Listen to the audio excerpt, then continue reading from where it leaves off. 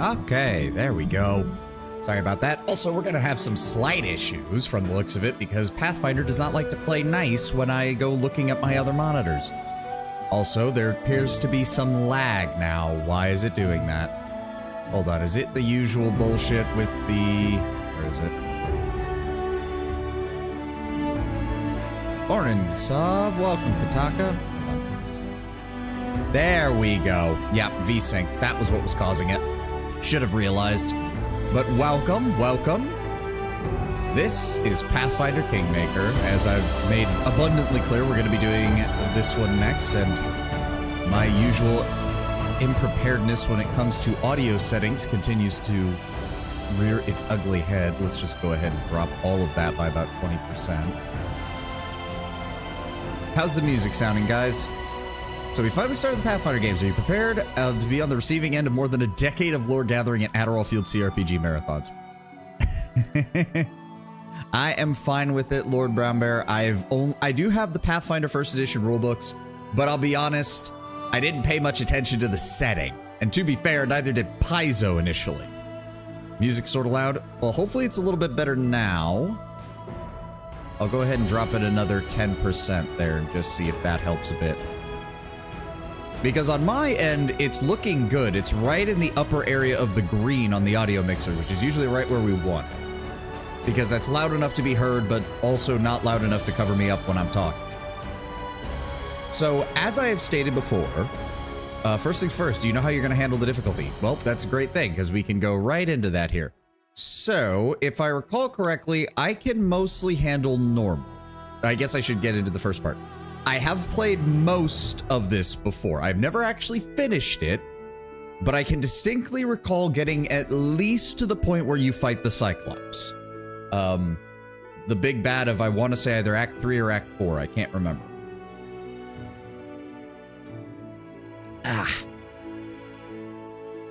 Act 4? Okay, okay. Yeah, like, I know I beat the Cyclops, but I know that I did not beat the neighboring king or whatever that you're supposed to fight. The, Irovetti or whatever his name is. Somewhere in between those 2 points, I stopped playing. Now, as far as overall enemy difficulty goes, I figured we're just gonna go with normal. Slight reduction to damage of the party. Enemy difficulty is normal, which means their ability scores don't get changed. But the overall difficulty, class, and abilities of enemies are somewhat easier. I figured that's probably just the best. Again, I think most of these are all changeable after the game starts, just like Rogue Trader, so we shouldn't have any problems with that. We will be doing normal kingdom management. We will be showing the tutorial just to give me a reminder of how things work. No immersive mode, no Last Zanti. No only skill users receive experience, no only active companions receive experience, because god, that if that happened, I would never use most of the companions. Enable character retrain and turning off auto level up. So firstly, while we're here, say hello to the Unity mod manager. It is very useful in this. We have our bag of tricks. We will be doing our best to avoid using any of the cheats here, just using the tools, things to make our life a little bit easier where the game engine fails to do so. Our main mod is Call of the Wild, which adds a few additional choices to character customizations, character creations, and some class choices. Most importantly, it adjusts some of our companions to be a little bit less absolutely fucked in terms of the stat and class combination department, namely Amiri and Valerie. Though it also changes Jathal and Harim to a pretty large degree as well, so we will see about that when we get in there as well. Normal difficulty is probably best as it reduces a lot of the one-to-one tabletop rules. Yes, yes. We also have camera rotation, so we will be able to use the camera the same way we will later in Wrath of the Righteous. We can craft magic items. That's going to be very important because there's a lot of really cool weapons in this game that tend to get completely abandoned by the end of Act 2 because they're only +1s and +2s. I do have a minor mod for fast travel. We will not be increasing anything in combat, but I did go ahead and increase exploration, that's map speed, by about 100%. and we will be moving about 50% faster on the global map. And part of that is, in my opinion, having played through the beginning of this, very much to emulate the fact that, you know, we'd have horses at some point. You can't expect me to just be, you can't seriously tell me that my party is walking everywhere in the Riverlands. Like, for God's sakes, that would be ridiculous. Shall I share my own tabletop experience in this adventure? It's brief, but a little embarrassing. As long as there's no spoilers of stuff I haven't seen, Lord Brown Bear, please and thank you. I'm just going to keep going. We have a Kingdom Resolution mod that's mainly, the main reason I download this one is simply because it makes it so that some of the events that force you to stay in your capital for upwards of weeks on end no longer force you to do so. You can activate them, you still have to complete them, you still have to succeed at the rolls on them, but you're no longer bound to a single point for multiple in-game weeks. The Weapon Focus Plus, which basically just makes things a little bit looser on the weapon focus rules, so that way people can use similar weapons without... It's basically a way to fudge things, because in the tabletop, the DM obviously has control over what loot he gives you, so it's a lot easier for him to give you items and weapons that fit your character class. Weapon Focus Plus means that, for example, Valerie, with her Bastard Sword specialization, can also wield short swords and long swords very well, in case one of those is better. Again, just helping to fudge things a little bit. And lastly, the thing that's actually going to make my particular build actually useful for the first 3/4 of the game, the Claw mod. A nice, tiny little mod that just makes it so that Sorcerer Claws are permanent rather than bound by 3+ Charisma modifier for the entire day. So this was shortly after I graduated high school. I see there's a campaign trait for being a bandit. I do research on the less common races. I settle on Vishkanya, a race of humanoids with an affinity for poisons who resemble humans but mimic humanoid features with snake ones. They have very fine scales that resemble human skin. Ooh. Fancy. All right, so all of this should be set up. Wait, it does still have auto level up off, right? Yes, good. All right, create new character. And I did, where is it? Where is it? I was fiddling around. There we go. So, believe it or not, I had a really hard time finding anything that looked good. And then I remembered, oh wait, there is one character I know of who has claws on his fingers and also wields magic. So we're going to be using some of the character artwork of Hawk from Dragon Age 2 as our character portrait, because I felt that it worked really well for a Gish-style sorcerer. Only in our case, those claws are going to be very real and doing a lot of damage. We will not be a tiefling. We will be going down the Aasimar route because I did math out this build for a while, and they're still the best fucking choice stat-wise.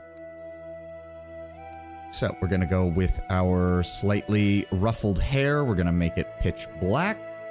We're gonna go with the short hair. We can't get rid of the glowing lips in Kingfinder or Kingmaker just yet. You can only change that when we get to Wrath of the Righteous. So we're gonna keep going from there. You're just fabulous. I know. Back then, our DM was big on letting people pick whatever concept they wanted for a character. It resulted in a lot of us having conflicting goals. I mean, and that's also very good for Kingmaker because in the CRPG version, obviously, you don't want that. You don't want the NPCs constantly getting in the player's way. But when you're playing the tabletop version, that's great. Having conflicting goals while having to run a country is a big deal. So, as for our build, I did imply this, I think, at some point. We will be going classic Draconic Sorcerer for this. But we will not be going pure. We are going to be doing 12 levels of Draconic Sorcerer and 8 levels of Dragon Disciple. The split that I came down on that is we're going to do 6 levels of Sorcerer, 4 levels of Dragon Disciple, and then 6 levels of Sorcerer, 4 levels of Dragon Disciple. And that pretty much gets us where we want to be. It gets us a single 9th level spell at the very end. And the only thing I think we lose at the very highest levels of Dragon Disciple is a slight boost to our movement speed and our inbuilt Dragon Transformation getting upgraded 1 rank. But since we get 9th level spells and 8th level spells, we get access to the highest form of Dragon Transformation anyway. So we'll still be good for our Gish build.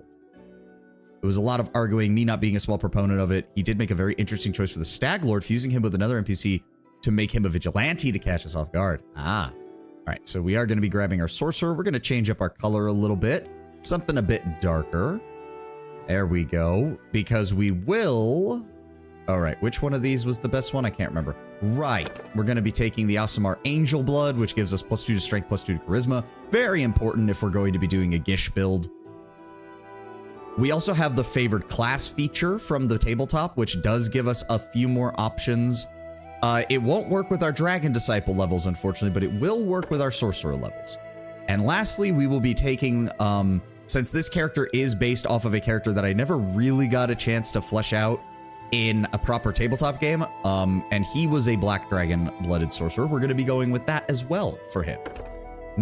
Mathematically, not the best choice, because the acid spells in Pathfinder 1st Edition are not very good until you get really high level. Thankfully, Call of the Wild does add in some of the high-level acid damage spells, so we will be using those in the late game. Now, as for his deity...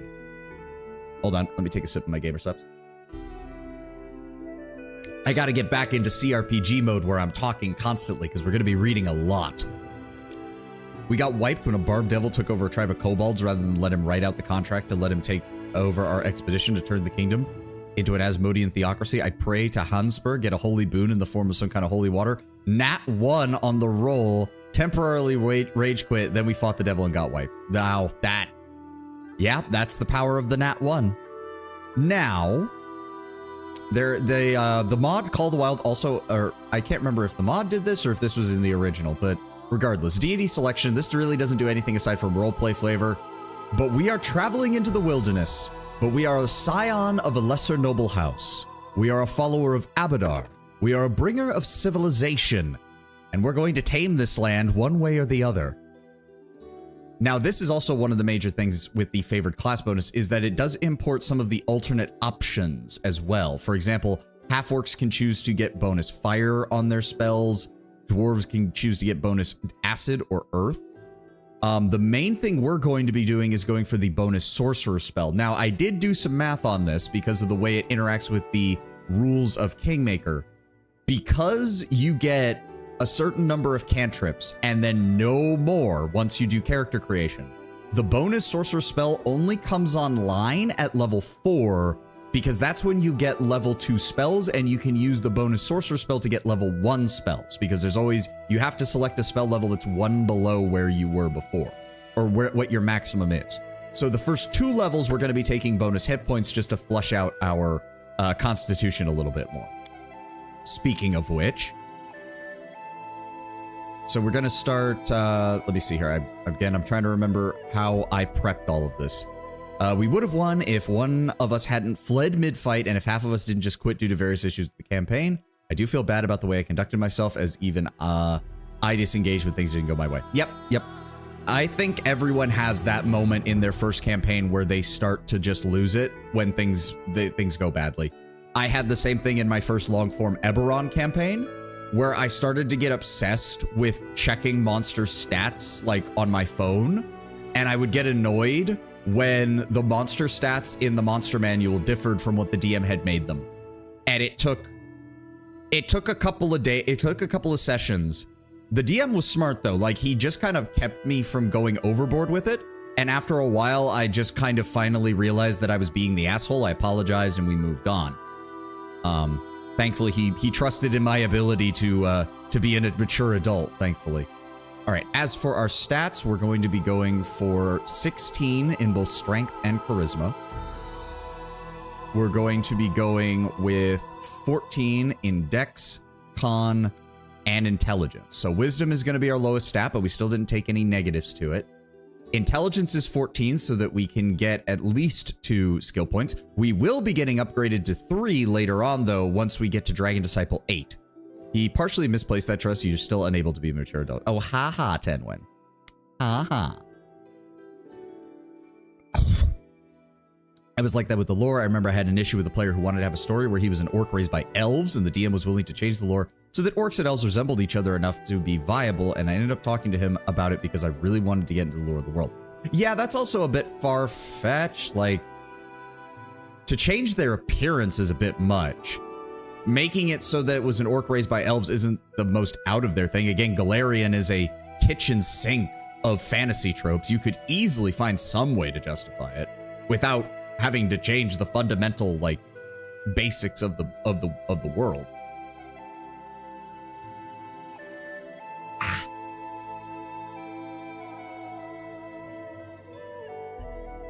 Now, as for our initial stats or initial skill points, we only get 2 skill points to start with. We will not be getting that bonus to intelligence until basically the end of the game. But we're going to be going with persuasion, obviously. And we need to get our first 5 points in knowledge arcana so that we can get Dragon Disciple at level 6, or at level 7, I guess, technically. The main advantage with this spread as well is I can put all of my level up stat bonuses into charisma, and I'll be getting a +4 to my strength once we get Dragon Disciple level 4, I want to say. And that will help even out our Gish style stat line. We also don't sacrifice too much from the dex or the comp. Call of the Wild also adds in traits. They go with the standard spread of you get 2 traits, and they cannot be from the same type, basically. Combat, equipment, faith, magic, race, religion, or regional, religion, and social traits. You can pick 2 traits total, but a max of 1 from each area. So the main important one is that we get Magical Knack. Magical Knack is important because we will be losing sorcerer caster level, I should say, by taking Dragon Disciple. By taking Magical Knack, while we don't get the spells or the additional castings that we would from spellcast, our level for the purposes of things like damage and difficulty checks are counted as 2 higher. So this will ensure that by level 20, we are still counted as a level 20 sorcerer. So very important. As for the second one, I actually don't remember what I picked for the second one. I think I went through a couple of different ideas for this.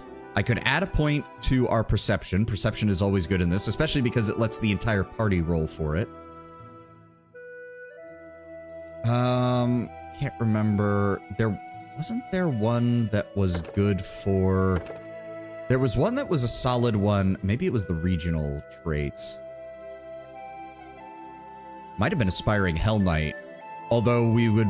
Empathic Diplomat. No, that's the one that switches you to Wisdom. We do not want that.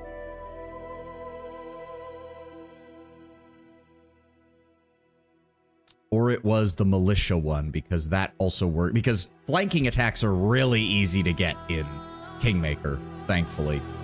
Well, I say thankfully, but it's only thankfully until it starts happening to you. I think that was the only one. The only other one that I think that was really good was... I think it was the combat trait. And grabbing Reactionary, just because getting a +2 to initiative checks is never bad in the early portion of the game. But you know what? This character, when he was originally written for the tabletop game, it wasn't Galarian, but the whole point was he was the son of a noble, but he was like the 3rd or 4th son, so he was not expected to inherit. So he did spend time in the military. He did spend time among like the logistics side of the military and whatnot. And I think being able to command and whatnot, we'll say it's more of aspiring officer than aspiring Hell Knight, because Hell Knight implies that you're basically from Cheliax, and this character doesn't really mess with devils or demons for the most part. Regardless, that's what we'll go for this. And then for our... Hold on, this one I actually wrote down. What was the... Yes, that was what it was. So... Also, we do have the crafting mod, as I said, so there are a bunch of crafting... They should show up in here somewhere. Or they don't show up yet. I think I saw one of them. Yeah, crafting scribe scroll. We will be creating a mercenary whose entire job will be to craft and upgrade our equipment. Outcast Bedtime focuses on the lawful evil aspect of the measure and chain whenever they implement Hell Knights. Yeah. Plus, like, I don't know. If I recall correctly, there's exactly 1 Hell Knight encounter in Kingmaker, and it's part of a backer quest that pretty much everyone agrees is absolute garbage. We will get there when we get there. She had an idea that she wouldn't budge from. She'd be willing to roll a different character, though, so it wasn't just on her. She was usually a good character. It was just a small change so that orcs' eyes had large irises like elves did, which still was nowhere near enough for it to make sense. Yeah. All right, sorry, I have to double... The feats I did actually plan out a couple of those, because The feat, if you know anything about Pathfinder First Edition, feats are kind of one of the most important aspects that you should know for your character. So the main thing that we'll be getting, because we cannot get it on... Yes, we cannot get it immediately, is we're going to grab... Is that the one I want? Yes. Okay. So we're going to be grabbing Improved Initiative for the +4 to Initiative. And then we're also going to be, from our magic spell feat list, we're going to be grabbing Spell Penetration, which is still very, very useful. And then lastly, so Call of the Wild does add a few additional options for changing out your various bloodline abilities, but we're going to be going with Grow Claws because that is pretty much exactly what we wanted. And then this just applies Magical Knack to our existing type. I believe retraining in this game takes a day, which does impact the game because most things are type-based. Yes, I am aware. That's another reason we're playing Kingmaker first, is so I can get the time limits out of the way before we get to Wrath of the Righteous. And again, that's also why I have the Kingdom Resolution mod installed, because it does adjust some of those events to be a little less constantly going off. And another advantage of Call of the Wild is that it does add more spells. So you'll see things like, where is it? Stone Fist. There was a couple, Obscuring Mist, Long Arm. I think they didn't add too many from the first level spells, because honestly, Alcat did a good job. I want to say in like the first 4 or 5 spell levels, including a very nice list of spells from the tabletop game. It's only once you get to like 7, 8, and 9 that I think Alcat kind of dropped the ball and wasn't sure how to implement some of the higher level spells. But we do get Mage Armor later on due to our Draconic Bloodline. So we're going to be going with the classic Shield and Magic Missile to start with. We will grab some more Gish appropriate abilities like Touch Spells, Enlarge Person, and where's the other one? Protection from Alignment later on. But for right now, Shield and Magic Missile is pretty much standard. You can't go wrong with it. What voice did I... This will hurt. Calm down. Not dead yet. There we go. Yes, we will be going with the pragmatic voice. I'm just going to go ahead and use my actual birthday. The 21st of Desnus. Go ahead, make the Desnus jokes. I'm sure someone will. And then our Envy. Go. Annoyingly, all spells have reduced range, but not reduced area, so spells like Stone Call or Horde Wilting will damn near always hit your party. Funny enough about that, Horde Wilting got added into this by Call of the Wild, and yes, it looks exceptionally dangerous to your own party. It does look like it does a lot of damage, though. Again, I statted this out, I built this character, put him in the game, and then gave him max level EXP. Oh yeah, I got the bouncing emotes back. I forgot to mention that. Those are back now. Me remembering Desnus for later. I'm sure, Lord Brownbear. And lastly, because Lord Brownbear just has been pushing, this will be my interpretation of lawful evil, but it will be lawful evil. We are going to be building a kingdom from the ground up. We don't have time for some of the petty complaints of the peasantry. Or if we do, here's the thing. If I do choose to go down routes that would be considered so-called good, I will be providing lawful evil dialogue to try and justify it. I also push for a troop. You did, Tenwin, you did. But let's be honest, Tenwin. Lord Brownbear tends to be the more devil on the shoulder than you in most scenarios. Only 3? It's only 3, and the duration of which they bounce around was reduced because I was a little bit annoyed with how long they stayed on screen sometimes. But they are there, they do bounce. We will probably have to adjust where my model is once we get into game because I'm not actually sure where it can fit Time's properly. not waiting. So here we go, Tarendil. We're gonna see, this is the only thing I don't like about Aasimar. We're gonna flesh it out as, he's not really Aasimar, he's more like, he's not a half dragon, but he's also like, he can directly link, like, I know which of my I know my draconic ancestor, it was only a few generations ago, so his draconic blood is particularly potent. We'll use that to justify the Aasimar style stat spread. Doesn't explain the glowing eyes, but whatever. And here we go. Let us begin. Our Our story started at the mansion of an Aldori sword lord. Drawn by the promise of a most dangerous task and a commensurately huge reward, heroes of all stripes gathered here. How's the audio for the character voices? Because that seemed a little soft to me. I might bump that up. Playing a custom game made in Age of Wonder 4, played a bit, made a Necromancer Society, then got a replacement event where an AI opponent is replaced by high affinity bidding, and this time it was a Baylor. Especially you get a quest line to research it and resolve it. Nice.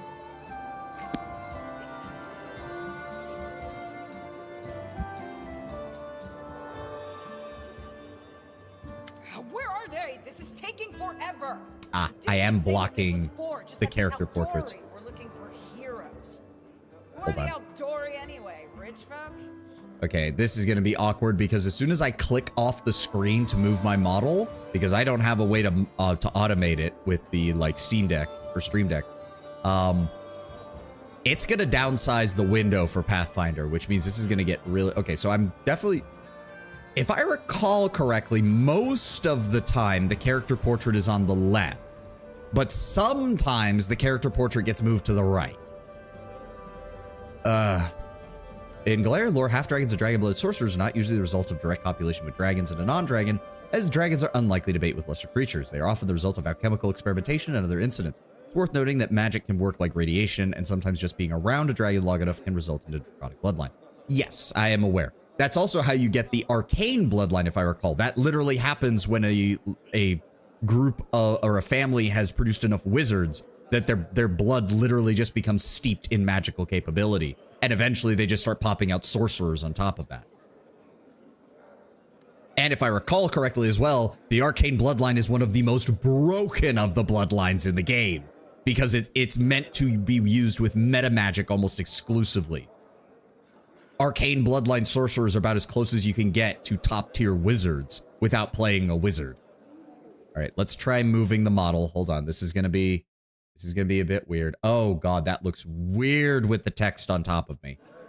Okay, that looks... hold on. Let me shrink down a little bit. Slide over to the corner a bit more. Okay, how we thinking, guys? Is this okay? Is this okay? Notable exception, Kazavon, a blue dragon and worshiper of Zon Kathon, tried to create a half-dragon heir by mating with a human woman in his human form. This never worked, as with his inherent draconic hunger and madness, he resulted in eating his mistress before she could birth his child.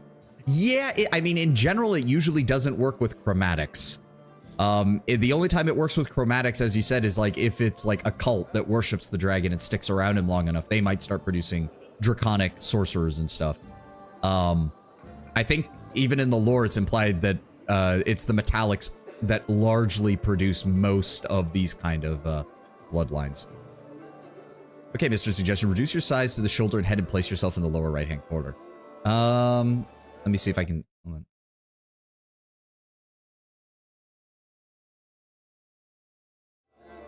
Like that? Like just the upper shoulders area? Does that look good?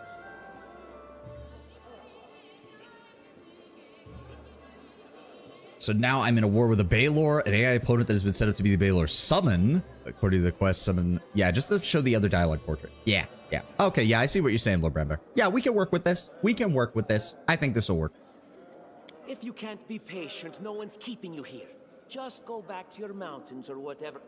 Okay, I definitely think the audio for the voices is a little low. Hold on. Because I did drop master volume as well. So let's go ahead and jump that up just a bit. The hole you crawled out of. The Aldori Sword Lords run the premier school for the dueling arts. They're also the richest and most influential group in this part of Bravo. Drag your models to the other side after you do that. Oh, I see. Oh, I see. Yeah, Cartuccio, the least believable bastard possible. I mean, you say that, but I don't know. I find Tartuccio kind of endearing in just how laughably evil he is. I see what you're saying. Okay, I see what you're saying, Lord Brownbear. You're saying if I just shrink the model down on this side. Ah, there we go. There we go. All right, I can actually get a little bit bigger. Let's take advantage of this corner space I've got. There we go. Much better. Thank you for that, Lord Brownbear. Thank you. All right, you purple toad. Just shut your trap. And if you can't, I'll help you. Hush! Quiet! They're coming. Like, no, I appreciate what Tartuccio is. He's just the generic evil goo. Greetings, everyone. I am Sword Lord Jamandi Sword Aldori, Lord. and this is Lord Mayor Yosef Selimius of Restov. Welcome to my mansion. Yeah, the Aldori Swords Lords arose from the famed swordsman Syrian Aldori, agreeing to train a select group of pupils in the dueling techniques. They ruled Rosslyn for generations. Each is as prickly as impulsive as the Order's founder. Though they are considered some of the finest sword fighters in the Inner Sea, they are also obsessed with personal standing and honor. Yep, and then we have Restov, which is basically George R.R. It's an entire reference to fucking Westeros, let's be honest. Or not Restov in general. It's the kingdom that they're part of, or whatever it is. It's basically a giant freaking J.R.R. Martin reference. Tartuccio is a brand new character from Alcat. Want me to talk about his book 2 appearance, or save that for when it comes? Save that for when it comes, because I am aware of some of the differences. Because I did read up on the tabletop version of the Kingmaker supplement, but that was years ago when this first came out. I'm not gonna lie. We'll get there when we get there. We thank you from the bottom of our hearts for responding to our call. You may be few, but that's unavoidable. We need only the best of the best for this task. And I see true heroes before me, strong and fearless, exactly what Restov needs. The mayor, a middle-aged man with bushy sideburns and a monocle, wears a beaming smile as he speaks. It's those kind of quests that makes AOW Force custom games really fun, random shit that just happens because it fits. Once I had an AI opponent replaced by a Reaper, and the quest line about besting it involved fighting a unique dice artifact, and then having my king die, and in the Astral Sea, he could challenge the Reaper to a dice game and use the artifact to guarantee victory. The Reaper, so impressed by my brass balls, accepted the loss. Yeah, see, that's cool. Thank you, Lord Mayor. Now, to the point. South of here, just beyond Brevoy's border, lies a region known as That's the it, Stolen Brevoy. That's the Lands. name of the nation. This is part of. disputed territory, and while it's long been claimed by nearby states, it's never been truly taken. I won't bore you with the legal technicalities. Suffice to say that anyone with enough courage and power to seize the stolen lands and name themselves Baron or Baroness, claiming dominion, well, none of the neighboring states would be able to challenge it. Of course, Restov would be first to recognize the legitimacy of this new state, as well as the noble title of its founder. As a general comment, Kingmaker, I'm assuming you're talking about the tabletop, suffered from dog-ass writing. That paired with each book being written by different people and not being super connected prompts any DM worth their salt to do a lot of writing to fix it. One of the book 1 Kobold NPCs suffers from this hard. Yes, because if I recall correctly, the actual main villain, a certain Fae who we will be encountering not too long from now, was basically non-existent until like the end of book 4. Aside from like one potential clue back in like book 2 or 3, and that's it. And yes, Brevoy, relatively young nation due to the conquests of Isia and Rosslyn and the coming of Coral the Conqueror, who rode red dragons. Yeah, can't imagine what that's a reference to. Its rule ended with the mysterious disappearance of every member of House Regarvia in 4699, leaving Brevoy in a precarious political position. Yes. Then we have Stolen Lands, an almost wholly unsettled region in the northeastern section of the River Kingdoms, bordering the nation of Brevoy, serving as a buffer between Brevoy and the rest of the River Kingdoms. Traditionally, it is the haunt of bandits and monstrous humanoids that the Stolen Lands was regarded as stolen by all nations along their border, even though none have ever been able to keep them under their control for long. Unfortunately, one serious obstacle stands between you and this title. A gang of bandits holds sway in the Stolen Lands. Their chief, who they call the Stag Lord, considers himself the rightful owner of these lands, and no one has yet been able to challenge his power. Bring me his head, and you'll be able to return to the Stolen Lands as their legal ruler. Any questions? In my research to prepare DMing for the River Kingdoms, it seems Paizo intentionally never wrote exactly what happened to Regarvia to keep it open for writing. Say what you will about Paizo and some of their writing, they do a pretty good job of leaving intentional mysteries for DMs to do whatever they want with, including the death of the the chief of the human pantheon, which was kind of the impetuous for the entirety of the setting. Given that House Regarvia had an army of red dragons at their beck and call, creatures that would normally not deign themselves to assist in human affairs, there is significant room to guess. I mean, I remember when I first played this and read that lore bit, I did look up a little bit more on like the Pathfinder wiki. My thought was that the initial king was a red dragon himself and that the entire family was some kind of draconic bloodline.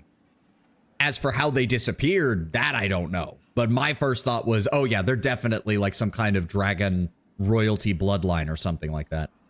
When I played to DM a River Kingdoms game, my players made a great effort to write an old servant of House Regarvia who was absent when the house disappeared. I sort of feel bad I never started the game because of that. Yeah, that is an interesting prospect. There is a whole team of us. Who exactly will receive the Baron's title? I will, of course. I'm the leader of this team, after all.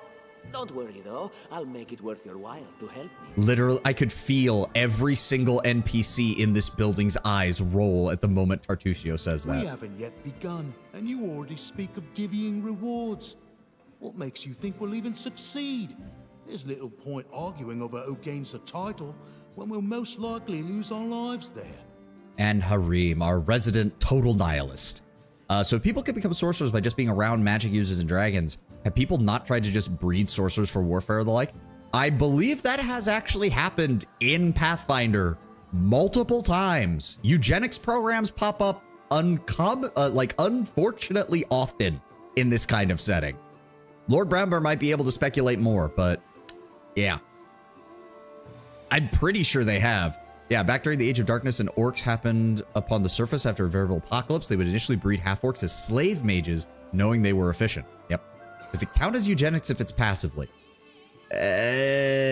Technically, I mean, oh boy, we could get into the sociological implications of beauty standards and preferable traits of how people act that are technically a form of soft eugenics that occurs in all human societies at all times.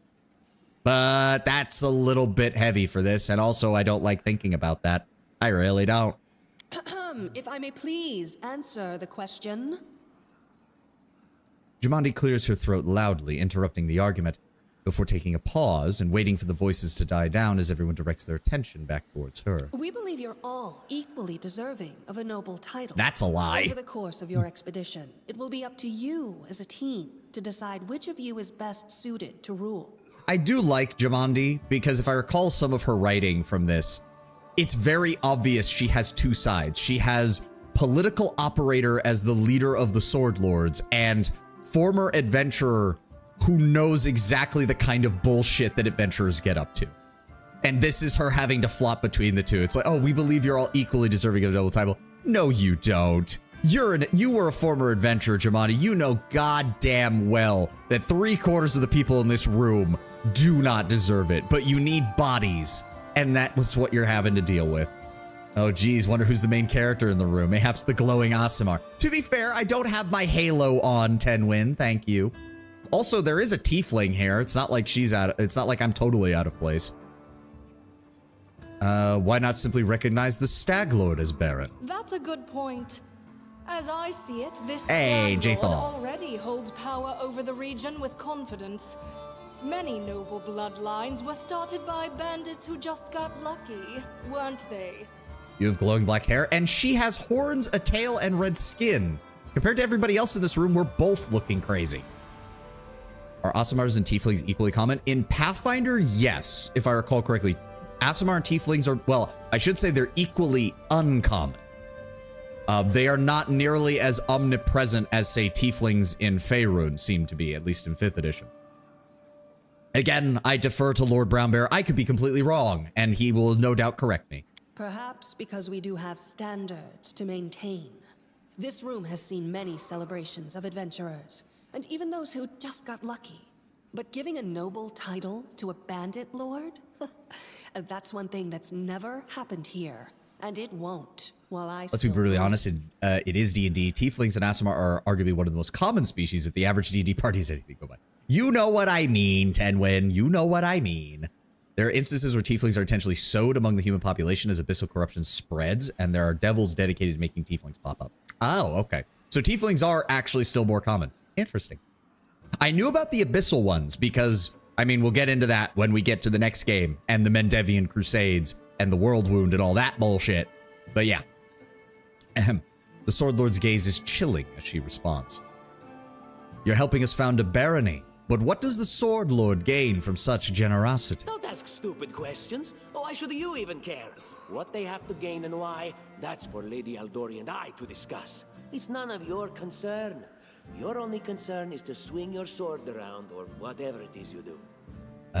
Giving a noble title to a bad lord will never happen. Someone doesn't know much about history. To be fair, Jamandi is, if I recall, chaotic good. Most of the sword lords are either neutral good or chaotic good. So they are very much in the case of an adventurer getting a noble title. That's fun. Oh, she's lawful neutral? Really? Huh. For some reason, I thought all the sword lords were chaotic of some level. Huh. Well, that chose me. But yeah, there's no way in fucking hell that she's gonna give a bandit a noble title. An adventurer is already pushing it.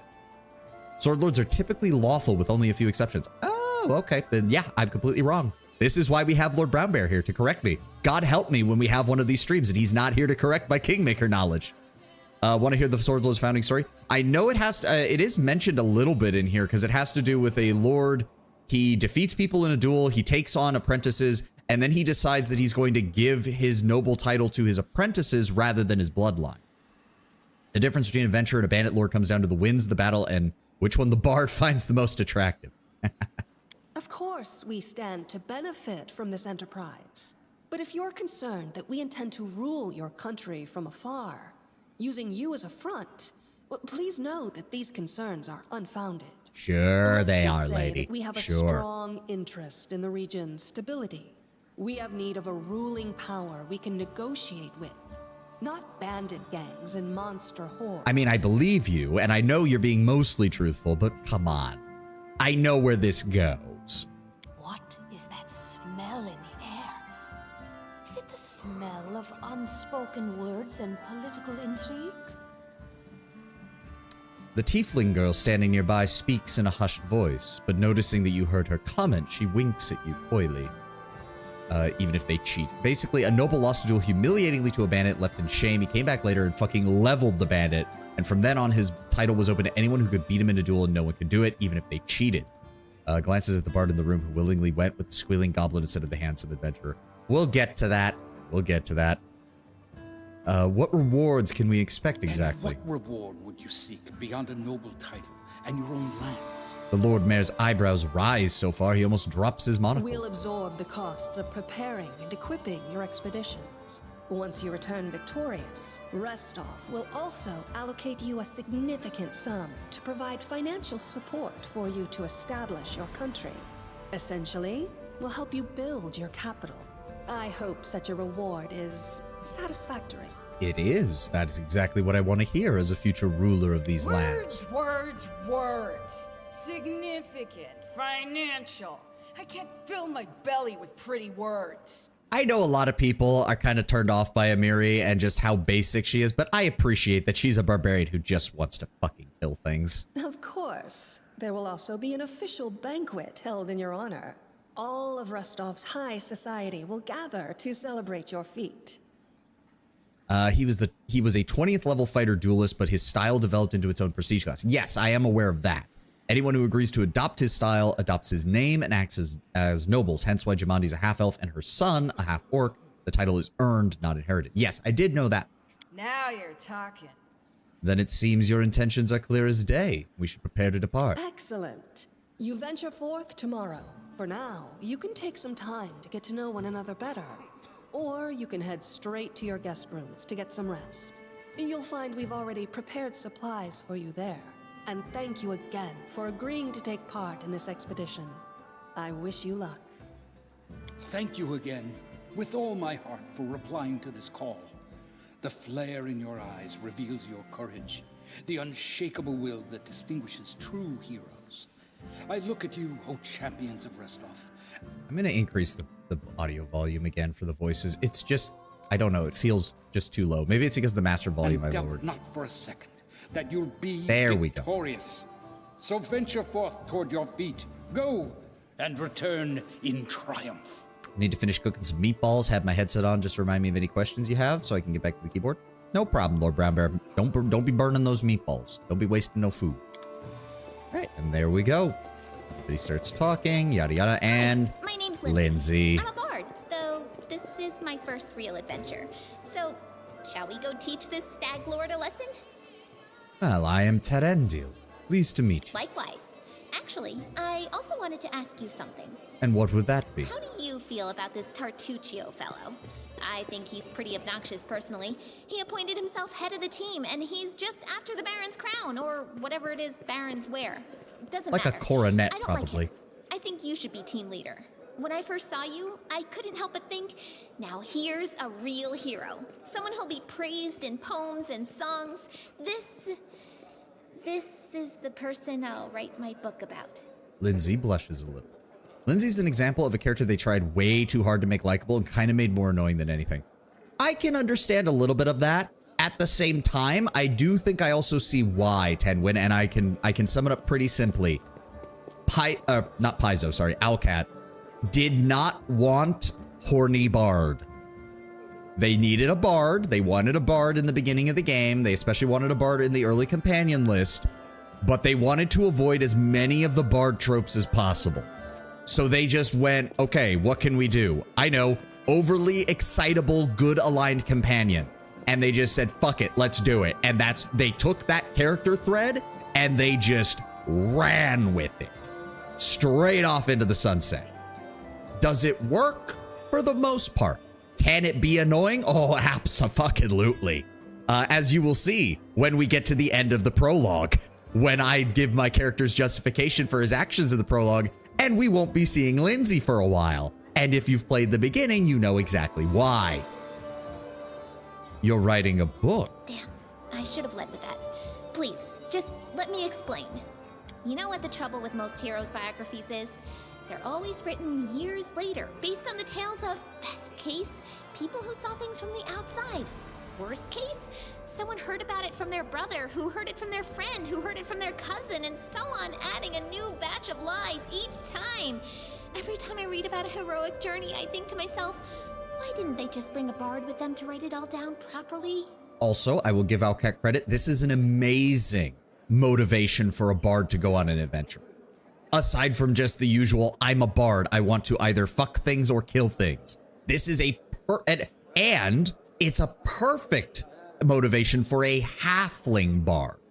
Who, let's be honest, a halfling is usually not going out there just for the benefits of killing and or having sex with things when it comes to bards. And then I thought, I could be that bard. I just needed to find a suitable hero and volunteer to follow along on their glorious adventure. A great plan, huh? And here we are, with a heroic journey lying before us. Who's going to be the hero? Some dwarf who keeps muttering about how we'll all die? Or maybe that horrific scythe lady? Or God's forbid, Tartuccio? No way. Let's be brutally fair, the whole bard fucking around is 99% a player-produced meme. Not to say bards weren't charmers, but you get my point. Yes, but at this point, it's become so baked into the cultural DNA of the class that... let me put it this way. I think there's a reason that Larian did not make any bard companions in Baldur's Gate 3, because they knew damn well what the memes were going to be. I think there's a reason that there's no bard companion at all in Alcat's second Pathfinder game. Again, it's so baked into the design, or not the design, into the mimetic status of the build or of the character class that there's no escaping it. Like, Lindsay's probably the closest I've seen to someone to a bard character NPC that does. And that's really saying something. It actually does make me wonder what Alcat would have done with a bard companion in Wrath of the Righteous, because they obviously proved they know how to write one that isn't just memes. That's not a bad plan, then. I will accomplish mighty feats, and you'll write them all down. Deal. All right. I'm going to my room to write about tonight. See you in the morning. And if I recall, nobody else has any dialogue in here. It's all just, yeah, what game is Jamandi playing? Tomorrow our glorious adventure begins. I don't need layabouts. Got a Miri over here. Idle talk is over. Think Jamandi doesn't have anything. Yep, go and rest. I'll double the guard for the night in precaution. You got Harim over here, who is The expedition is surely doomed. Yep. And yep, there we go. The rotation mod works, so we have full control over the camera. Which is nice because, honestly, while the graphics are not the greatest, I just feel like the art style fits very well. They could have made her an elderly man, full Deckard Cain historian vibe, or a stout casual dwarf male with heavy ace energy. Yeah, they could have, but again, they knew what the memes were going to be even if they didn't write the character that way. I do think that's why a lot of companies avoid that. To plan. Northern architecture is beautiful but very heavy. In my native land of Kadira, palaces are furnished quite differently. Yeah, sure. I don't know much about the land she comes from, but I do know that the more European-centered nations were obviously the more fleshed out in Pathfinder. Like, yeah, I don't know why it does that. I'm gonna have to see if maybe there's something I can... Because I think that's camera rotation. No, that's just something that it does. Oh well. When I DM'd the Rune Lords, I had a bard who homed in on the lore gathering aspect and actively resented when people assumed he was horny. It was a little sloppy because he acknowledged the bard stereotype in character when it was largely a meta thing. Q and E are set to slots. Oh, okay, that's why. Hold on, one moment. We can clear that out real fast. There we go. Action bar. Just unbind. Oh, no. Where'd it go? Where did it go? There we go. There we go. No more clicky noise. Thank you, Tenwin.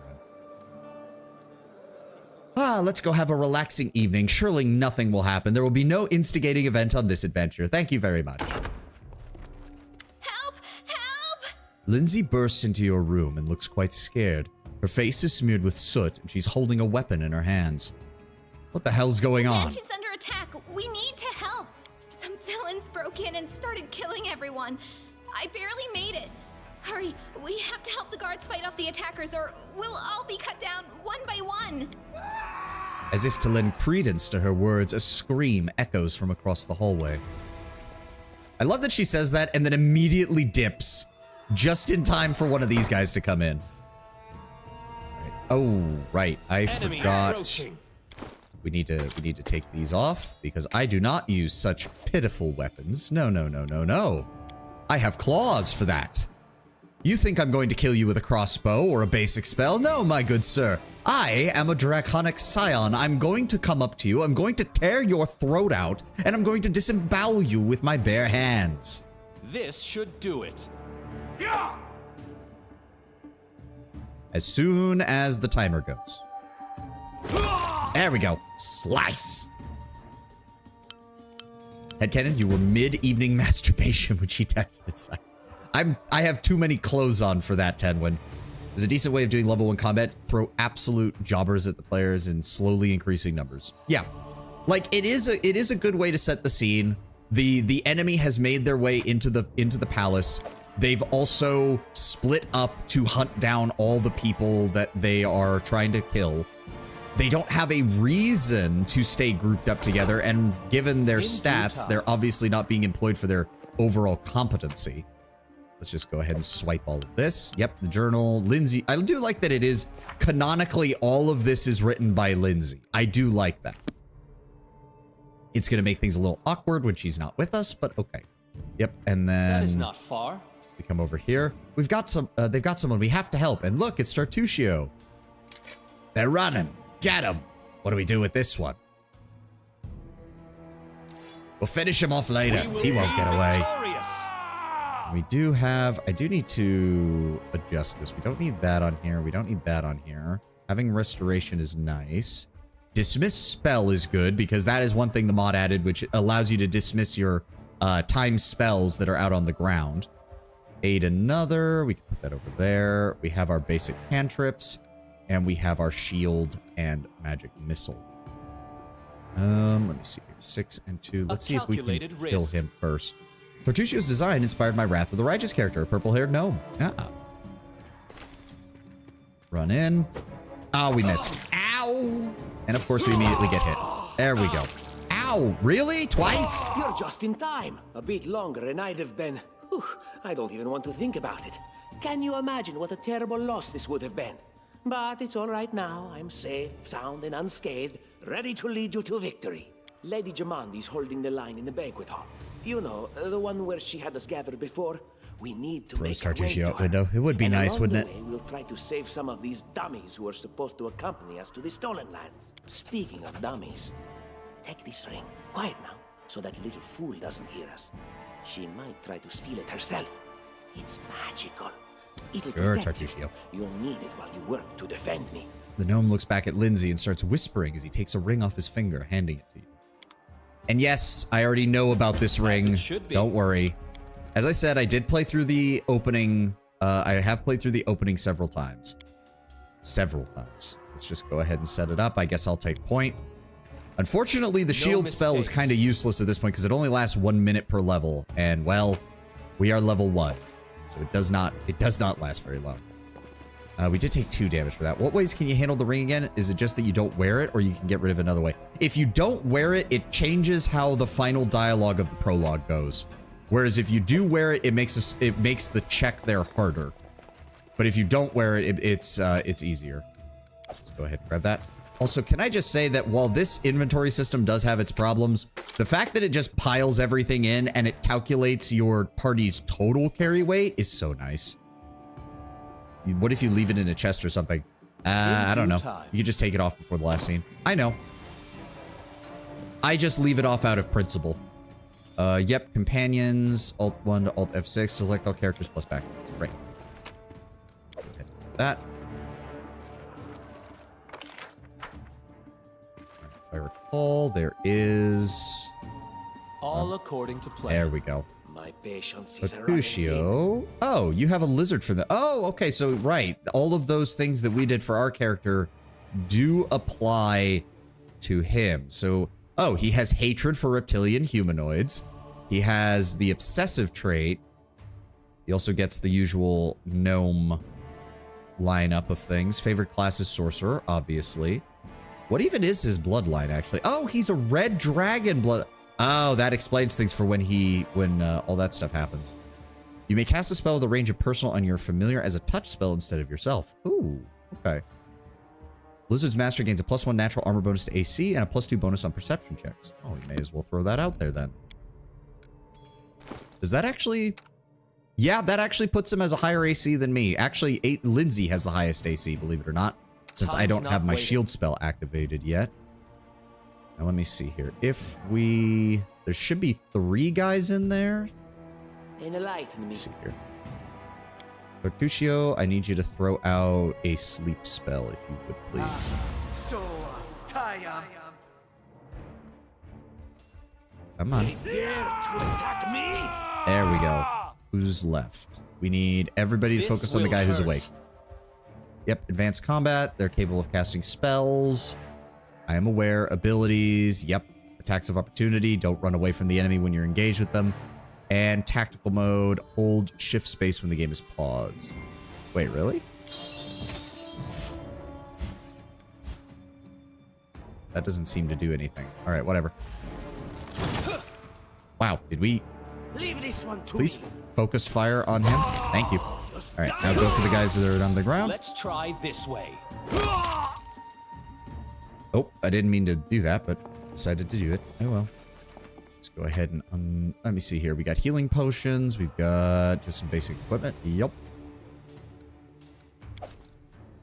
You probably don't need advice, but I like to use the small folk here as daze casters to interrupt enemy actions. Follow my lead. Yes. I mean, it's one of those things like sleep still has the same problem in Pathfinder that it does in D&D, which is it's useful for the first like 2 to 3 levels, and then it's literally useless for everything ever.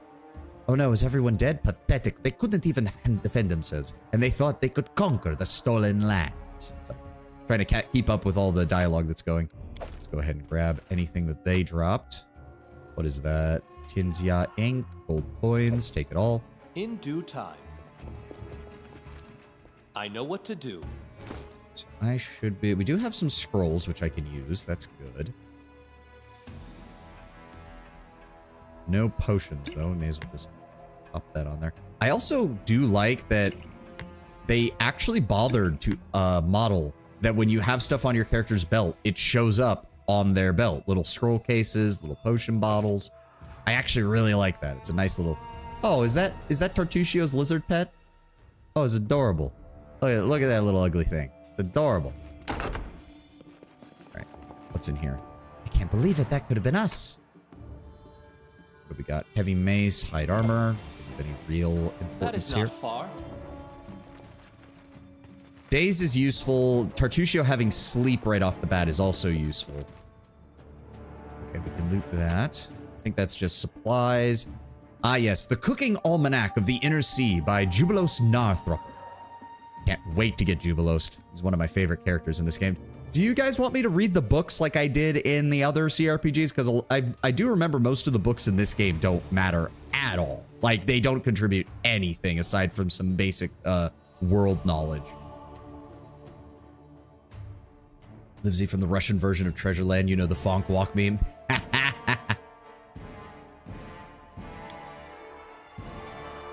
It is perhaps Avastan's most Oh, so we just played right through the ad, didn't we? God damn it. Oh, well. It is perhaps... let me... Hold on. How does Jubilos talk? I'm trying to remember. Kind of the uptight, academic... It is perhaps Avastan's most... No, that's too British. No, I'm gonna have to wait until I hear his voice again. I can't... It's been too long since I played it to remember how his voice sounds. It is perhaps Avastan's most popular dish. In the capital of Cheliax, it is baked in a cheese crust and sprinkled with lemon juice. The local fishermen use a different cooking method in Kadira, which is on the opposite end of Avastan. There you will find it finely chopped and mixed with cold ingredients. The exact origin of the dish remains unknown, but it is generally believed that it has been invented by Andorin and spread around the globe by seafarers and pilgrims. It is served as plain pâté in most basic versions. To prepare it, you soak the herring in a spiced marinade, then mince it into a spreadable paste. Add a mashed tart of green apple, hard-boiled quail eggs, the freshest butter you can find, and half an onion. The list of ingredients does vary in the inland regions. In the region of near Mathras, beef or lamb is used for this snack, and I once tasted a highly original and equally highly disgusting version that was cooked with milk and mushrooms upon the borders of Druma. Yep, that sounds about right for Jubilost. Man just spends his time traveling the world and writing books about all the places that he's been. There you are, Amiri. She gonna go smack a bitch. Get in there. I need to go help her. And exploded that man. I'm gonna get another attack off. Oh, no, we sliced that one up. Just run those claws across his neck. Oh, it's you. Stay up from under my feet or I'll strike you down. The barbarian's face is distorted with rage. She grinds her teeth and sweat drips from her forehead. Noticing Tartuccio, she nearly swings her sword, but stops it just in time. Blood for Gorum! Amiri barks out. Swinging her bloody sword, she runs towards the sound of battle. I can give you a brief synopsis on the regions he mentioned if you're curious. Sure, by all means, Lord Brownbear. As long as we're not interrupting your cooking the meatballs and stuff, don't go burning those. Gorum, also known as our Lord in Iron, is the god of battle above all pursuits. It is said that he would rust away to nothingness if there was ever a time with no more conflicts to be fought. His faithful believe he is present in every iron-forged weapon of war that is made. Barbarians. I think that's exactly how heroes should be. Oh, Lindsay, you're adorable. What, stupid, sweaty, and always looking for something to gobble up or lop the head off of? Calistria, save me from such heroes. Calistria, the savored sting, the unquenchable fire, goddess of lust and revenge, who takes on many faces and guises. She's held in especially high regard by elves who identify with her mercurial moods and changeable nature. A fondness for wasp has earned this vengeful deity the title of the savored sting. Such creatures live on after harming their enemies, a trait Calistria's followers hope to emulate when pursuing their goals. As it should be. Let's go ahead and loot all these poor saps. What we got in here? Oh, right, these poor bastards. There they are, the assassins. This is your last chance. Drop the weapons and we'll spare your lives. Generous. I'm afraid I can't offer you the same courtesy. Get in here, you ugly mug. And they dead. I do like that the giant just steps on one of the assassins, just squish. It's even more humorous because of the way the ragdoll, not pure ragdoll physics, but the way the enemy bodies just kind of crumple when they die. It literally looks like it stepped on him and snapped him in half. All according to plan. Well, we'll take that. Thank you for your contributions to my future war chest. Nearthamas and Andoran are both previous Cheliax colonies that broke free when the Empire fell. Nearthamas is actually broken off from the larger nation of Multhun, has been locked in contentious war ever since. Andoran managed to establish democracy and avoid a culture of senseless violence, but they're not immune to corruption. Yeah. Nice. Thank you for the lore drop, Lord Brown Bear. In due time. Yep, and then he crashes the gate over here, which we cannot use to go further. The passage is blocked. You can't make your way through this. You gotta go around.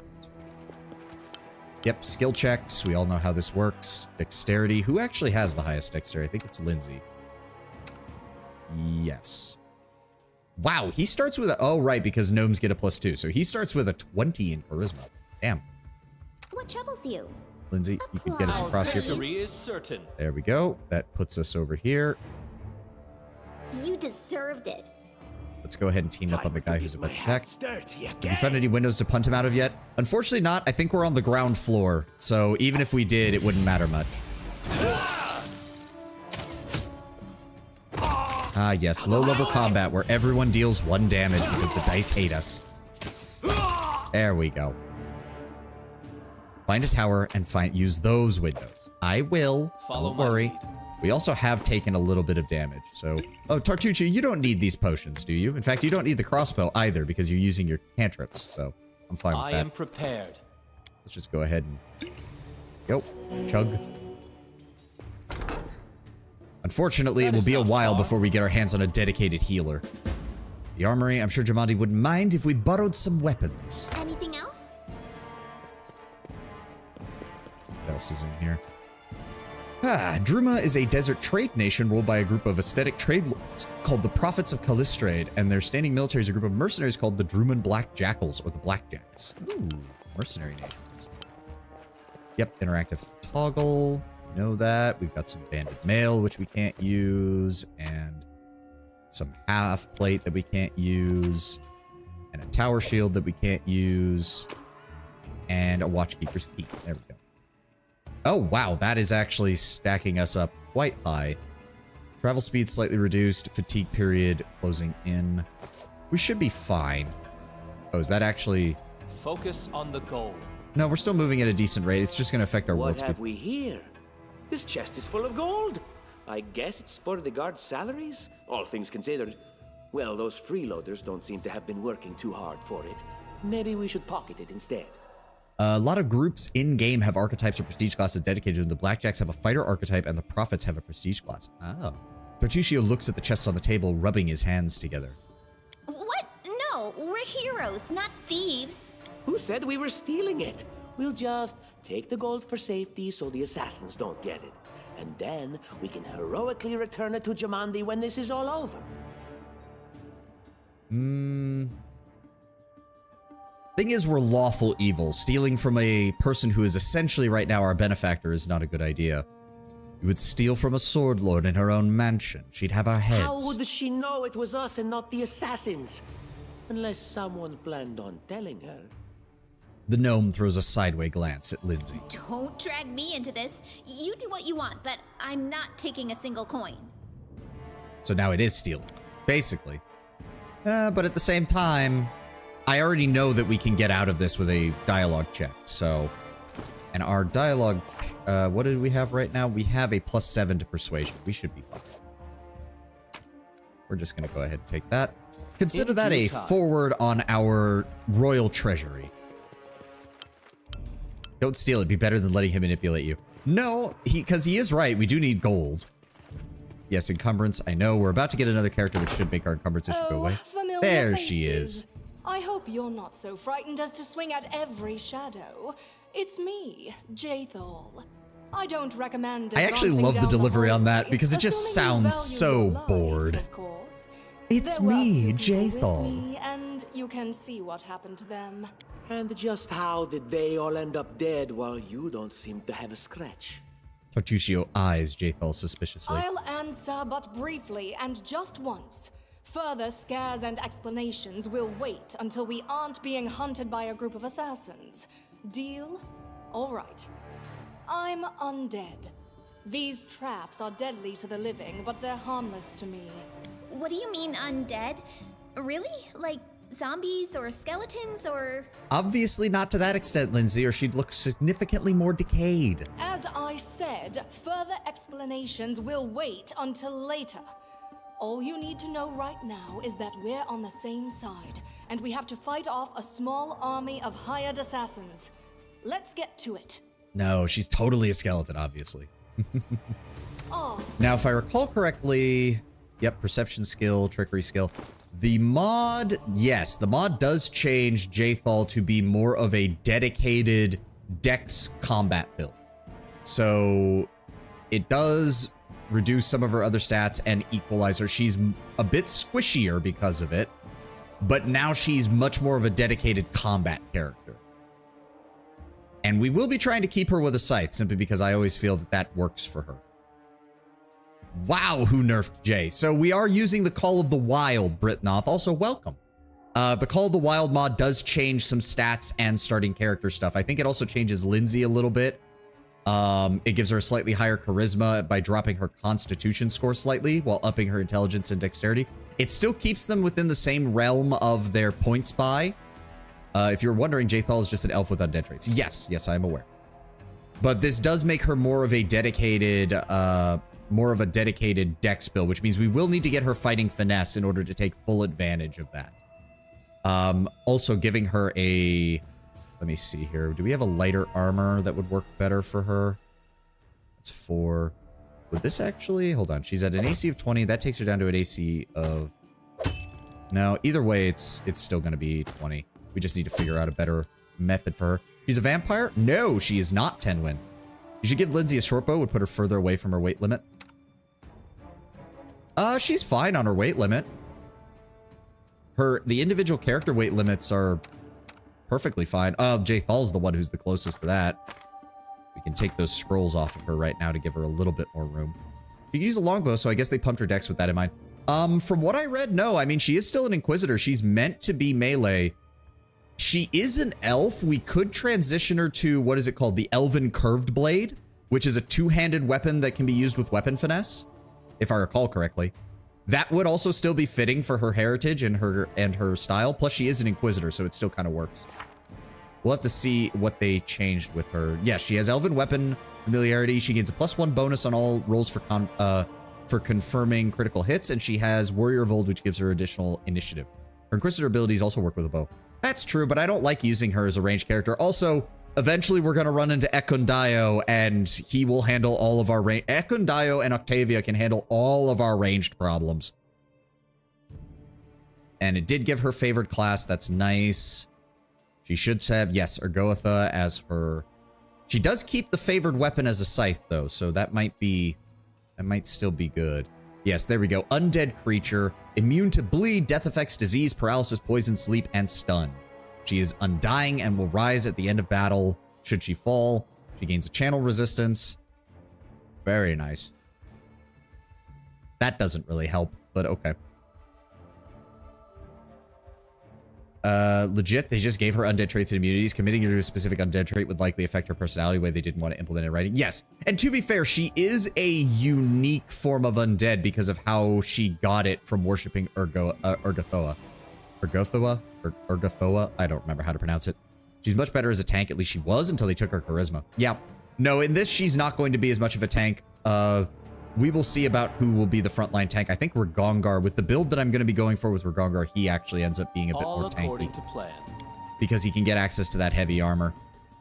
We're going to go ahead and put So Jaethal does have a 20 in AC right now, which means she is still very good on the front line. We're going to go ahead and move us around so that she's in front. As it should be. That. Look here. Oh, right. There we go. And then we need Lindsay.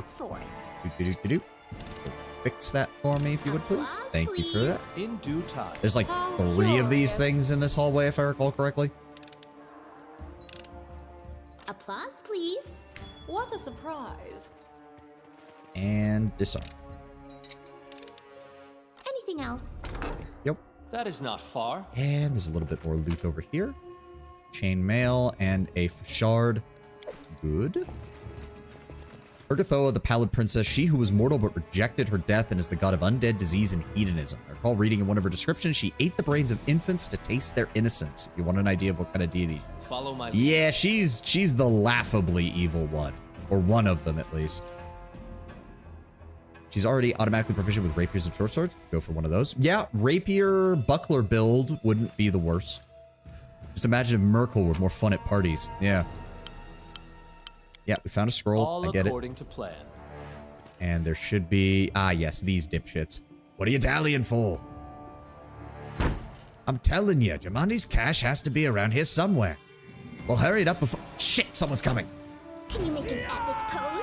I need inspiration. Group up here. Let them get a bit closer. Engage. And half of us missed. There we go. What did they say about the cash? Curious. I vaguely remember how to do this puzzle, so hold on. State your desire. Jathal, I need you to go stand in this room. And then I No will mistakes. come over here. Okay, so firstly, we take the stuff that's out of here. Yo.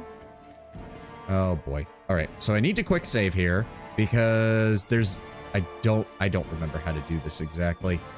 So there's one secret room when all the swords are up, and there's another secret room when all the swords are down. Okay, so this one affects these two.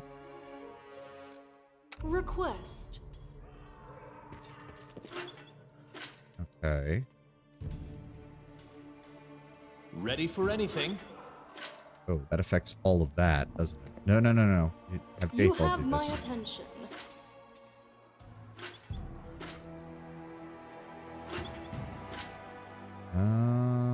I know what to do. Shit. I'm not good at puzzles like this. Share Like, your I'm really not. Time's not waiting. Shit. Well, that's all but one of them. Fuck.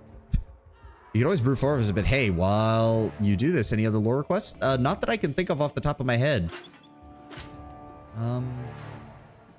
Yeah, I honestly do not remember how to do this puzzle at all.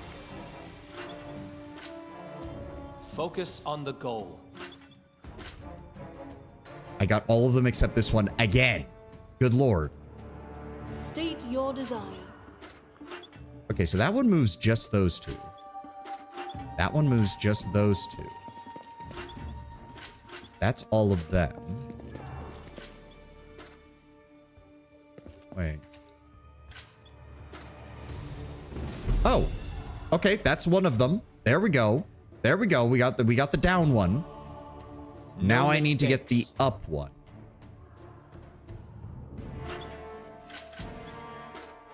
So that moves those. That moves those. That moves those.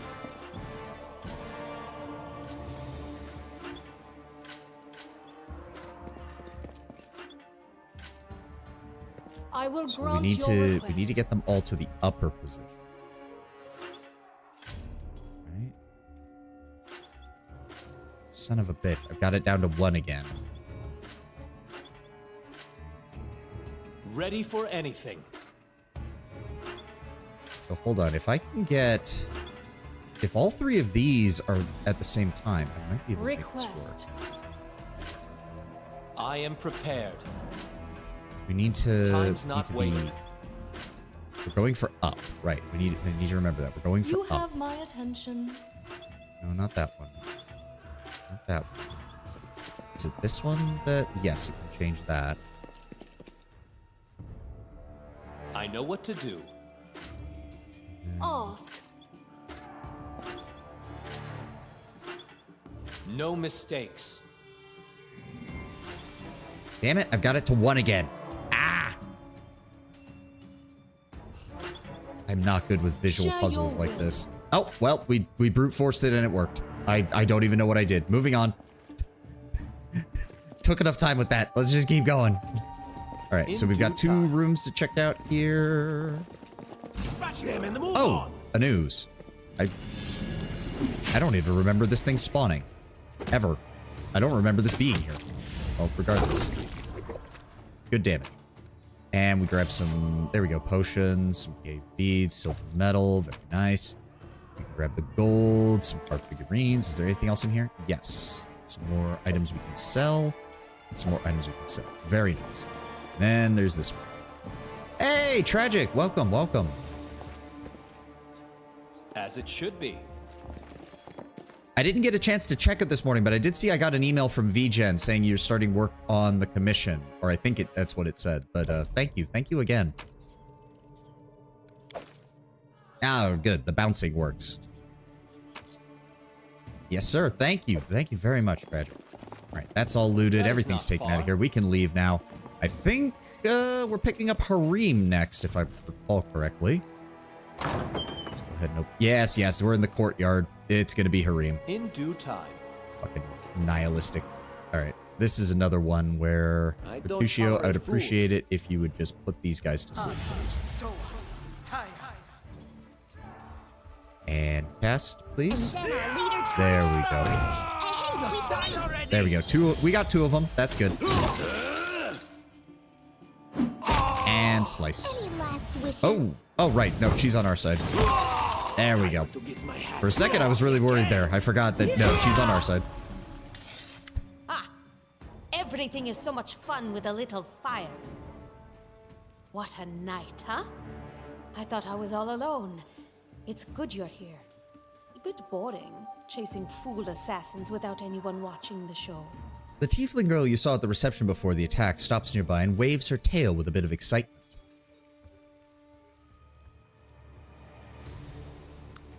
While we're here in Avestan, halflings are highly valued as slaves. The reason being, you spend less on... Oh, wow. And halflings have an inherent sense of optimism that makes them less likely to desire an escape from slavery. Wow, okay. Jesus. I didn't know that always plays a halfling in D&D. Well, to be fair, it's Pathfinder, not D&D, so not the same setting, but still, that's dark as shit. It's not fun at all. Many people have died for nothing. You sound like a Kelishite, am I right? Of course. I'm from Kadira. But tales of hot deserts and shady oases can wait until the fighting's finished. But if you'd like to share a dinner and pleasant conversation, just say the word. I don't think we've met. I am Kayesi, one of the many here who seek a better fate, answering the call of Lady Jamandi. But unlike the others, I never dropped my guard, day or night. Love how Harim's just over here, constantly complaining while we're talking. There's also the Bellflower Network, which exists to fight slavery in all its forms. Oh, so Harpers that aren't assholes. I just realized something. In BG2, the base romances, all of them are elves. Aerie, Viconia, Jahira, an Avariel, a Drow, and a half-elf. For the male character, yes. If you're playing a woman, you get stuck with Animan. Sorry, what was she saying? That's why I'm still alive. Yep, they're assassins of the prowl. Let's go. I don't know where you're heading, but I'll be at the entrance to the main hall. I know, I told you that. Yes. Join me there, if you wish.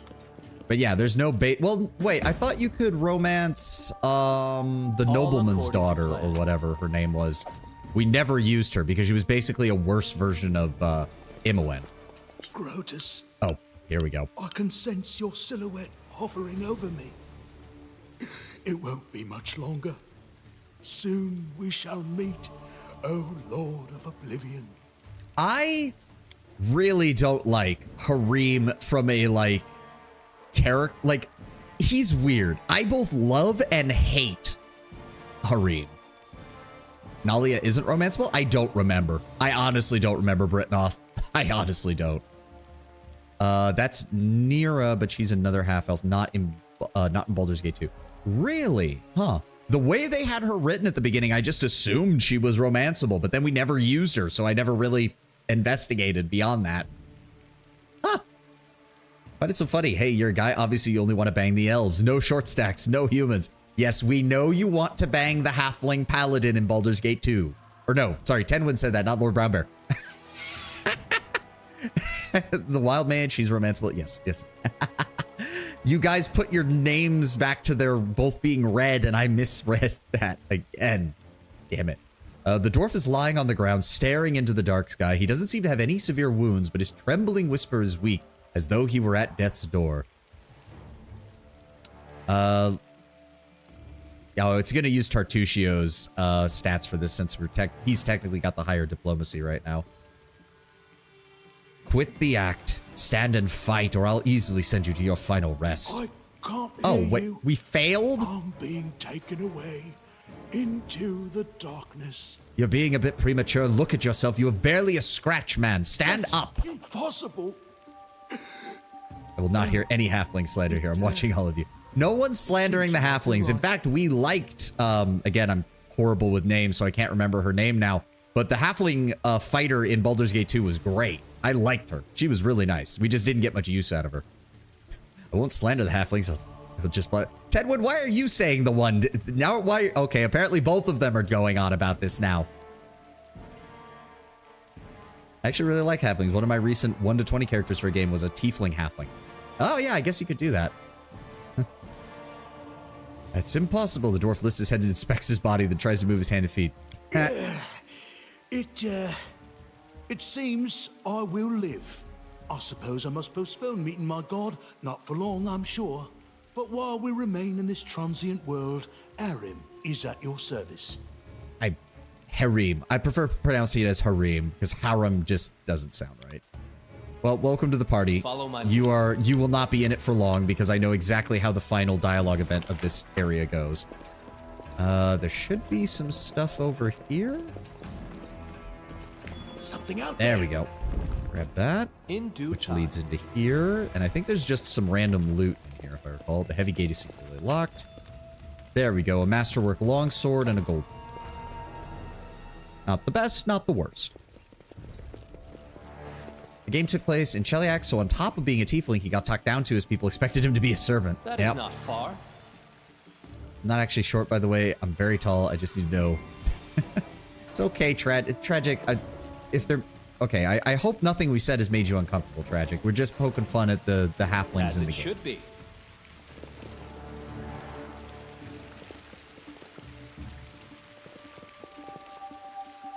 I think there's anything around here. No, we already cleared that out. This leads to the next area.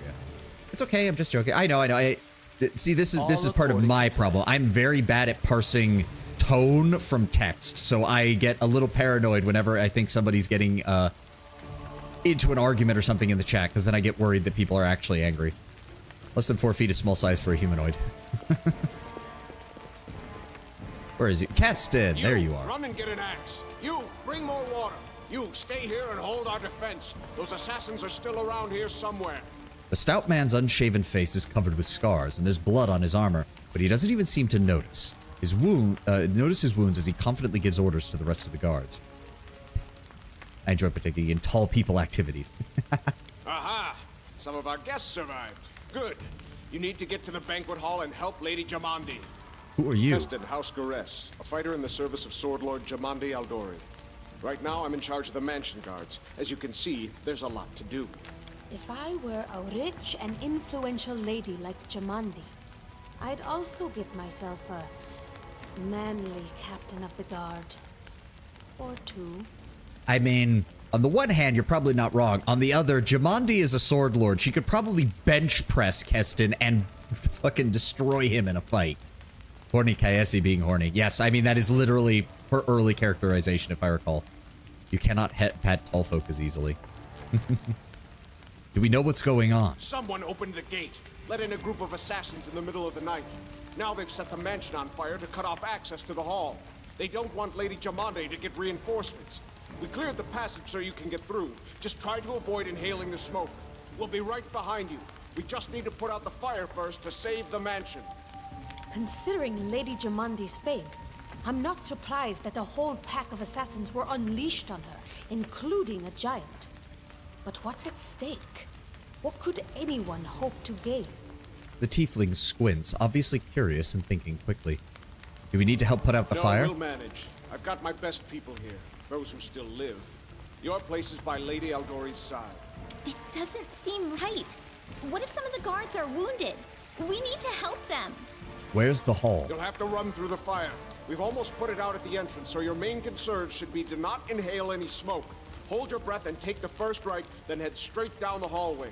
All right, let's get going. Fire doesn't frighten me. thanks to hell's blood running in my veins. I'll go ahead and wait for you on the other side. Catch up! The tiefling girl starts off and dashes through the fire. Right, this is the actual... I forgot to comment on Harim. Everyone forgets to comment on Harim because it's Harim. Again, like, I'll dive more into him when we actually get to his quest because I like his quest. I like the idea behind him. But Harim as a character is just annoying. He's nihilism to the extreme, and I get tired of it very quickly. The plane of hell, the ultimate expression of the evil order of the great beyond, of the weak subjugated to serve the strong, of complete obedience and unquestioning faith. Its tortures are not willful and random like the torments of the abyss, or purely sadistic and spiteful like those of Abaddon. Evil and obedience are honed to a razor's edge in service of a greater purpose, that of bending the will of souls and the very architecture of creation itself to the great glory of the Lord Asmodeus and his perfect order. Divided into 9 distinct layers, each ruled by an archdevil and loyal to Asmodeus alone, hell is the home of myriad devils and other evil outsiders, and sadly, the final destination for countless mortal souls. Feels like one of the 2 companions in the game who's written sort of independent of the story at large. Like, he could fit in any campaign, and I feel like his story is weaker for it. To a certain extent, because I feel like his story is one of the better ones of the companions as far as a complete arc goes. But that also does mean that it doesn't quite mesh as well. I'm going to hell too, baby. Yeah, a lot of characters end up down there in Pathfinder, unfortunately. Keep you safe. Ah, and there's our god, the god of cities, laws, merchants, and wealth. The god of walls and ditches in the Eastern Dragon Empire is known to be a patient deity. Maintaining a strong neutral stance in his actions, he set forth to expand civilization and order among the people of Galeria. All right, let's just, if I'm remembering correctly, it just does a little event when you run in here. There we go. Illustrated book episodes. We know all about these. Jubilos is the only companion that doesn't fit in, not Harim. To a certain extent, he is a traveling, like, literary figure, so I can kind of excuse Jubilos just being like, I came to your country to write a book, and now it's more interesting to write about you, so I'm just going to stick around for a while.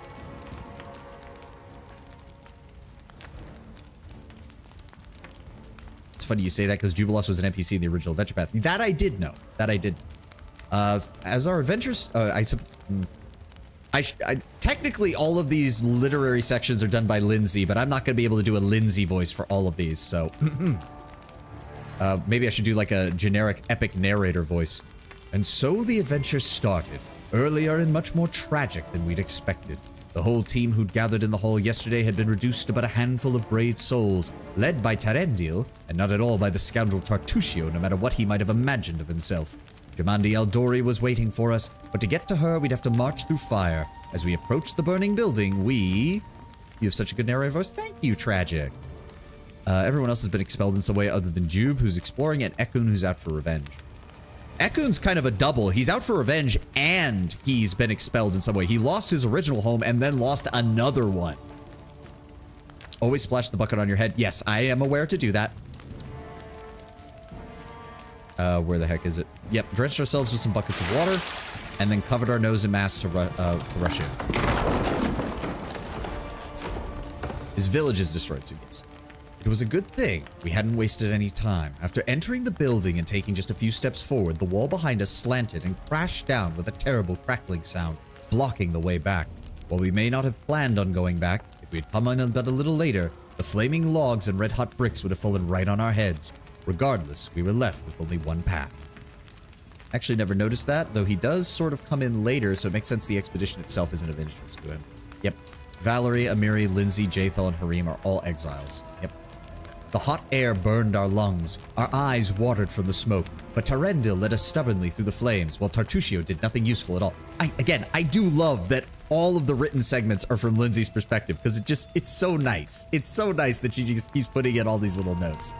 We made it to the hallway leading to the banquet hall when we heard someone call for us. It was Valerie, one of the guards that I chatted with a bit in the banquet. But then, in that calm setting, I had been stunned by her beauty. But now, amidst the smoke and flame, she looked more like a celestial avenger, an armored deity menacing but beautiful and merciful, descending from the higher spheres to aid us. I have never understood Lindsay being just totally simping for Valerie at all times, though. Never understood that. She held a burned, barely living guard in her arms. "There are 2 more, she shouted as she passed by us. "They are wounded. Help me pull them out." Cartuccio grumbled something about how Jamandi was waiting for us, while Tarendil rushed to save the guards from the fire. There we go. Saving the poor fellows didn't take long. Together we lifted them up and carried them away from the fire. Only then did Valerie pause to catch her breath and wipe the sweat from her face. Thank you. That was truly noble of you.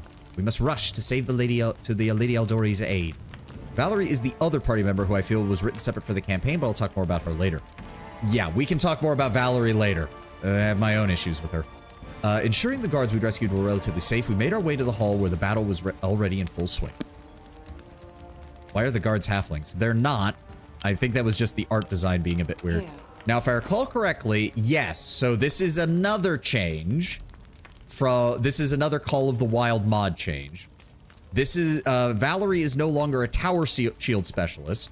She is now a vindictive bastard, which is essentially a partially fallen paladin, which fits her design much better and actually allows her to make use of that damn charisma score that she's otherwise wasting a shit ton of points on. I'm trying to remember exactly what it is that... So the Vindictive Bastard, she does keep shield focus. She has Fate's Favored, so she gets an additional luck bonus whenever she has that. She has Threatening Defender. When you use Combat Expertise, reduce the number you subtract for the melee attack rolls by 1. She has Combat Expertise, so she should always be fighting defensively. And she has Vindictive Bastard. Each character begins play with a single favorite class. Oh, right, that's not his. Vindictive Bastard proficiencies. They get all of the Paladin proficiencies. They get Detect Magic. They have Vindictive Smite, which is different from others. Vindictive Bastard is particularly ruthless against those who have harmed her or allies. Once per day as a swift action, she can smite one target within sight who has dealt hit point damage to her or her ally. And she adds the Charisma modifier to her attack rolls and her Paladin level, which Vindictive Bastard technically counts as, to their damage rolls against the target. In addition, while Vindictive Smite is active, the Vindictive Bastard gains a deflection bonus equal to their Charisma modifier to their AC against any attacks by the target of the smite. The Vindictive Smite effect remains until it is dead or the next time they rest and regain the use of the ability. At 4th level and every 3 levels thereafter, they can invoke it 1 additional time per day. And they do have deity selection, which I think hers is atheistic. And so the whole thing with Vindictive Bastard is that they do lose their divine spellcasting, but they keep the smite and they get some other abilities. And their main thing is that they get free teamwork feats. So they're meant to operate in tandem with other people. The Vindictive Bastard is actually one of many fallen class archetypes released in the Anti-Heroes Candle. Among them is the Planar Extremist Druid, Channeler of the Unknown Cleric, and my personal favorite, the Sim. They do get some additional abilities, though. We will be getting them eventually. So yeah, instead of the Paladin aura that just adds their charisma to their saves, they get to choose a bonus feat from amongst the different save style feats. Fortitude, Iron Will, and Lightning Reflex. My personal favorite, the Simp. But yes, their whole thing is that they get the free teamwork feats, which is going to work out quite well for them. Especially because Owlcat really made the teamwork feats pretty effective in this game. I'm not going to be taking any, but we'll make sure to have at least one other frontliner. Probably Jay Thal, because she also gets free teamwork feats. So these two should pair up quite well together.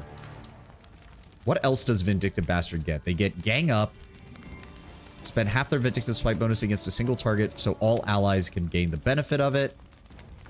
Then Swift Justice can now use Gang Up as a swift action.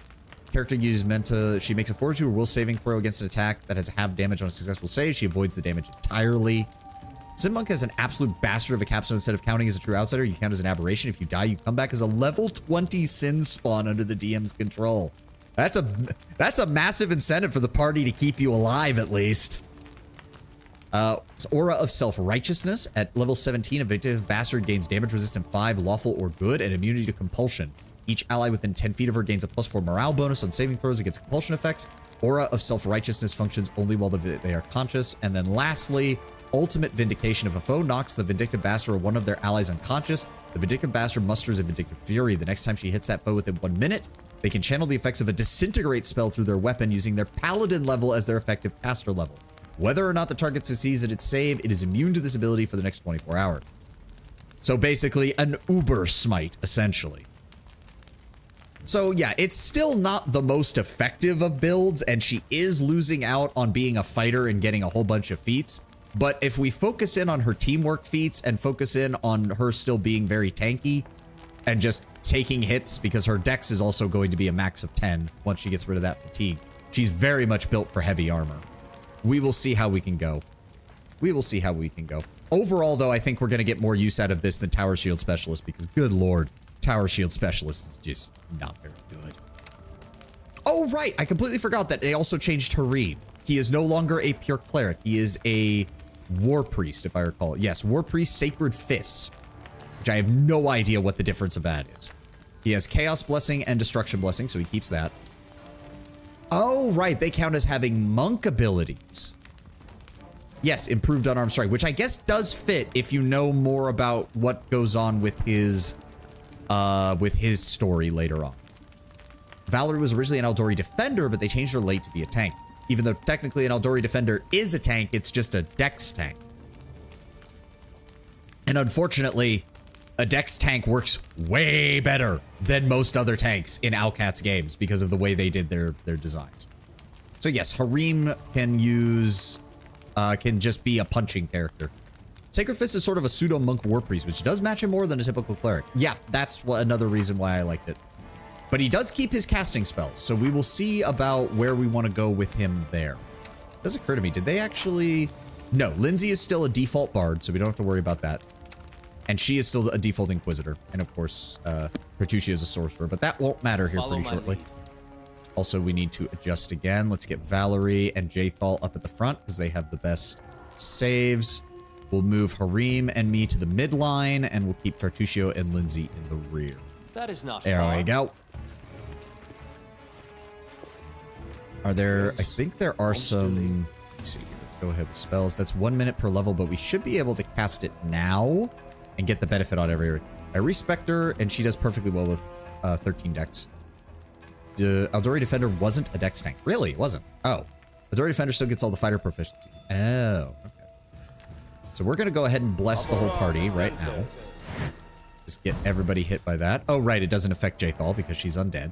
Fine. Trying to keep my lore ramblings relevant to what's on hand, else I'll never stop. Fair enough, Lord Brember. Again, I appreciate that you're adding. Just, yeah, like, I may not be able to read all of them depending on how things are going. Reinforcements are already on their way. Say your prayers, scum. All right, we need to get into range. In due time. I would appreciate it, again, if I could get Tartusio to unleash a sleep spell, preferably right there. Come on. Come on. There we go. And... okay, got 2 of them. Good. All right, let's focus fire on these guys. And we actually... so this is the final fight of this area, I'm pretty sure. So we should be able to start using some spells. So we'll go with that. Tartusio. In fact, can you give me another... No, I don't want to focus it on him. I want to just focus it on their back line. There we go. Give me another sleep spell. Lindsay. Ear-piercing scream. Actually, let's just go with Inspire Courage. There we go. What is... I have no idea what's going on with Kaese.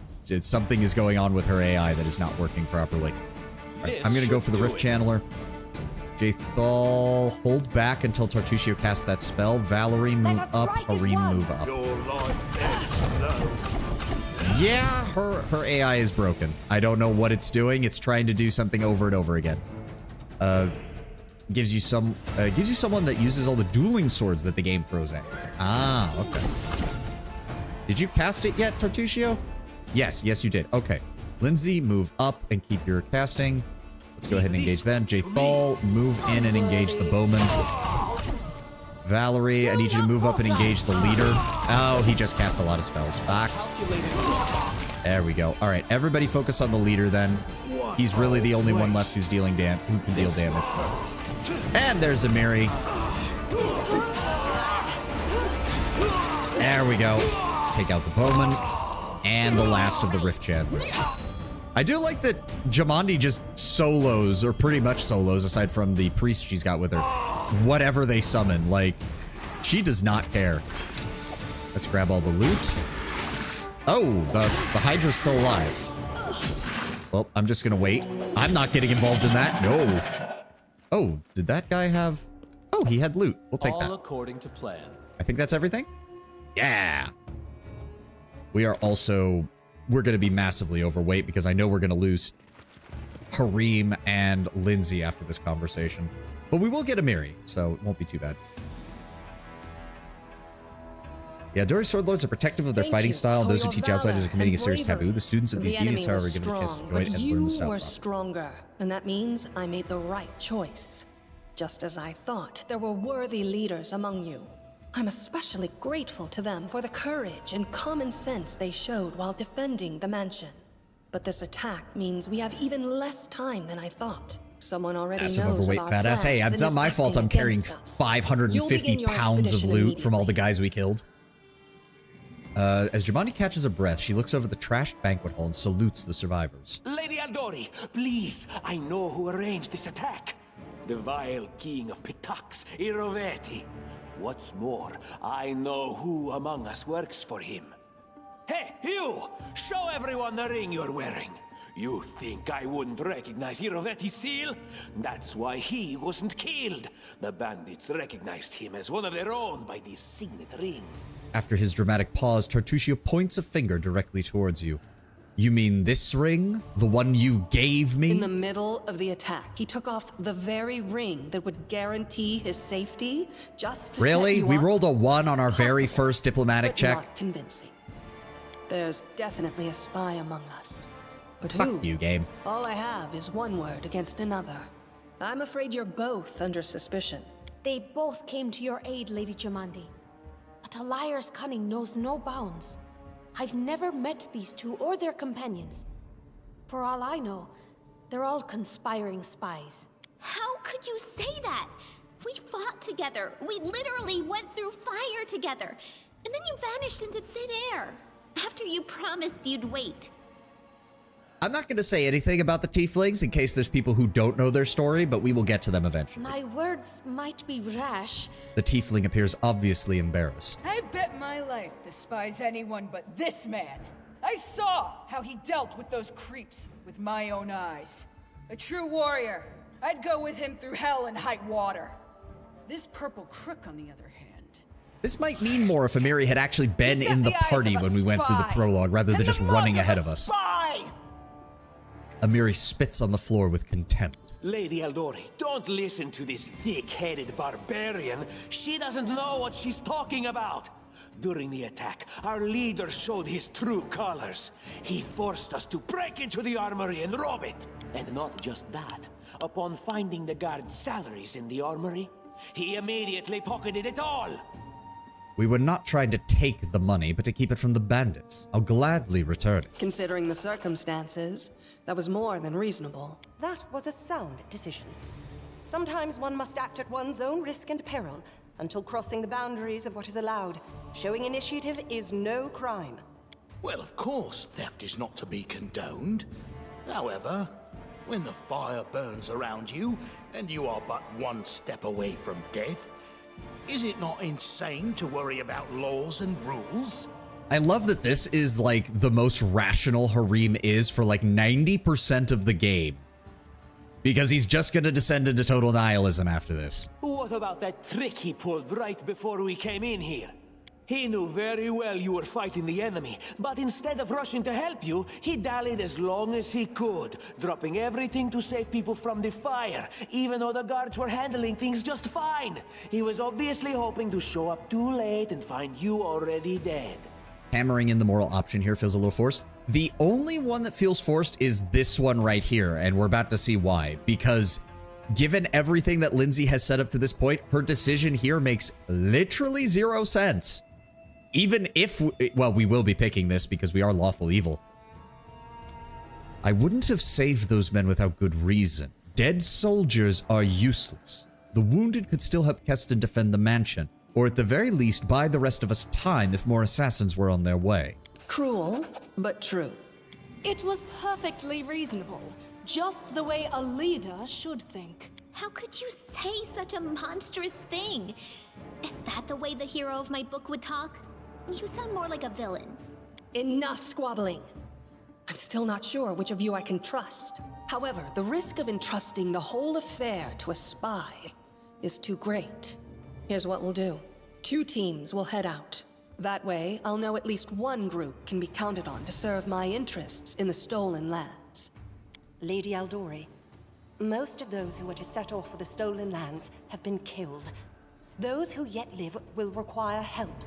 Please allow me to join the expedition. I'm sad to lose such a talented warrior. But you're right, Valerie. They have greater need of you right now. Go. And may I mean, Abadar it also keep still you. works because Which of the two Valerie teams doesn't make would much you sense as a prefer to guard. accompany? She's too good for that. But her fighting style also means that it makes no sense to train her as a sword lord. At least based on what we see now. Apparently, if she was supposed to be an Eldori defender, then I guess it would have made more sense. If my leader allows, I would join his team. He seems a worthy commander in my eyes. Commanders, military leaders, all these laws and rules are but dust and vanity. I suppose I will accompany Tartuccio. I like how our leader does things. Efficient, and without unnecessary spiritual agonizing. I'll go with him. Efficient? I'd say heartless. Would the protagonist of my book do such a thing? No. I guess I'd better go with Tartuccio. See, and that right there makes no goddamn sense. As for me, I know neither of these two. At least not well enough. And I have no wish to become an unwitting pawn to an unworthy leader. If Lady Jamandi allows, I'll Doesn't like remain the in evil guy, Vestov goes to with help the other mend evil the guy. wounds that Doesn't like Protectus the inflicted. one evil decision. Goes with the guy who's been making road evil may decisions bring me the to the entire Stolen time. Lands, That's why it's but not stupid. yet. I don't even need to think. I'm coming with this man. You never do, As for Amiri. you, You Purple never Toad, do. Just wait until we meet along the way. I'll be sure to hang your rotten spy guts from the trees. All right, we have two teams. To avoid unnecessary conflict on the road, you'll each take a different route to the stolen lands. Tartuccio's team will go through Navakta's crossing. The garrison commandant will provide him all the help he needs. You will take your team to Oleg Levitin's trading post. He's been complaining about the Stag Lord's bandits for a while now. There, you'll be provided with all the necessary travel supplies. Let me see here. Nivakta's Crossing, a village at the very southern edge of Rosslyn, protected by a wooden palisade. The South Rosslyn Road runs through the village, as does the road leading to the newly established settlement at Varnhold. This place is home to trappers, anglers, hunters, and tradesmen. The locals are a serious bunch, and is highly suspicious of strangers, especially those from the stolen lands. Meanwhile, Oleg's trading post is an abandoned border fort at the southern edge of Rosslyn, founding a new life recently. Oleg and Svetlana Levitin, a couple from Restov, have built it as a trading post. This place is now one of the few hospitable shelters to travelers in the surrounding wilderness. I think Lindsay should have been guaranteed and Amiri should have been the good and evil choice. That would have at least been a bit more understandable, and given the fact that Amiri doesn't really talk to either you or Tartuccio at the beginning, she could have at least justified it a little bit better. I do know where you can pick up the next companion from Tartuccio, so it wouldn't have even been that long, and it still would have fit with Amiri, where she's just like, ugh, I made the fucking wrong decision.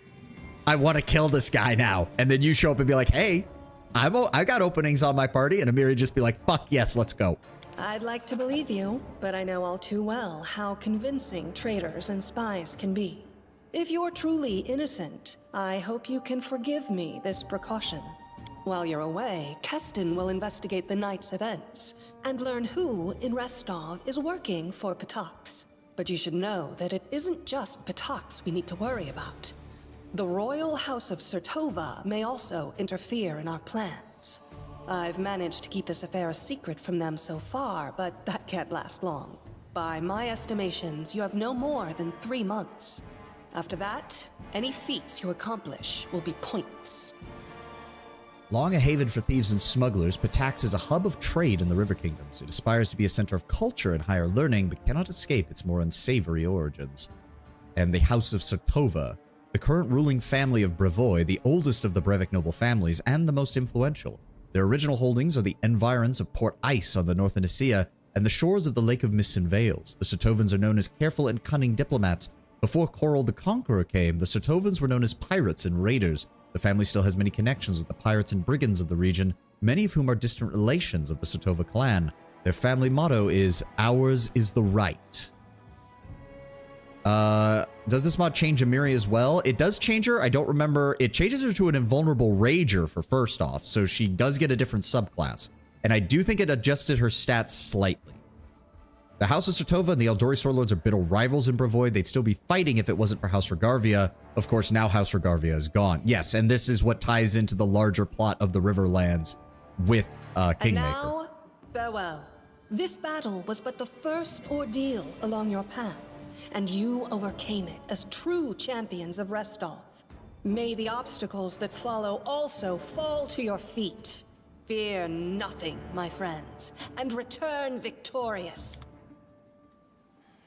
Ba, ba, ba, ba, ba, ba, ba, ba, ba. Surviving a terrible night, our small team set off to brave our fate. Beware, stolen lands. Heroes are on the way. We'll be able to check in a second, Britnoth. There we go. Yes, actually. In fact, she starts at... So she has a... Go away. She has a base value of 17, but then they gave her the racial modifier from humans. So she starts with a 19 in strength, a 12 in dex, a 16 in con, 10 in intelligence, 12 in wisdom, and an 8 in charisma. And she starts with the invulnerable rager class. So she gets even more damage reduction than the standard barbarian does. I don't remember what she drops for that, though, because I don't remember exactly what's there. She's been min-maxed fairly hard. To be fair, she needs it. Like, the barbarian class is not bad in Kingmaker, but it has some problems. Yes, she picked up a bastard sword proficiency? Oh, I guess, yeah, her ginormous sword does count as a oversized bastard sword. She loses danger sense, which isn't much at all in a CRPG. Yes, but she also loses uncanny dodge, I think, which is a bit more valuable. So let's take a look here while the ad is getting ready to play. She gets weapon proficiency bastard sword. She gets bred for war, +1 to intimidate checks, and a +1 trait bonus on CMB because of the greater size. Chilled by brutality. Gains a +2 trait bonus on attack rolls against giants and against saving throws against fear effects. Okay. She picks up power attack at level 1, and she has the favorite class of barbarian, which perfectly fits her. And there's the ad. Okay, as per usual, we're going to take a short break here. I'll just leave it up on Amiri's screen, and we'll continue in a few minutes. Do I need to refill my water? No, I'm good on water right now. I just need to get up and stretch and use the restroom, and we'll be back in a moment.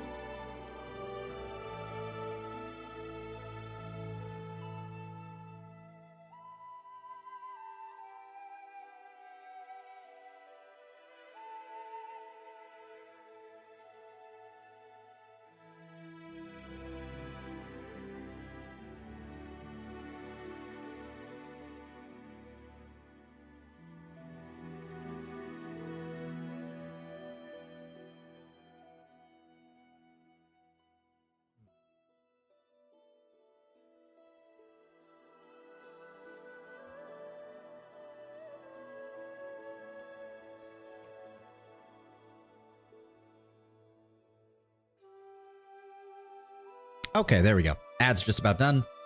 I knew we had some people who didn't have subs, so I wanted to make sure I used up the whole time before I started talking again so everyone could hear me. But yeah, she loses immunity to being flat-footed and flanked, which the flanked is a bit of a bigger issue in the CRPG simply because Alcap made flanking really easy in Kingmaker and Wrath of the Righteous.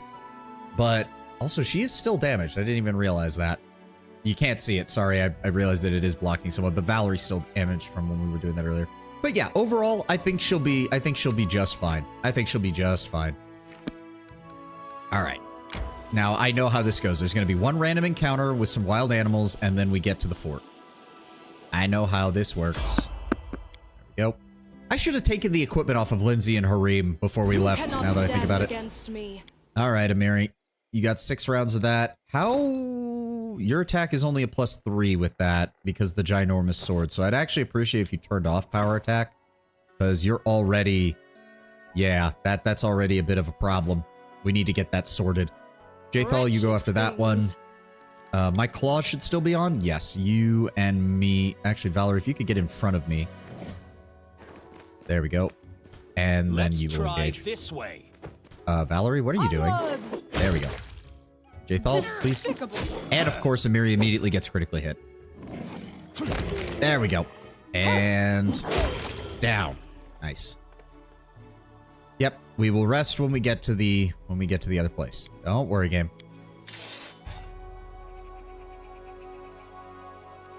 Yep, and then she's exhausted for 1 minute. That's fine. I don't think anybody has. Okay, we got one of the skins. It's better than nothing. How's our equipment load? We are actually very close to being too encumbered. We need to get rid of all of this. That is a Wand of Magic Missile. I'll take that. Always good to have some backups of that. That's all junk. I can use the ring now, which will get me another AC without having to fear taking a problem. Not that it mattered because I got fucked over anyways. I think the bracers, they do stack with the ring. Good, so that gets me to an AC 14. Like guarded stance for her. On release, this forced encounter was wolves. Really? People were wiping on it because the wolves got free trip attempts. Oh, that sucks. Okay, I was unaware of that. Do we have a heavier armor for her? I don't think we do. No, banded mail is the heaviest that we've got right now. And she does not get a dex anymore, so there's no reason to be worrying about her max dex. This, however, has a higher max dexterity, which gets her to an AC of 21. Very nice. And then Amiri, if I recall correctly, she has fast movement, so she can afford to have a medium armor because she does have fast movement. Do we have a better her dex maxes out at a 12 once the fatigue modifier goes off. So I think that means we can go with the chainmail for her. Yeah, there we go. There we go. Alrighty. Let's keep moving. It should be. Yeah, I do remember. I didn't hear about the wolves, but I do remember the spider caves. She can use heavy armor. Is that from her subclass? Can she? Yeah, she can. Actually, yeah, that. Oh, because she only has that. Oh, but that does still reduce her speed. So until we get, until we get. Yeah, so she loses some of her class abilities when she's in heavy armor, but she can use it. Biggest enemy both in Pillars and BG1, wolves. Yeah. I think it did. Hold on. Light, medium. No, she does not get heavy armor. Wait, am I missing something here? Favorite class range. Is it in the class options? They keep barbarian proficiencies. Yep. Martial weapons, light armor, medium armor, and shields.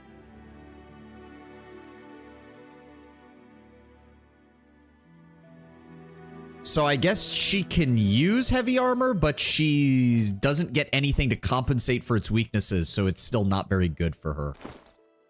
So we're just going to keep her in medium for right now. I think that's fine. And then, yeah, she has her oversized bastard sword that also deals additional damage and is enchanted. Amiri's favorite blade.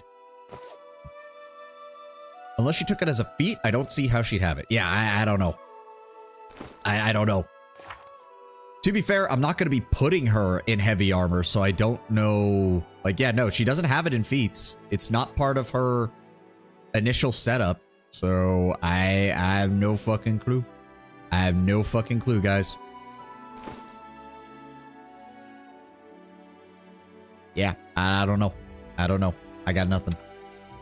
Because it says that Jaethal can wear heavy armor too. So, but there's no point because she's a dex build. If you give her mithril heavy armor, it counts as medium. Well, we are a long way off from that. But we do have the item crafting mod, so we will be able to improve armor that we get. Yeah, it's taking us a while to get to the fort, unfortunately. There we go. We should gather our strength. Oh, right. Now we're all exhausted. I forgot about that. Oh, well. We'll deal. In due time. We should be fine. Actually, what I do need to check, because I do remember vaguely how this encounter goes, I need to make sure everybody has a ranged weapon. Longbow, longbow. We have another longbow. We have a composite longbow, which is actually really good, because that will be better, because it will use her strength to add to her damage. I don't need a bow. I have magic. That is not far. Yep, there goes Boken. Save yourselves, fools! Looks like you'd equip items you lack a proficiency for. In what case, in that case, does it reduce your attack roll? Maybe? I don't know. Yes, it does. Chain shirt, armor -2. So if we go over to Amiri, yes, she takes a massive, yeah, armor -6 banded mail. So yes, there's still massive penalties for not being proficient in it, but you can equip it if need. Use an item you lack proficiency, you take the armor check penalty to attack rolls. Yep, that seems to be what they were doing. My lead. Why? Oh, Amiri is in the front. We need to change that. Okay, hold on. Jaethal is actually our highest AC right now. Followed, so we're going to do you two in front, followed by Amiri and me. There we go. All according to plan. All right, let's go ahead and quick save. I tire.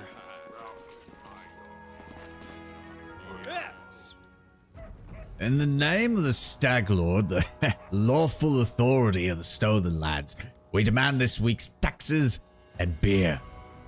And where's that pretty wife of yours, Oleg? Maybe she should be serving us dinner. Quiet down, you dimwit. Oleg, we're just here for the tax. You hand over the money, we'll be on our way. So when you're out of spells, you can put armor on, pretend to be a fighter. I mean, I am playing Draconic Sorcerer with a mod that lets me use the claws unlimited, so we are going for a Gish build, Britnoff. Do you want to drink some of my blood too? I'm sick of you all. Locusts. You think you control everything around here because you put up that painted rag of yours? You come here, you squeeze us dry, and come again. Oleg, a large man with a rough face, stops talking as he finally notices you. And you must be the guest from Restov.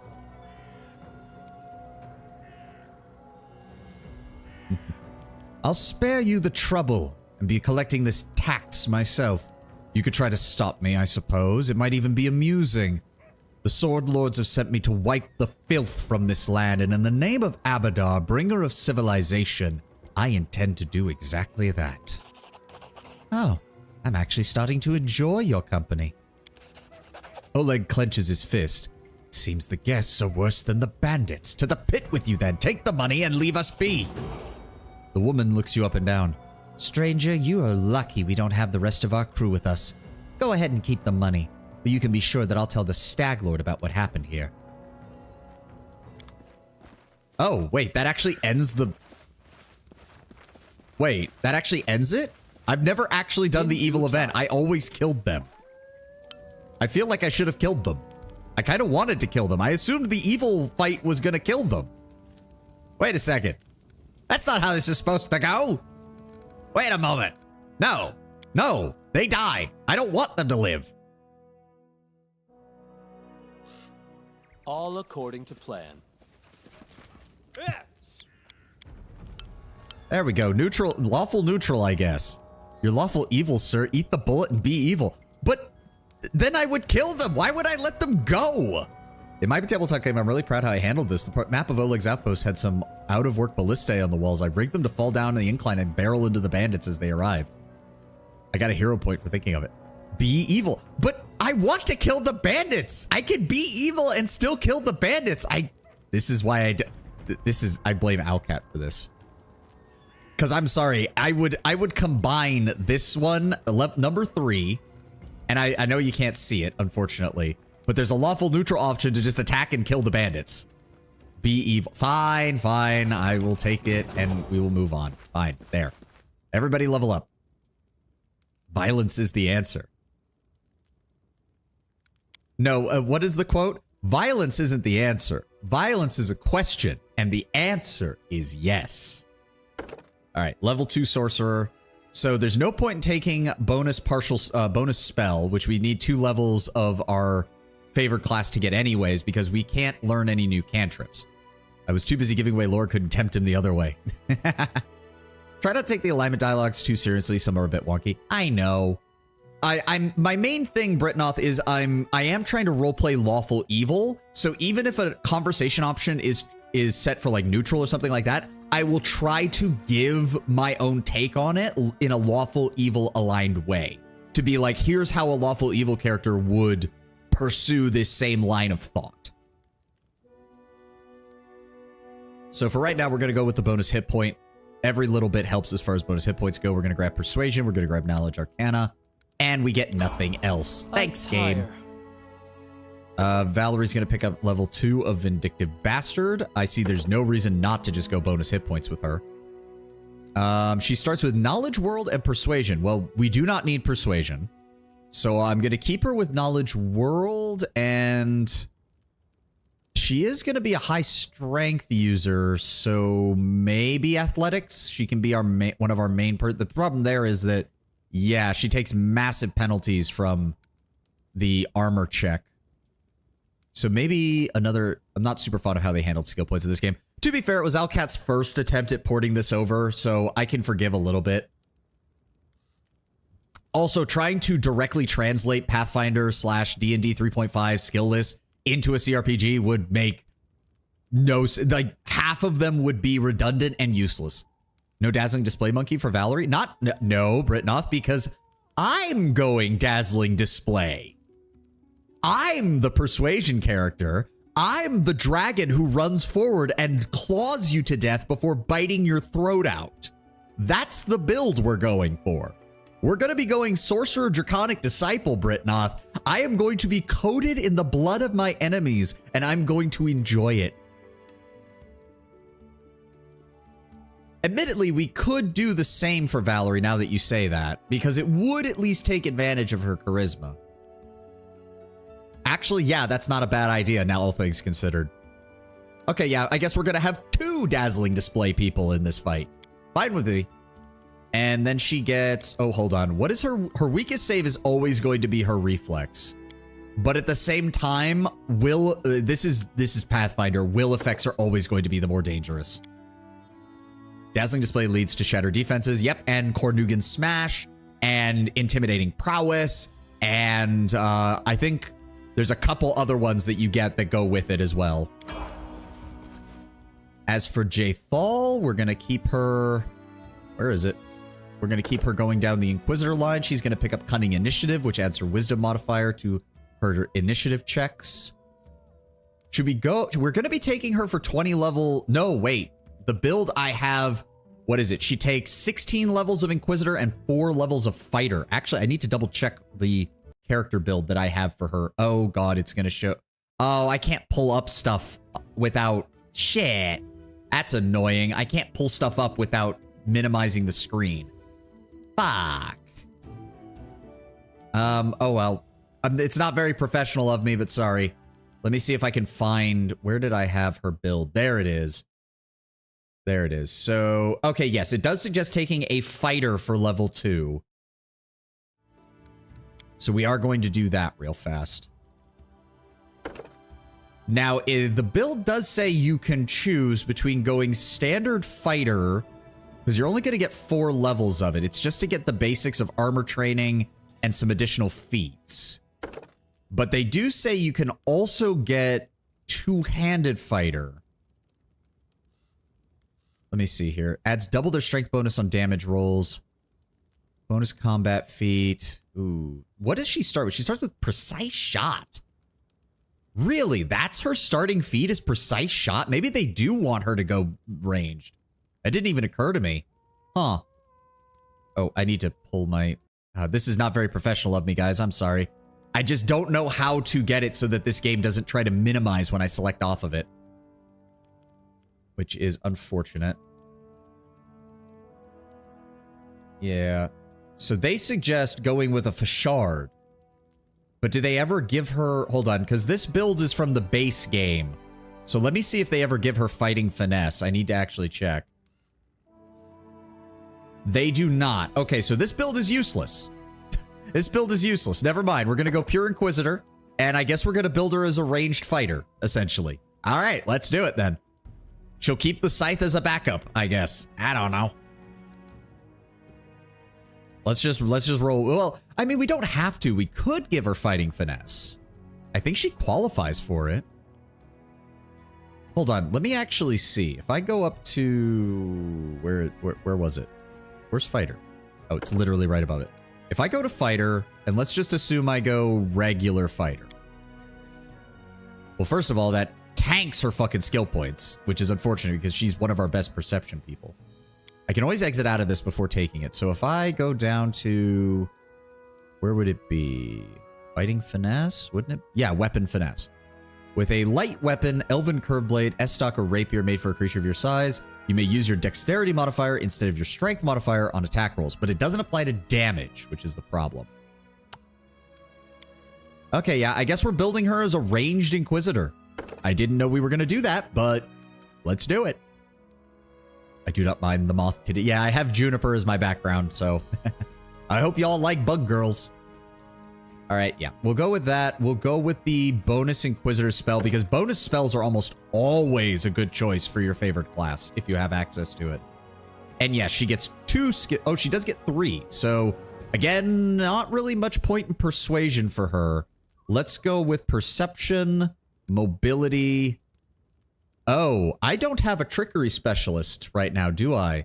To be fair, we're going to pick up Lindsay fairly early, and then we can switch her out for Octavia when we find her.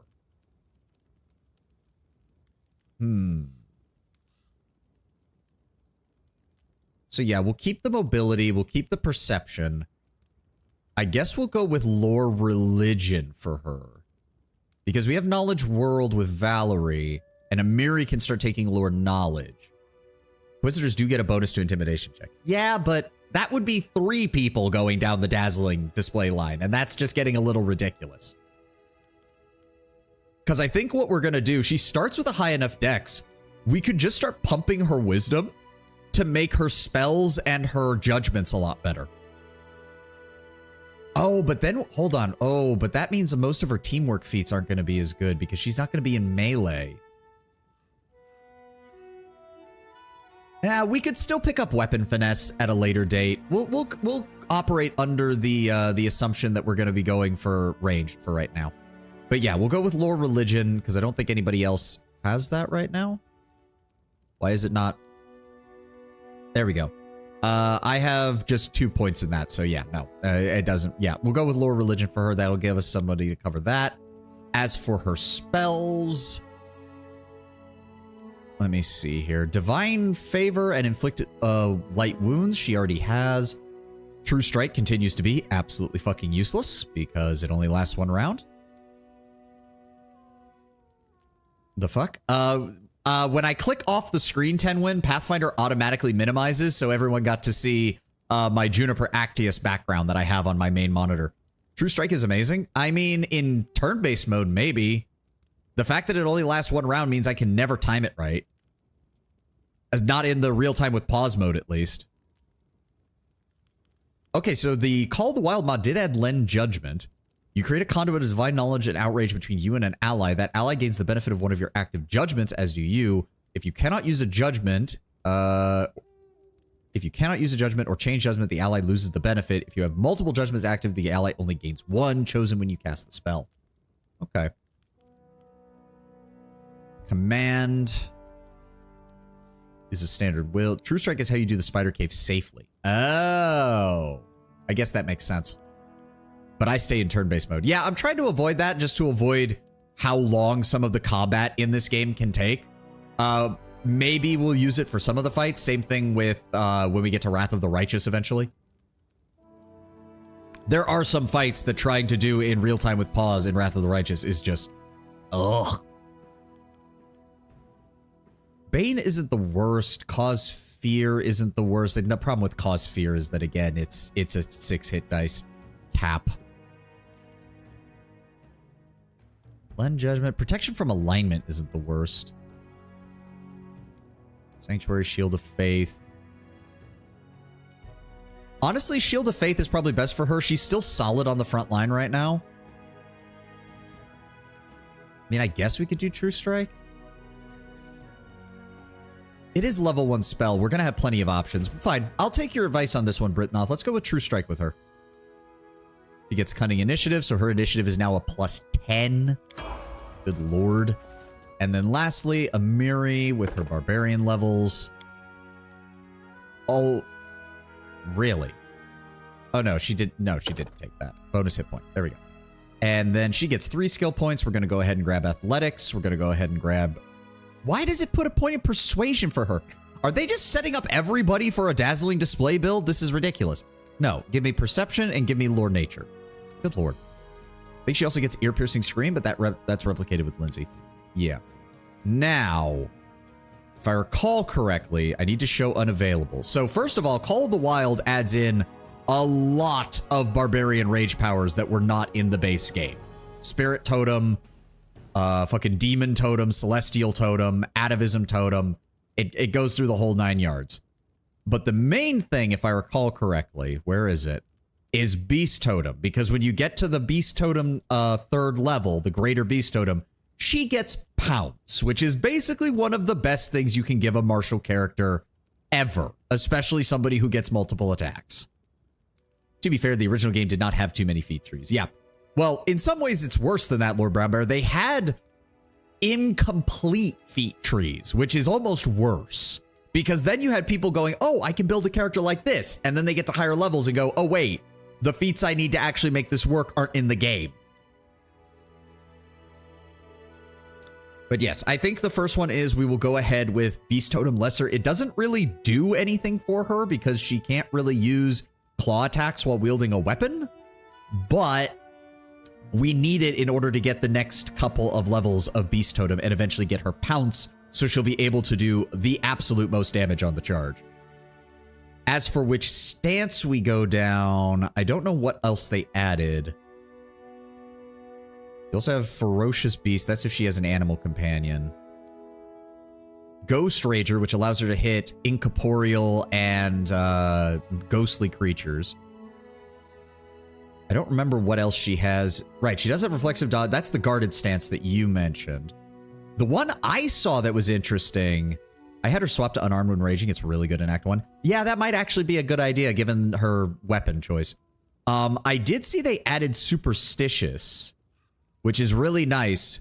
Or the abilities you get after Superstition is good. Superstition itself is a problem because it makes it so that Amiri doesn't take buffs automatically. She still rolls to resist friendly spells, which is annoying, but it opens up access to, where is it? There was one that was, I remember where was it? Where was it?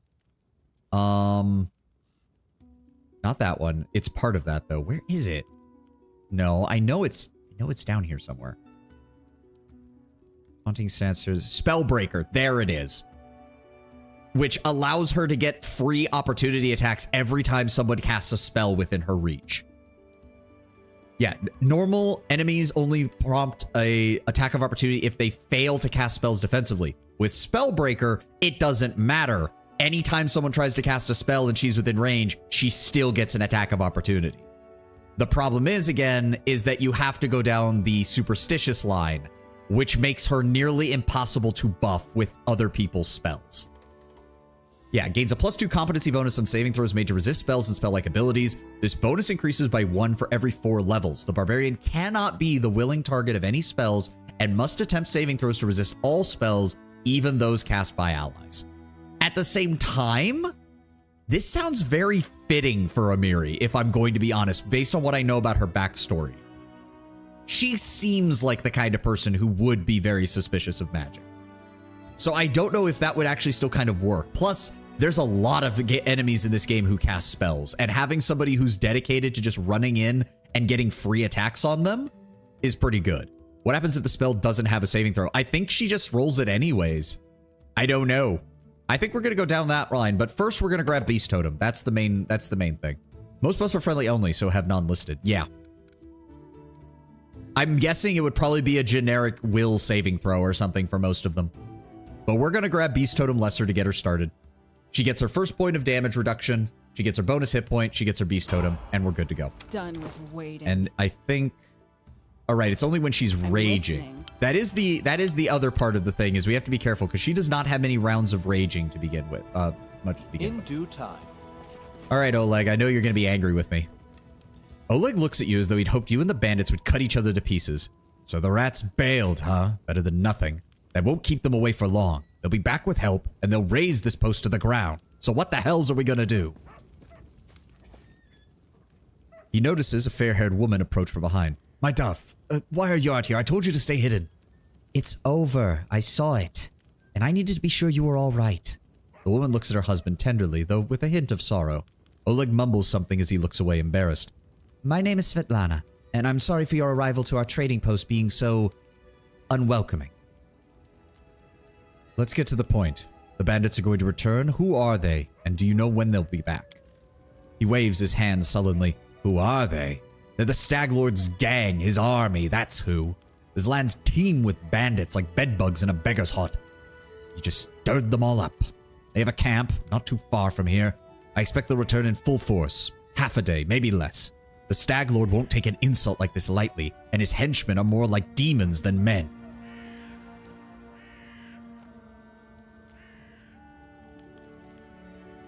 Well, tell me as much as you know. How many bandits? What do they want? What do they want? The bloodsuckers think they own this land. They come here, they take what they want, they steal the better part of every bit of gold we make every month as a toll for their leader. They even broke our gate so we couldn't hide anything from them. No one knows exactly how many there are. Sometimes 5 or 6 come, sometimes it's the whole gang. I'd have shown them what for long ago if not for Svetlana. They claim they were collecting a tax. Why? The Stag Lord and his cronies. That damn lord fancies himself the king of these parts. He may have antlers for a crown, but all the troublemakers around here are happy to follow his orders as long as he pays. Of course, they charge an arm and a leg in their taxes, and they call their executions punishment for treason. Even those who swore allegiance to the Stag Lord. They're killed fast if they're lucky. If not...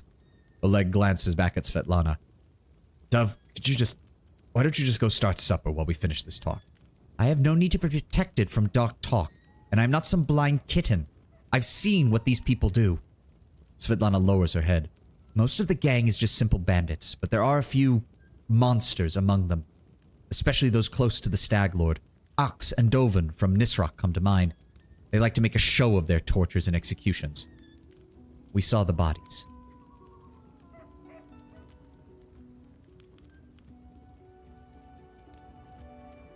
As rightful lord of... See, again, this is what I take. Like, lawful evil I get, but at the same time, she said nothing about having to listen to your whining. My character doesn't do that.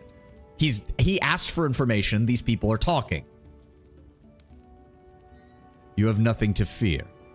As the first of my subjects in these lands, I will deal with this attack. We will slaughter these bandits and drive them back, and then I'll find this Stag Lord and mount his head on a goddamn pike. I appreciate your good intentions. I may not have the best manners, but Oleg Levitin is the last name you'll hear accused of being ungrateful. If we manage to defend the post, I'll reward you proper. I need to hide Svetlana, though, and do not argue, my dear. We have to decide on a plan of action. Please, look around. There may be something we can use for the battle. There's plenty of solid traps around from the trappers in the area, maybe some tar, and a box of alchemist fire, I think. Alchemist fire? Put it by the gate, light it off with a burning arrow, right as the bandits arrive. But that could set the post on fire! Oleg shouts, surprised. Maybe if we cover just the walls with something to protect them. Okay, yes, that might work, but I'll be the one to shoot the arrow. I used to be pretty good with a crossbow back in the day. I need to know more. We've got other questions I need to ask. I'm afraid they'll come back while we're chatting, but what's to be done? Enough about the bandits. Tell me about yourselves. Oleg shifts on his feet uncomfortably. Well, there's got to be more important things to discuss, but all right. We're just honest people who moved here from Restov. We fixed up this old fort to house travelers and give the merchants a place to trade with the locals. We deal with the occasional huntsmen who prowl the area, and... What does any of this matter? When those bandits come back, they'll either drain us dry or kill us all. I did see someone run out of the trading post as I walked up. Who was that? Oh, that must have been Boken. He's a local alchemist who sells potions. He lives out in the forest like a damned hermit. But he comes here every day. He knows the trees and the bushes in the area, how they can help you, which ones to stay away from. The Staglord's gang tried to recruit him, but he lacks the courage to fight those bandits. He just won't walk away from us. Deep down, he's a good man, even if he grumbles a lot, especially recently. I need to see your goods as well. I don't know what good trading will serve if those bloodsuckers come back and take everything, but have a look. Well, I need to get rid of a lot of shit, so... okay, good. You can just double click. Thank God. I didn't remember what was the shortcut for this stuff. There we go. Just drop off all of this. Get as much money as we can for this. Sort by price. No one is going to be using a nunchuck. Absolutely not. The longsword, I think, will work for Valerie. Nope, she already has a masterwork longsword. Okay. So kind of no point then. The offer button and the cog next to it. Really? That goes... Oh, okay. Okay. Nonetheless, a Fashard was recommended for Jay Thal, so we might hold on to that in case I end up changing her to a melee. Nunchucks are one of the weapons in the game where the one class that can use them at level 1 are better off with their bare hands. Yep. Ever-burning torch, we want to keep those. Light, that's a masterwork light base, so we will hold on to that in case I want to give that to somebody. We don't need the masterwork longsword, I don't think. The great axe, if we are going to be going with the claw attacks on Amiri, that's not needed. She can either use her big sword or she can use the great axe. Well, actually, she does have multiple weapon slots. There's no reason not to keep it on her just in case. All right, we'll keep the axe. Everybody has a ranged weapon, right? Longbow, longbow, longbow, and I have my cantrips. So we should be good. So we can go ahead and sell the crossbows. Sell the short bows. Regular longsword, regular longsword. We can sell those. Keep the Fashard. Sell the heavy mace. What is that? Quarterstaff? No, spear. And then sell all the daggers. We wanted to make sure a super special weapon was useless in the hands of all but a few. I guess making them nunchucks can work. Otherwise, they're not practical in any sense. Yeah. All right, that's all that. We don't need any of this jewelry. Would never sell potions and scrolls if we can avoid it. Unless we absolutely are sure. And then I don't think we need... The only thing we need to keep here is the camping supplies. Everything else is sellable. I'm pretty sure. Oh, wait. Those are cooking ingredients. Actually, we can keep those. I almost forgot. So sell the book. That is a cooking ingredient. Silver disc, the butter, the carved beads. There we go. Shining scales, the maps. Was that just a...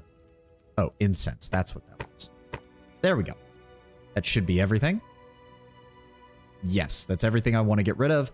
688 gold. Is there anything we can buy? We could get another composite bow, which would help with Amiri.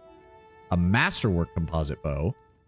Flyns, the Ubermensch of Knolls in this world, have a unique cultural weapon called Flynn bars, which are basically just heavy nunchucks. They aren't monk weapons, but their stats are a bit more practical. Interesting. Got masterwork. He's got mainly masterwork stuff, if I recall. Yeah, he does have a couple pieces of enchanted gear, but we really don't... Well, actually, we would have enough, but... not really. Not really. Ring of protection, bag of holding. We'll need to save up for that. Oh, always buy the recipes. Go ahead and grab those. Some of those are good. Some of those are really good. We'll save up for the bag of holding. That will help us. But yeah, I don't think there's really much else that we can get from him at this point. We should probably just be stacking. A regular bastard sword to take care of Amiri might be better, but the axe is still good. The axe is also worth 18 gold, which isn't much. And the bastard sword is worth 400. You should have full plate. Oh, I'm in the wrong section. Yes, he does have a suit of full plate, which would be good for Valerie. We could afford that, I think. No, we can't. That's just out of our price range, unfortunately. That's just barely out of our price range. We'll hold off on getting that, because we are about to kill a bunch of guys anyways, so we should get enough to buy that. Yeah, we'll just hold on to those for right now. We sold all of this, right? Yes, all that's gone. All that's gone. Keep the scrolls. We don't want to sell any of those. Okay. But Cohen is also here. Or Boken, I think. Copy recipe. There we go. Right, she has her lantern. So actually, hold on. So actually, let me go to weapons here. The composite longbow for a ranged weapon would be better. Oh, wait. Wait, she already has one? Composite longbow. Composite longbow. Oh, I guess we did. Oh, I'm an idiot then. Yeah, because even though her dex isn't very high, she's going to get the extra damage on that. Meanwhile, Jaethal gets both, yeah, long range and decent damage. Speaking of which, I'm going to just have her equip that. I am yours to command. And you should be fighting defensively at all times. So that way you get the additional, what, +3, +2? Yes, +2. Oh, right. She needs to put points in mobility. I almost forgot about that. Even though she'll never use it, you do want that if she's going to be using fighting defensively, because it gives you even more dodge AC when you get to that rank. Need to keep that in mind. All right. Focus on the goal. All right, Boken, we do need to talk to you. A frail, disheveled old man wearing a stained and tattered robe gives you a gloomy look. I'm Boken, local herbalist. What brings you here? Well, tell me about yourself, old man. What's there to tell? I'm a herbalist. I make potions. I sell them. Gather herbs, roots, berries. He sighs. I live in the forest. I live off the land. Ever since I left Restov for these parts, I ended up a merchant here at the post. They let me in out of kindness and help me with things. Give me water or firewood when it's cold, and the occasional barrel of honey. They're good people. We could really use the help fighting the bandits. Where's this coming from? Want an old man like me to fight? Fine, here's a potion. Consider that my help. Coward's excuse. How predictable. The bandits here bother you as much as Svetlana and Oleg. Maybe more. I'm asking you to help us get rid of them for the good of what is soon to be a new land. Boken scratches at his head, hums to himself for a moment, and puffs his chest out. All right. We'll show those troublemakers. Yeah, they'll learn better than to chase an old man around. Someone might even write up some verses about me, maybe even some heroic ones. I think I can also... No, we can't... Wait, can we... No, we can't access his inventory yet. All right. That is not far. If I recall correctly, there's some things that we can grab and do around here to get ready for the fight. Old well has been renovated and cleaned. It even has a new roof. And there is some random gear around here, if I recall. Yes, heavy crossbow, longsword, bucklers. Oh, right. Maybe we could... If we go with, like, a buckler... If we go with, like, a buckler build for Jaethal, that might work. A rapier plus a buckler might actually be a really good option for her in melee. What else do we have around here? There's some disgusting slush in the pot. It seems to be tar. Spill the tar near the trading post entrance to help slow down the bandits. Yep. And then there's a heavy mace, some jasper, and some coins. All according to plan. Sloppy entrance, apparently. Rope. Never leave on an adventure without rope. You will regret it. The DM will find some way to make it so that you not bringing rope is going to fuck everyone over.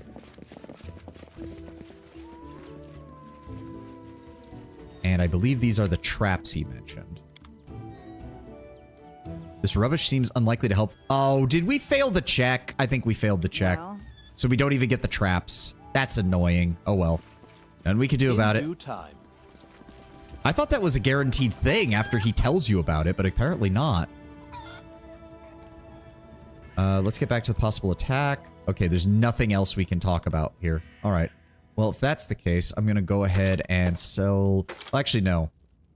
No one needs the heavy crossbow here, but I think Lindsay is good with crossbow. Don't forget the shovel. Yeah, well, unfortunately, that's not in this game, but yes. We can go ahead and sell those. Sell one of the bucklers. Sell the silver spoon. Sell the jasper. Keep the rope. Keep the potatoes. That gets us another 26 gold. Still not enough to get that heavy armor. If you respond to Oleg, I'll take a look around and figure out what to do with the traps. You don't need to make skill checks for the trap and tar, but I thought I did that. Let's talk about the packs. What do they want? They claim they're attacking. Yeah, yeah. See, I could have sworn I already asked about that. But that's why the tar... That is not far. I'm confused. Yeah, no, it just won't let us use it. It won't... There was no dialogue option. It won't let us use it. Oh, well.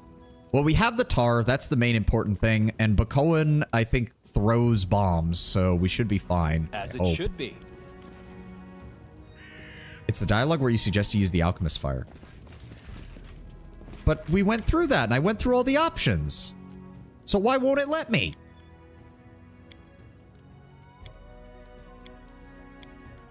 Well, that's annoying. All right, well, there's nothing that can be done about it. I'm trying to avoid save scumming, so we're not going to do that. Is there anything else we can do right now? The bandit fight isn't hard. There's no big worry. I will say if everyone in your party can... Yes, I do know you want to do that first. That's a lot of damage. If you're greedy and want to keep them for yourself, this fight actually gets dangerous. Yes, yes. I am aware. I am aware. So I do have my Wand of Magic Missile, so I have plenty of ranged options. Valerie, let's go ahead and set you to your longbow. Jathal to your longbow. Amiri to your longbow. There we go. Everybody equip ranged weapons. Let's go ahead and quick save. I know what to do. Gather our strength. We will. We gotta finish this fight first, unfortunately, because the game doesn't really give us the option to rest until now. We will rest after this when we get inside, but until then. So I'm gonna go ahead and preemptively cast a shield on myself, because I don't think much time passes between these, but I could be wrong. All right. Fear not, we shall stand between you and this scum. You are under my protection. Amiri flexes her shoulders. Finally, a fight. I was bored with the talking. I see your group is not so easily cowed. I beg you, just be careful. And don't let Oleg do anything risky. Svetlana, go inside. We're about to meet our guests. Oh no, time passed. Shit. Okay. Yoink. You cannot stand Alright, so one of them against did me. get past. Gonna have Jathal switch to her melee weapon to engage. The rest of us, Amiri, do not... Oh, we did get a rest from that. Okay. Seriously? Hawk? Hey, it was either that or I get an AI to make an image because I couldn't find nothing that would fit this character with how I wanted to play him. Is Boken helping? Oh, crap, he is. Yeah, I know. That's why I need to get... Okay, so actually, I actually do want Valor because I need you to step in between Boken and them. I'm just going to immediately start firing off... He's the important one that we need to deal with. I'm going to start firing off magic missiles. Amiri, stick to your ranged weapon and target the guy who's weak. Oh god, they're focusing on... Oh my god, they're focusing on Oleg. Oh no. They are all focusing on Oleg. Jesus Christ. Oh my god. Oleg aggroes them all and also in front with a crossbow. Yeah. I mean, to be fair, I don't think he can die. It's like literally written into the game that he can't. They go down! So he's actually kind of functioning as a very basic, oh my god, they're so slow. And also Bakoan is just bombing his position. No, pull back. Let's go with another magic missile on him. Amiri, continue to provide fire support. There we go, he's down. Can you guys please kill this one bandit? Nope, stay out of there. Stay out of there. All right, Oleg is probably just about down. Everybody switch to ranged weapons. Let's go with that. Let us Open. strike as one. No. You need to switch. Did you switch? Yes. Why am I moving forward? No. Acid splash. Oh my god, what is that man's body doing? There we go. Somehow Oleg is still standing. I don't even know how. All right, we should be able to hit him from here. Despicable. There we go. I may or may not have almost died in this fight because Boken threw bombs at them while I was on the ground unconscious. Yeah, that'd do it. All right, focus fire. You know what? Okay, I got through there just fine, so I'm going to close to melee rage and try to stop this guy. There we go. All right, now we can grab all the loot. Ready for anything. And cloak of resistance, nice. A bunch of composite bows, which is good, and some short swords and some basic gear.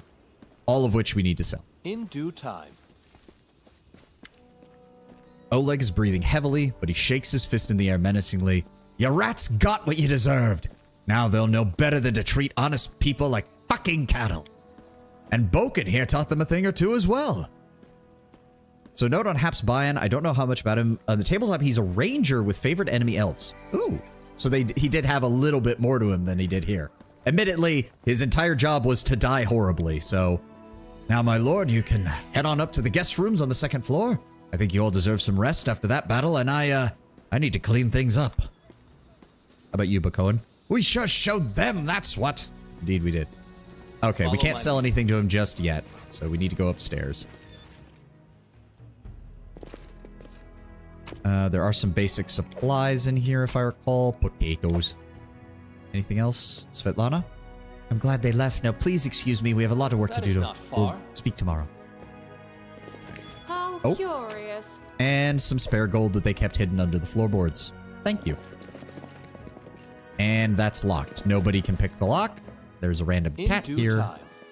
Why elves and not humans? Is elven anatomy that different? Is their spleen in a different location? I mean, to be fair, it's favored enemy, not like that he knows more about it. You could easily flavor it as he hates elves and does more damage against them. Oh, right. I remember this. So I think this was a backer reward. Somebody's cat died during the development of the game, so they immortalized the person's cat in the game, which I always felt was really adorable. And it gives you a +2 morale bonus on perception and lore and nature lore checks, which is pretty good. Ray of Enfeeblement, a Potion of Vanish. Let's just go ahead and collect all of that. And I think... Where does the cat show up? He does count as a usable item. We're just going to go ahead and throw him on my inventory because he's a kitty. No mistakes. And then we're just going to activate him so that we always have a cat walking around with us. Yes. He does give us a slight boost to perception, which is also nice. Which we will start putting points of perception after we get Knowledge Arcana up slightly. What's over here? We got some basic supplies. There's nothing else in here. So we just have one locked container over here that we have to worry about. Everybody go to sleep. Ahem.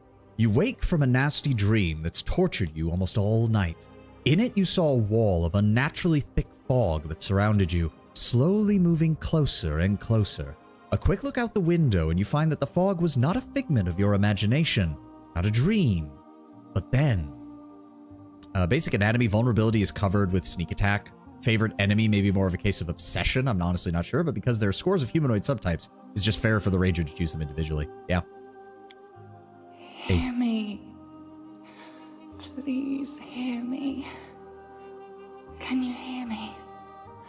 Please. Well, hello, my lady. Can you guys guess who we're going to be romancing?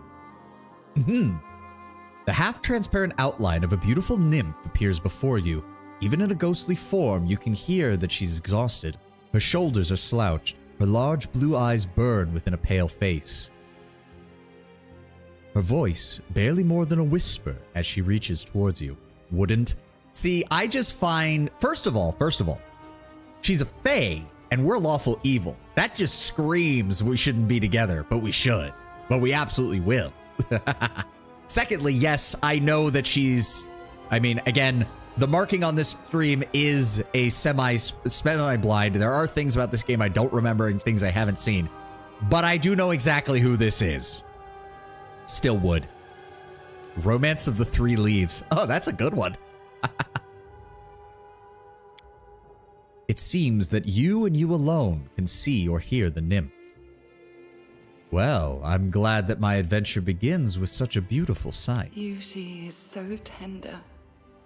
It can so easily be crushed under the blows of cruel fate. But you can save it from being undone. Sparks light up and fade in the nymph's huge eyes. Who are you? Who am I? Just a tear shed by the land itself. The bitter sigh of nature. I am a nymph, the guardian of this area. A defeated guardian. Call me the guardian of the bloom, if you wish. And what is it you want from me, dear spirit? Aid. Salvation. We have a common enemy, and long have I searched for someone who can defeat him. The one you call the Stag Lord. As a storm strikes ruthlessly with gusts and lightning, the Stag Lord wreaks havoc with the swords of his servants. And not just in the world of people. The land also suffers from the evil he brings. My forests and my flowers suffocate in this fog. Soon, even I will vanish, as the last ray of light fades at dusk. The Stag Lord is the one responsible. Yes. It hides his fortress as well as his dark deeds. But while responsible, he did not create this affliction. It is the work of a powerful druid who has betrayed even himself. I know not why the powers did not leave this renegade, but even I was unable to defeat him. How can I help you? This fog, it enshrouds, entangles, suffocates. If only I could learn how it was created. But my powers wane. I have barely the strength to call out to you. All I know for certain is that somewhere in this forest lies an old house, and it echoes with the remnants of a strange power. The Stag Lord and his druid were there. The fog hides this place from me, but I can point you to the bandits' camp near the Thornford. Make them tell you where this place is. Go there and listen to the echo, catch the whispers, search for anything that can tell you how the fog was created. Once the fog clears, nature will breathe again, and you will be able to easily find your way to the fortress of our mutual enemy. I understand. I will free you. I don't believe in fate, stranger. But our meeting seems more than a coincidence. The nymph's whisper fades as she disappears.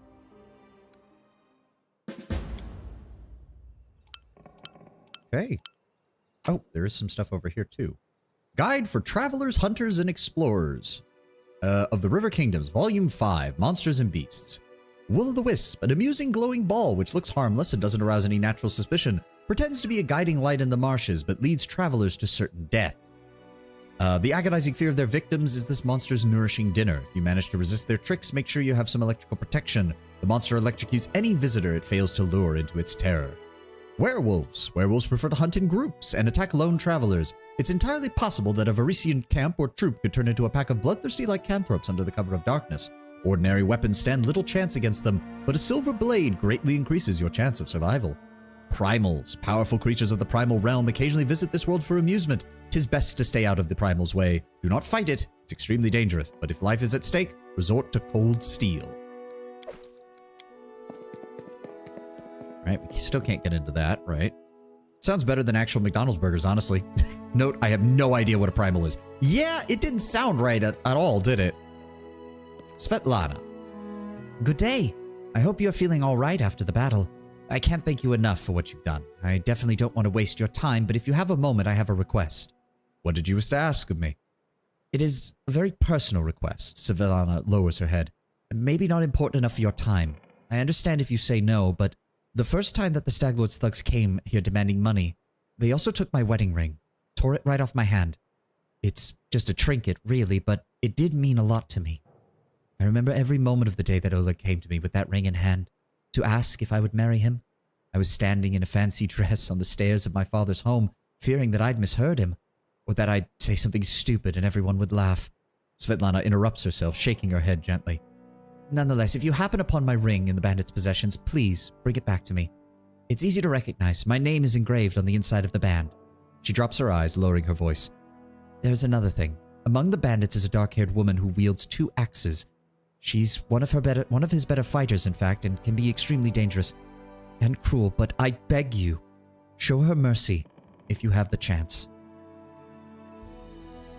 I cannot promise anything, but if I come across your ring, I will return it to you. I understand, and I appreciate any effort that you can. Tell me of yourself and your husband. How did you end up finding the courage to establish a trading post in the Stolen Lands? Well, it was Oleg's idea, and I supported him. We didn't realize how dangerous it truly was, of course. In Restov, everyone respects the Sword Lords, and everyone's accustomed to relying on them for protection. Even the mention of someone like Lady Jamandi would be enough to fend off any street thug or any kind of out of the trouble. It would even work in some other places beyond, but not with the Stag Lord and his men. What can you tell me about the man? He is not some average bandit. If no one puts a stop to him, he'll turn the Stolen Lands into his own personal kingdom, a kingdom of nothing but fear and oppression. Fear always follows power to a certain extent. It would be naive to think that the Stag Lord is so much different than any other ruler. While it is preferable to be loved and feared, many rulers cannot manage such a thing. You may be right, but life without hope is just too bitter. She lowers her head. Honorial Eight Eyes, and this is where we'll be getting our mercenary for the run.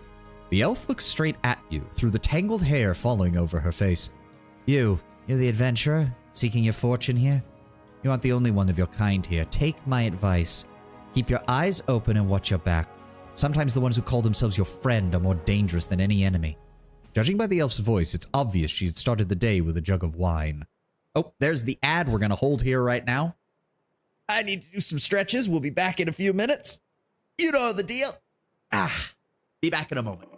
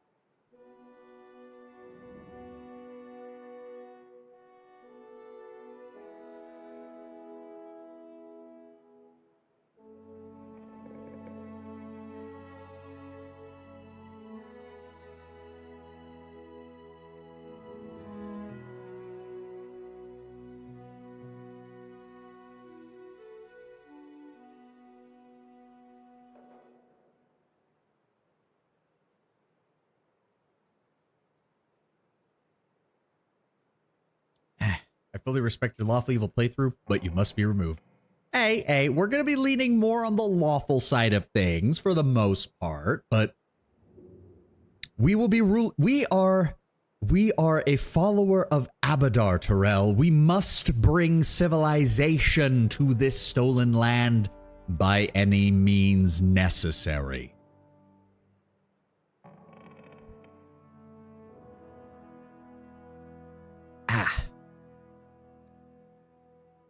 Common complaint among my friend in the Owlcat games was the lawful options always felt too harsh. Yeah, I can see that. I mean, to a certain extent, that's kind of what they need to be. And as else as you could ever imagine, just my faith is much stronger than yours.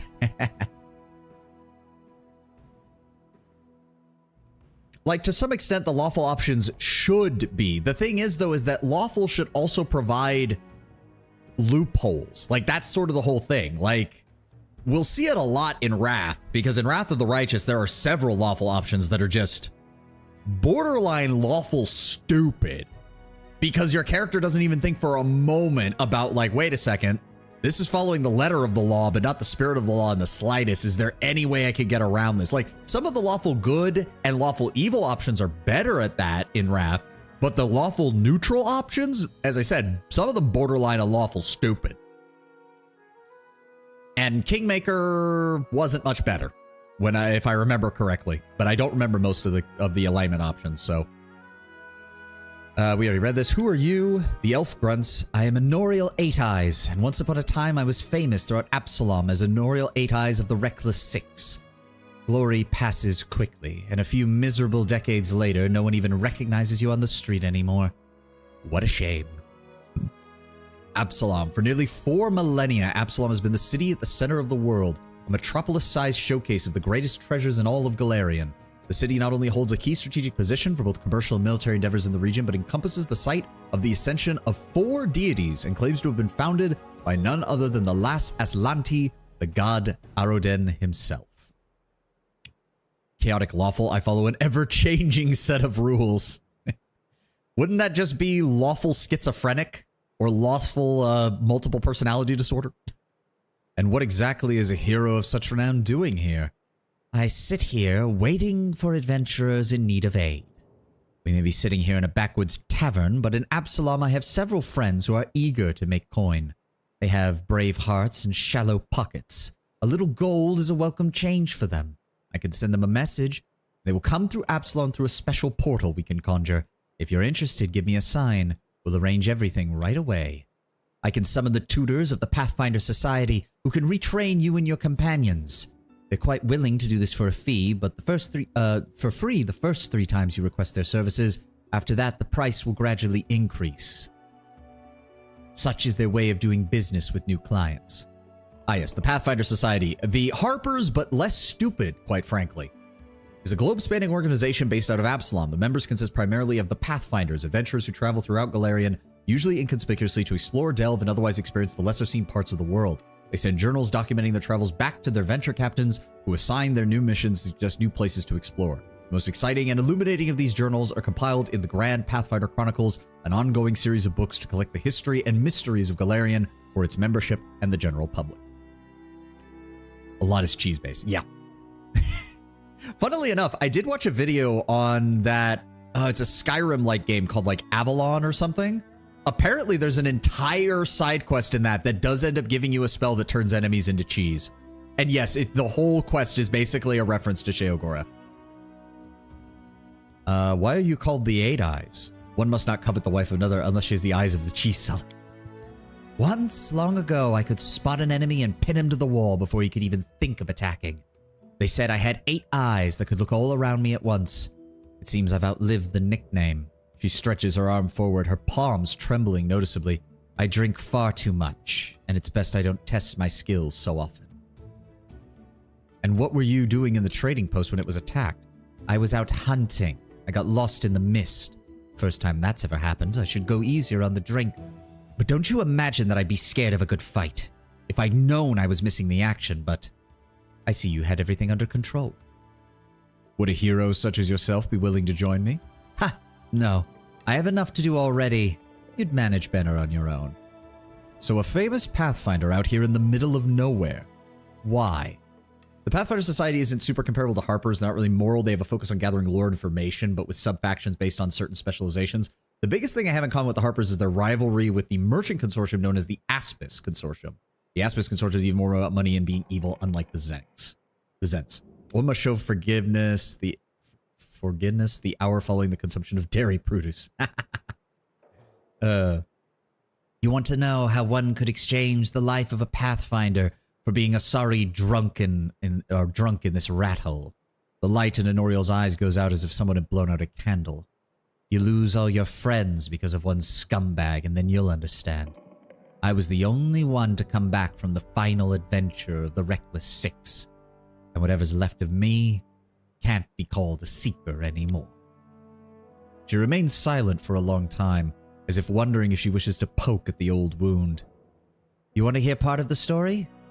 Our leader, Vermelt, was the best of us. Wise, brave, friends with everyone he met. And one of those friends, Adivion Adrissant, sent him a disturbing letter. He'd stumbled upon the mention of an ancient book of the art of necromancy. Secrets like those are best left hidden, trust me. I've seen what that kind of magic can do. She bites her lip.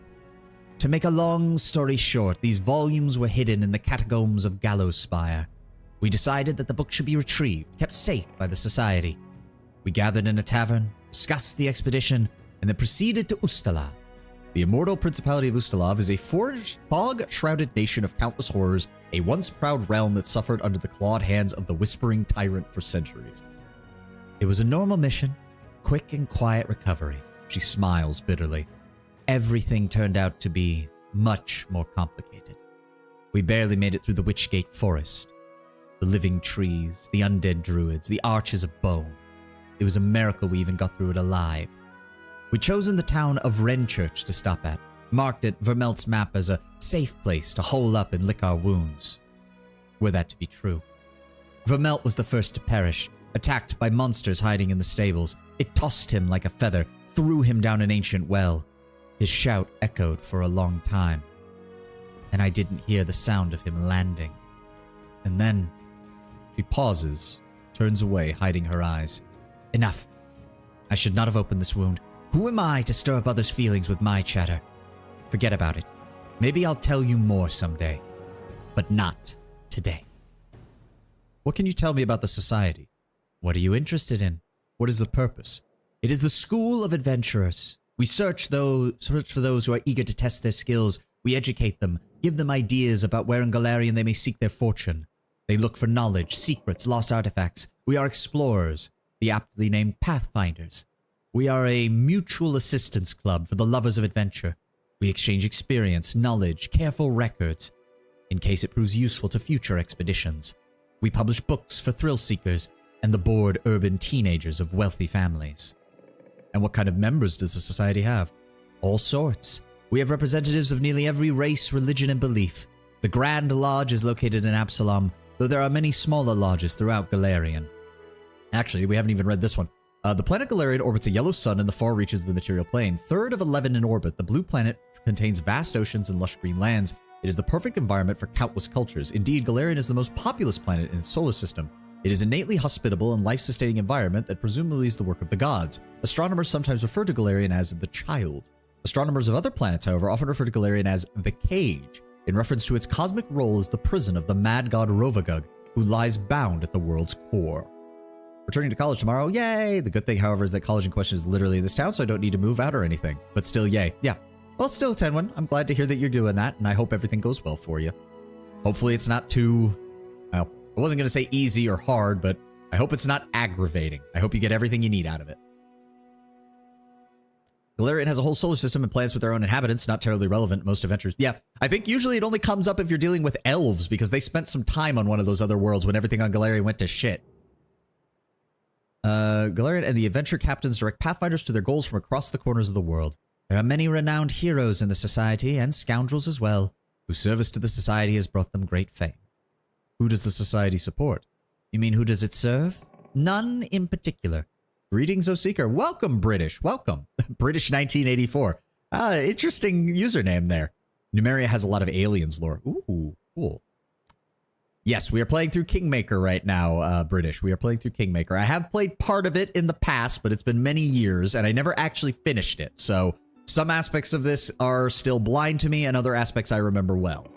No one in particular. Pathfinders try not to get involved in the political quarrels of others. We serve the spirit of adventure, and sometimes save the world. That doesn't mean there's no black sheep among the Seekers, though. Alright. Well, I do need a mercenary, so we're going to be not doing that because we don't have the money for it. Never mind. Shit.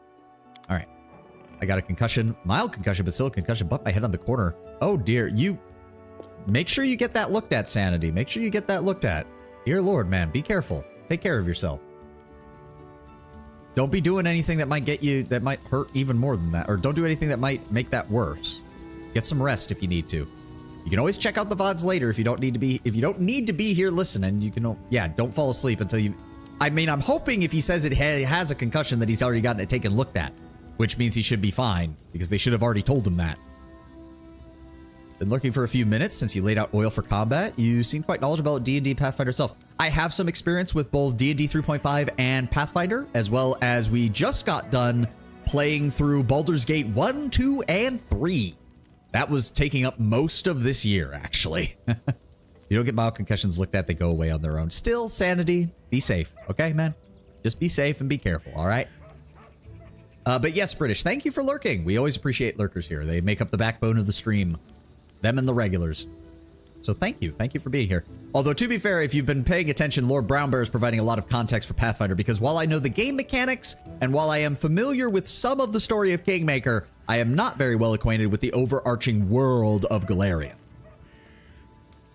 Ah, so the Bandit Breaker arrives.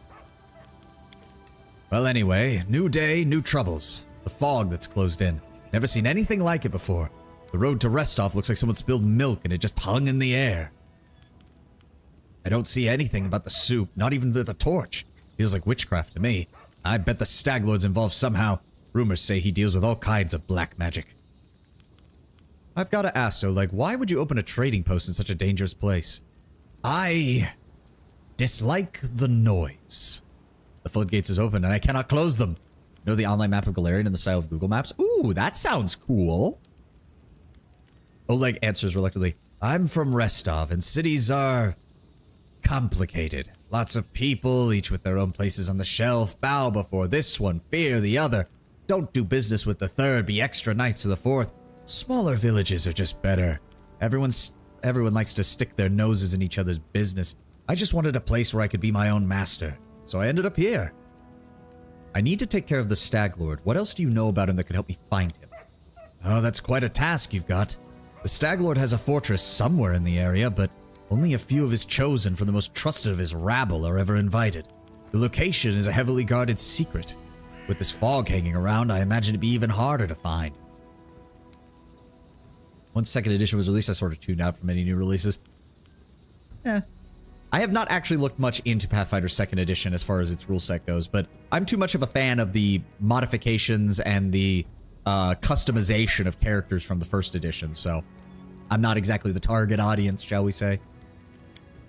Suppose you could try to follow the river. They attacked a post there before. Who attacked the post before? They came from the southwest, on this side of the Thorn River. The Thorn River meanders through the northern parts of the Gnarl Marshes. Slow, fetid, and teeming with light, the muddy waters flow sluggishly through the flooded lands and dense thickets. The locals do not dare drink from the river, not just because of the filth of the stench. Ravenous beasts lurk in the murky depths, laying in wait and ready at any time to pull their prey from solid ground into the bottom of the river.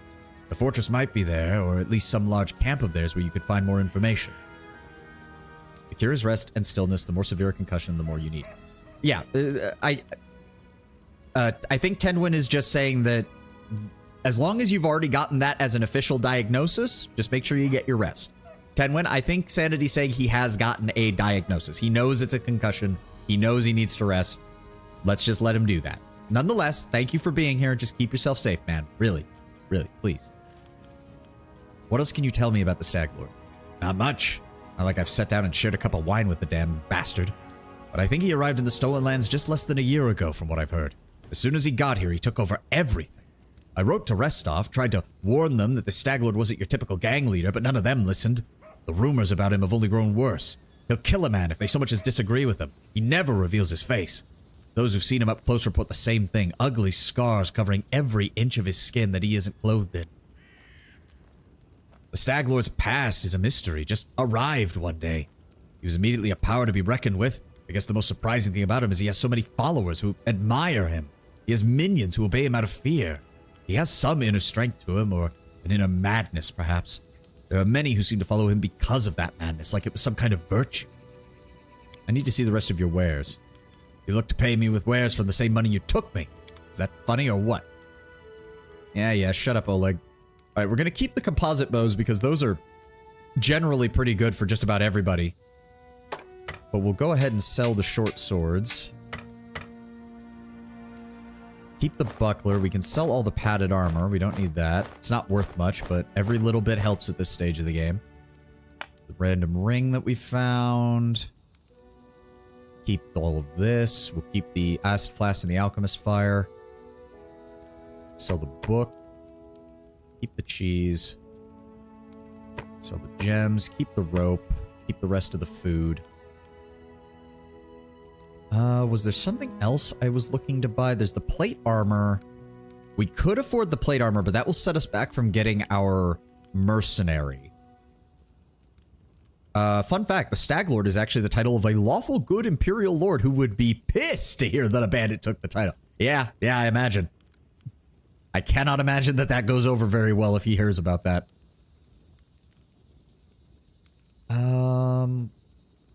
Wait, that was it. I was thinking of picking up a... Does he have one? A Masterwork Rapier. If we give Jaethal the Rapier as her main weapon, because it is finesse wielding, which doesn't actually say, but it does mean that it should work, right?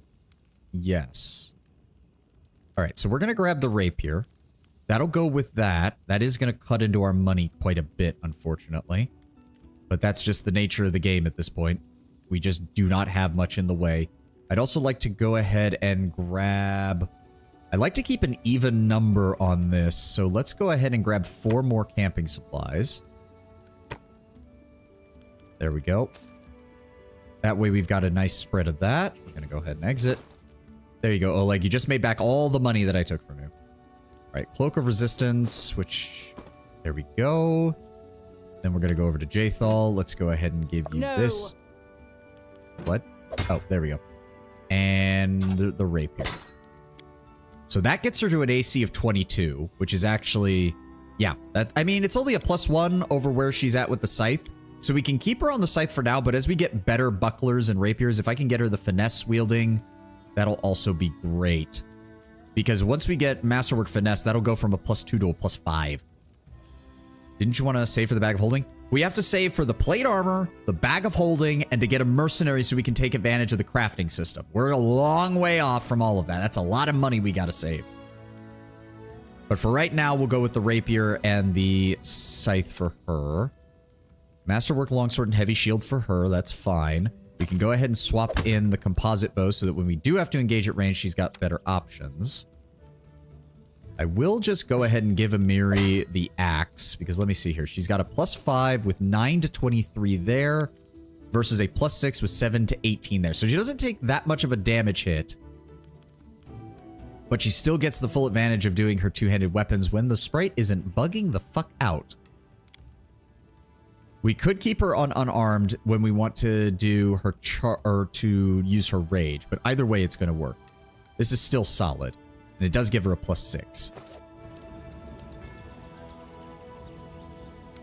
Alright, I think that's everything we can afford. I'm keeping the Fashard in case we do end up using that. Lightwork Mace.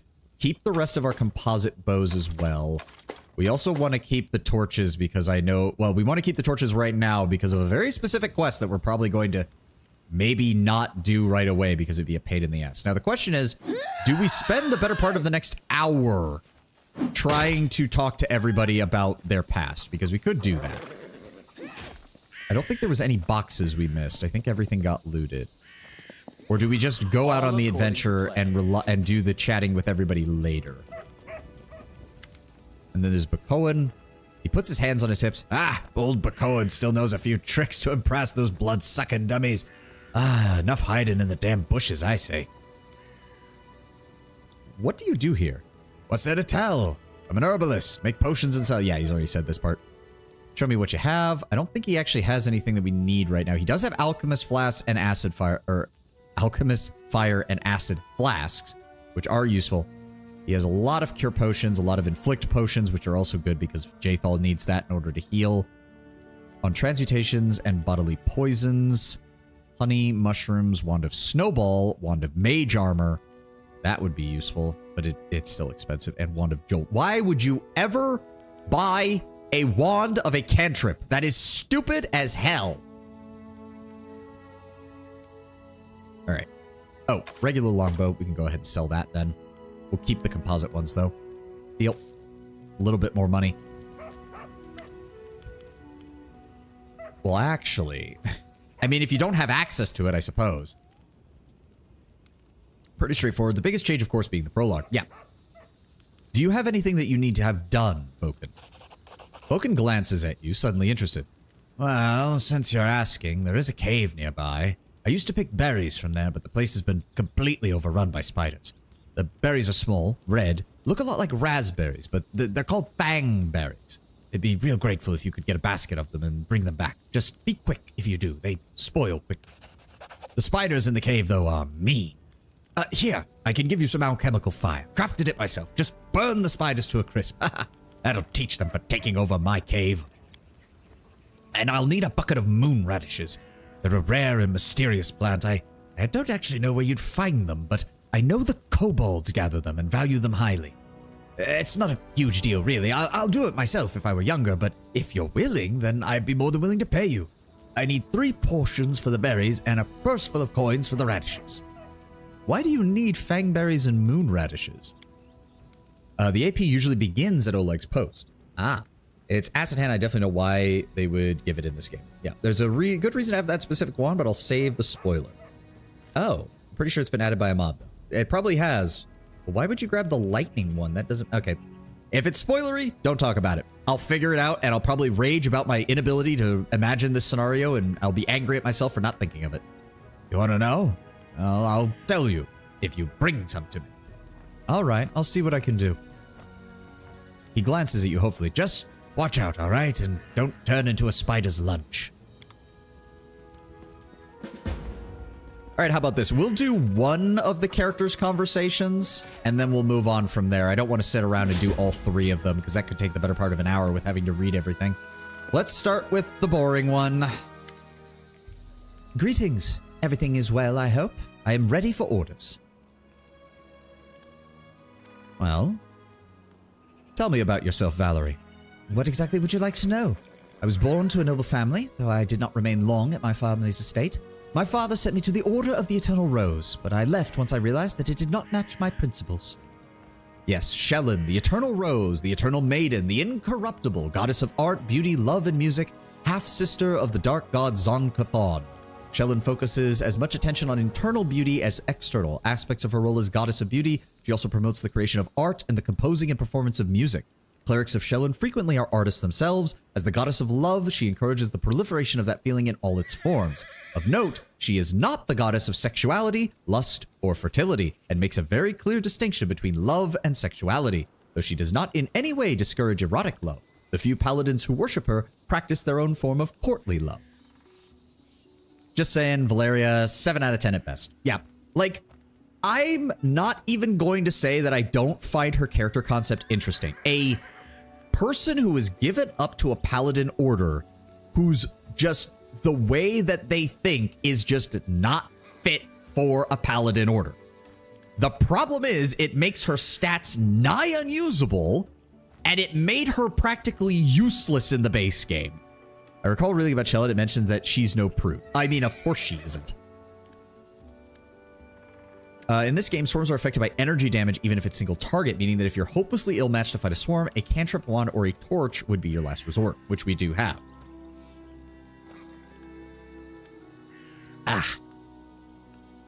Where were you from? What was your childhood like? I was born in Brevoy, but in fact I have not seen much of the country. I spent my childhood in a remote estate owned by my family. My father is a respectable philanthropist and benefactor of the Church of Shellen. He's a renowned private collector and a great admirer of the arts. My mother saw to my education. From my early years, I learned proper manners, how to behave at the dinner table, proper form of words for every occasion. I also learned the difference between true nobles and low-born upstarts, and I learned how to treat each of them properly. Our home was always under the protection of several paladins of Shellen. My father donated a handsome sum to their order. One of them, a man of venerable age with a grey beard, once let me touch his shining armor. I do remember the admiration I felt when I touched the polished steel. She smiles. Of all the memories of my childhood, it is that one that is somehow still the warmest. Her stats work fine for an Eldori Defender, terrible for a shield tower. I can only assume they changed her class quite late, but forgot to update her stats to match the new class. Yeah. And again, her charisma, unless you go for the ever common dazzling display debuff build, it gets no use. At least with changing her to a vindictive bastard, she at least is going to get some use out of her charisma. And I don't want to hear some bullshit about, well, you could always use her as the party face. It's like she still doesn't do very good there either. You want at least a 16 to an 18 for a party face. Valerie's supposed to be this amazing hyper beauty that people would not stop writing poetry about, to the level where she got frustrated with it. And over there is Jathal, whose portrait is 10 times better in every way. Persuasion is quite useful even without dazzling display. I am aware, Britnoth, but this is something that I have a problem with in pretty much all the CRPGs I play, which is if I'm going to be playing the main character, I'm going to be the one who's taking the persuasion points. I don't see a reason to outsource that to another one of the NPCs. It just feels wrong. I'm the party leader. I'm the one who does the talking. So it feels very strange to go in that direction, if you get what I'm saying. Why were you sent to the Order? As you can imagine, my first days I was surrounded by crowds of servants and nannies who never stopped praising my heavenly beauty. The paladins of Shellen who used to visit our house echoed these praises. In the end, general consensus overwhelmed my father's better judgment. When I turned 6, I was brought to the church and told that this would be my new home. I have the opposite issue. If you're in a party where your roles are kind of equal, I think it's fair that someone besides you be the face if you dump those stats. I had that issue with Neverwinter Nights. Yeah, I guess just part of the problem is that no game really reflects that very well. I guess Baldur's Gate is probably the closest. And that's because they were also very smart to include a lot of dialogue options that were affected by race, your religious choices, and your character's class. Like, I actually looked up, and you can play a paladin who doesn't put any points into intimidation because there's just a lot of dialogue options where your paladin just goes, I'm a paladin, I'ma kick your ass. In my party, I often have 4 or 5 that can use persuasion. Yeah, I don't do that. And I also feel like it's a bit of a waste because if I know I'm going to have to use points of persuasion, I want the other party members to have skill points in other things. Do not pity me, I beg of you. Many who hear this story immediately assume that my parents were cruel and had no love for their child. Her eyes become very stern. My parents had respect for me. They taught me something that has supported me all of my life, a sense of self-esteem. Besides, they never fully abandoned me. Every 6 months, they would come and visit me in the Order. We had tea, had an hour to walk through the garden. They would then take their leave as etiquette demanded. What did they teach you in the Order? A variety of things. Some of them appealed to me, and others I simply could not accept. I enjoyed the physical activities, the swordsmanship, but the arts, the calligraphy, the painting, the poetry... So many other ways to simply waste one's time. She sighs deeply. I guess the deep in my heart, I always knew that I would never be a true paladin of Shellen. Wielding a sword felt far more naturally to me than handling a paintbrush. I understand the argument, but I think Valerie's stats are matching quite well from an RP perspective. Yes, from an art... See, this is where we get into the fundamental disconnect between a CRPG and a tabletop RPG. In a tabletop RPG, Valerie is perfect. She has an interesting story written as a background. She has a good reason for being lawful neutral. She has a religious conflict with both her parents and her former order. She's essentially a fallen paladin, but without the usual mwahaha evil. In a tabletop RPG, she could be great because a DM can work with that. In a CRPG, where the loot tables are static, where the computer is the DM, and where everything's been written out ahead of time, it doesn't work. I did that actually. Cleric Paladin multiclass that dumped charisma for wisdom. The point was to make a war cleric early and roleplay a paladin of tier. Ah. Yeah, I could see that. I could see that happening. Totally disagree. It makes 0 RP sense. No, I think a fallen paladin does work, Britnoth. I'm going to be very honest. I at least see where they're coming from. Why would anyone teach her how to fight? Look at her average strength and dex, but high stamina. You should use a door as a shield that requires huge strength and equally godly dex. Okay, there is also a difference, Britnoth, between metagaming and in-universe. In-universe, it makes perfect sense with someone like, okay, you've got average combat abilities, but you know how to handle a shield. Let's stick you in the heaviest of armor and give you the largest shield so that you can have the highest chance of surviving while attacking the enemy. there is a difference between taking, see, hold on, what's a good way to phrase this? Because I'm not dismissing what you're saying, Britnoth, because there is an argument to be made as far as actual stat problems. I feel deep down, Valerie's problem is that she feels like she has the Minsk issue. In Baldur's Gate 1, Minsk was specifically patterned off of someone else's roleplay character. His stats had problems with them because that was how 2nd edition was. Valerie has kind of the same issue, but 1, she's not as lovable as Minsk, and 2, it's harder to forgive because the Pathfinder system is much more like, hey, we literally gave you enough options. You could have made this work, but you chose not to.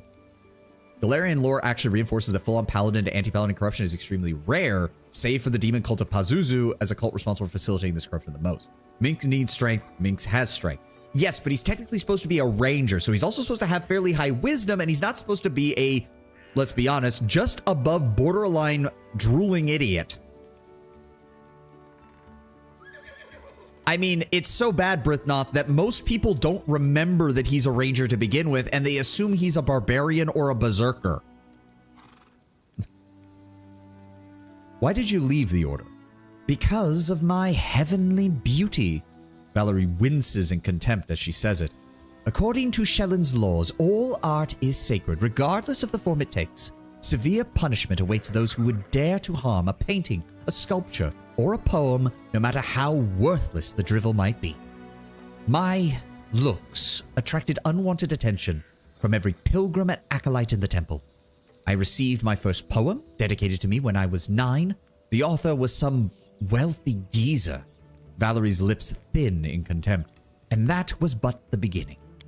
Minsk is a barbarage. I don't even know how to.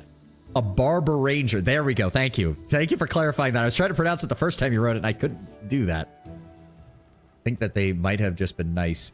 Minsk is meant to be a berserker, a talent he possesses in addition to his ranger skills, though it is rarely used as it is risky. Berserker wasn't implemented in the game, so they made him a weird kind of ranger, but his stats fit how he fights. Valerie needs 20 plus dex to make use of her shield spec, but she has 13. Yes. To be fair, again, that is also partly because Owlcat took a system that already prioritized dex as a tanking stat and then made it even more prioritized as a tanking stat, because a lot of the ways to tank outside of it, such as barbarian HP tanking and other such methods, were not viable in Kingmaker. They only became even somewhat viable in Wrath, only to then get immediately shit-canned because the enemies can deal so much damage in Wrath, it's almost impossible to tank outside of a dex build. Which is why Camilla, when we get to Wrath of the Righteous, is probably going to be our main tank for most of the game. Because she's the only one who's built for it. Sculptures, pictures, poems, I was drowning in them from a young age. My admirers mobbed me, I had to respectfully accept all of their garbage. The clerics of the temple were magnanimous, for my suitors made generous offerings to the church, but eventually, I just snapped.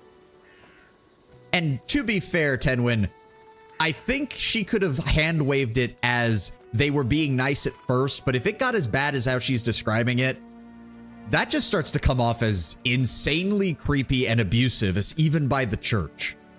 Like, not in the you know, capital A abuse that one might assume with women who are underage, but definitely a form of abuse. Anyone who gets paid, I'd say, from the way it's presented, I get the feeling she's chosen the profession herself, but yeah, it's interpreted, involved, and your opinion is valid as well. Yeah. It's part of the problem of the way stats are handled in D&D, where it's, and the way that Dex interfaces with armor class. I'm more just joking about your character being honest about her appearance being a 7 out of 10 at best. To be fair, that's part of what builds your rapport with Valerie, even if you don't go down the romance route, which is you treat her like a normal person. And for her, that is immensely refreshing. Barely suppressed anger begins to glitter across her eyes. Some wealthy fool had dedicated an extremely untalented poem to me, and he had the nerve to read it directly to my face, holding my sleeve.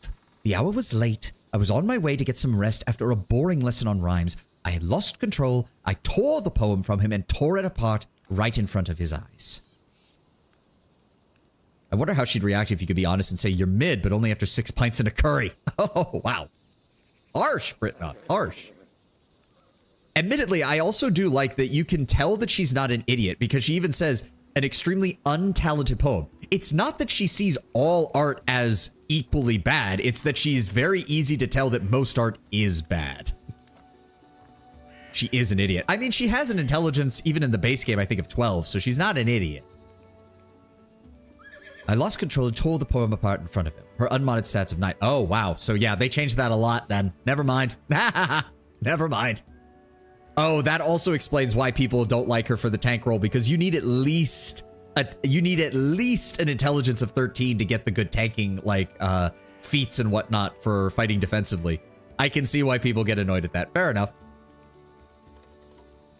The boss of Book 1 of Rune Lords is an Aasimar who's the daughter of a cleric of Shellen. He kept her separated from her village and constantly demanded prayer and reverence. The loneliness led to her snapping and burning her hometown with her father in it and fleeing to a city where she was taken in by the cult of Lamashtu. Yeah, I could see that. I could see that. Maybe with a mission accomplished, she intentionally doesn't make any effort to look pretty. Yeah, something like that. I could see that being part of it, because if I recall correctly, you later learn that she cut her hair. Like, she purposely cuts her hair badly so that, one, it doesn't get grabbed in combat, and two, because she just got sick and tired of people talking about it. But yeah, I mean, I'll be honest, yeah, she's a 7 out of 10. Like, yeah, she's fine. I don't care. You already know who I'm gonna romance. It's nobody in the party. Ahem. Valerie raises her head proudly. The paladins wanted to impose some punishment upon me. I don't exactly remember which exactly. They wanted me to repent. Instead, I gathered my things and left. And what did you do after you left? I set for Restov.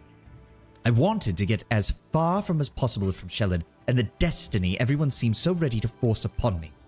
Besides, the school of swordsmanship in Restov was quite a decent reputation. Honestly, I was simply hoping for an opportunity to learn from the famous Eldori masters. Her jawline is more square than my paladin. Yeah, I do notice that. To be fair, I don't think they do her any favors by having a portrait that is a straight front shot on her face. I feel like if they had angled her face even slightly, they would have been able to make it look a little more presentable.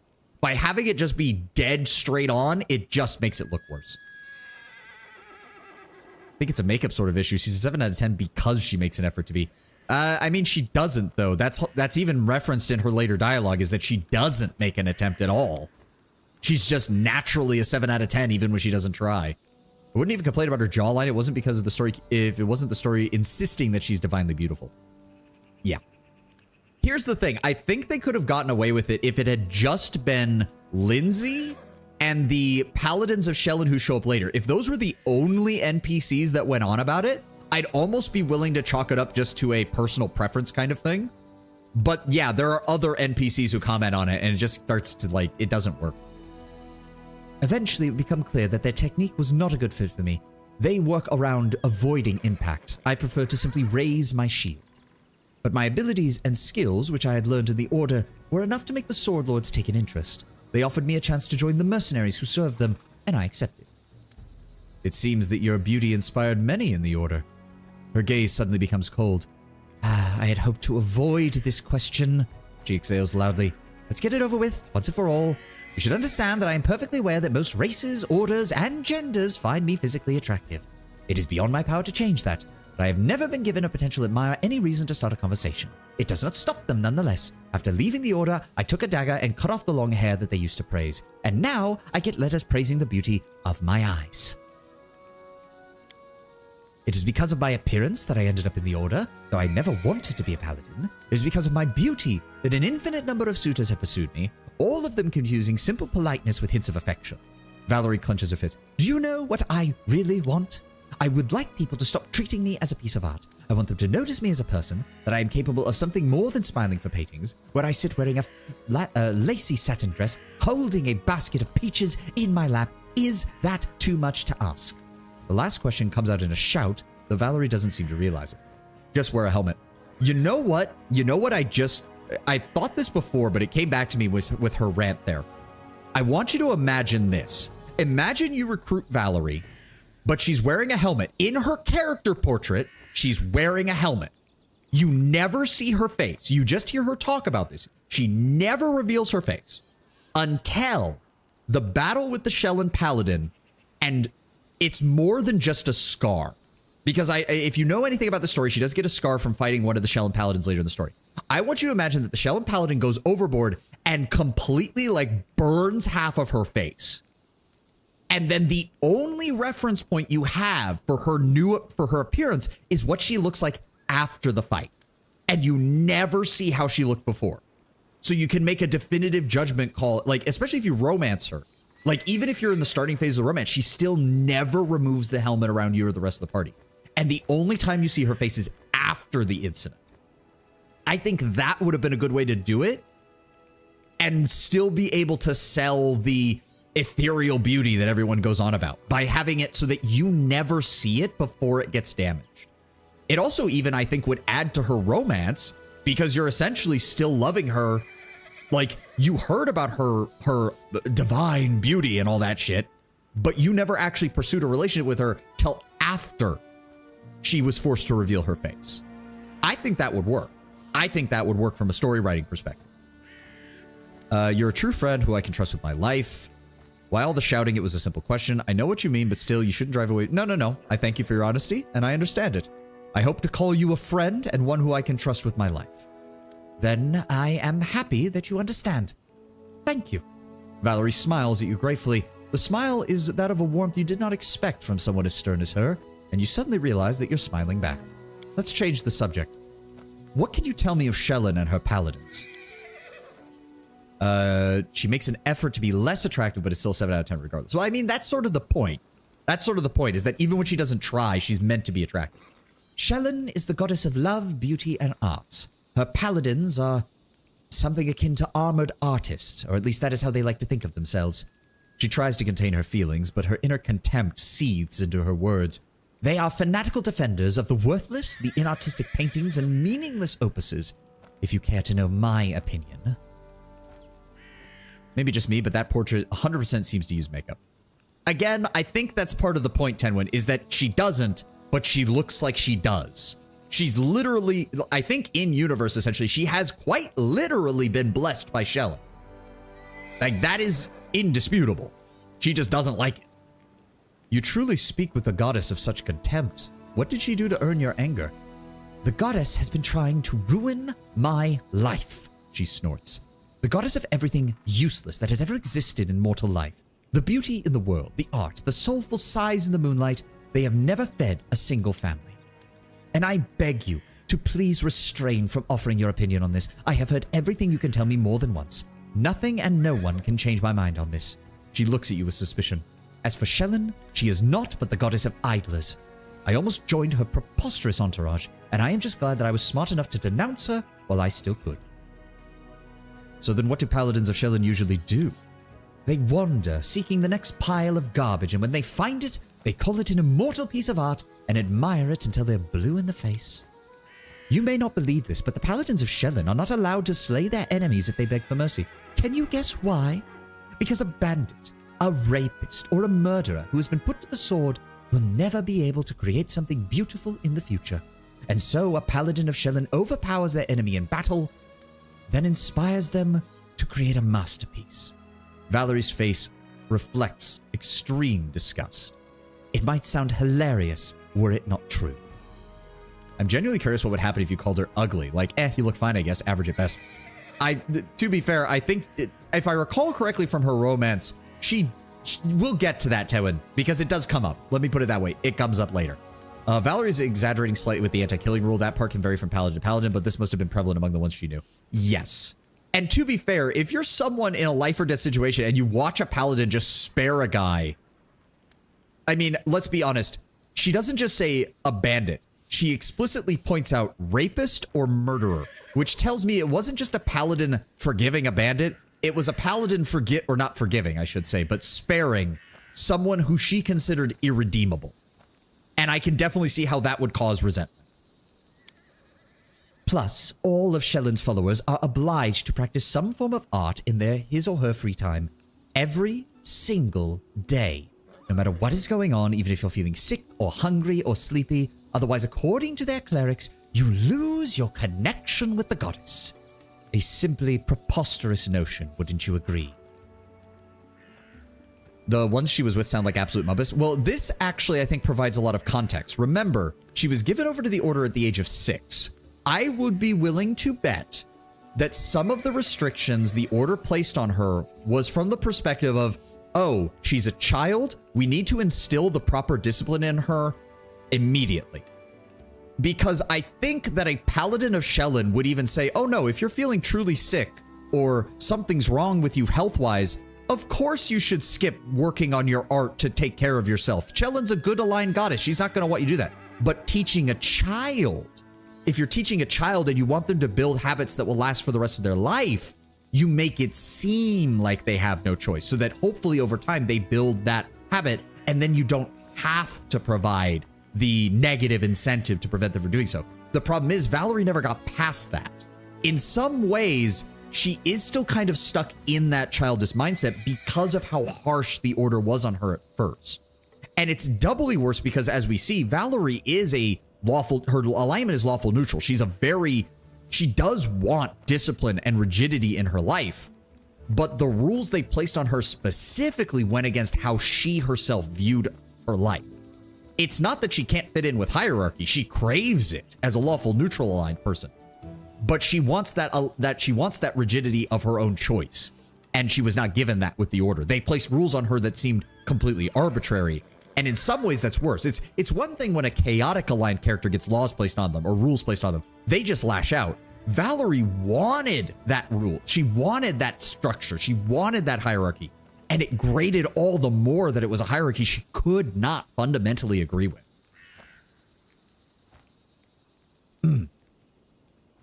I understand that not every piece of art is good or even decent, but surely there must be at least a few great works among them. Is that what you think? She curves an eyebrow in mocking amazement. Yes, many share that delusion. Even I was deluded for that for a while. Now, though, I consider all works of art useless. People create this garbage because they have nothing better to do. A peasant does not paint a picture. He plows the earth to feed his family. A soldier does not have time for sculpture. He must defend his homeland. Idlers, slackers, they have plenty of time to waste, so they smear their canvases with paint and imagine that they have done something worthy and valuable. Valerie shakes her head in disapproval. Well, Valerie really doesn't appreciate a hobby. In her mind, practicing for combat is a hobby.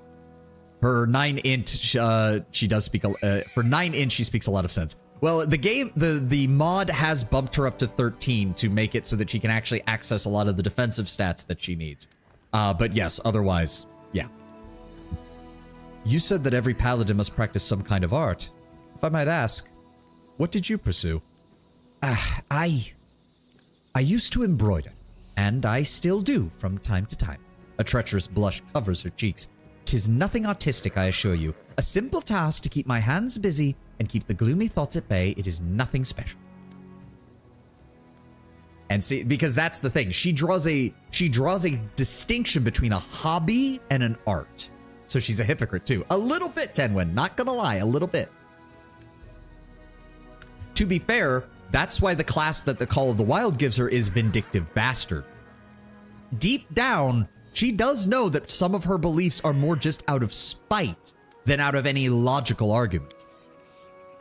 So you're an atheist. You refuse to worship any deity. She isn't claiming it's of any value, it's just a personal hobby. Yeah. I need no guidance from above. I have my own good conscience and my leader's orders to live by. You know you don't have to... No, we're lawful evil. My character is enjoying the fact that she's maintaining good manners while speaking with me. We're not even going to mention this. So you say you had plenty of suitors.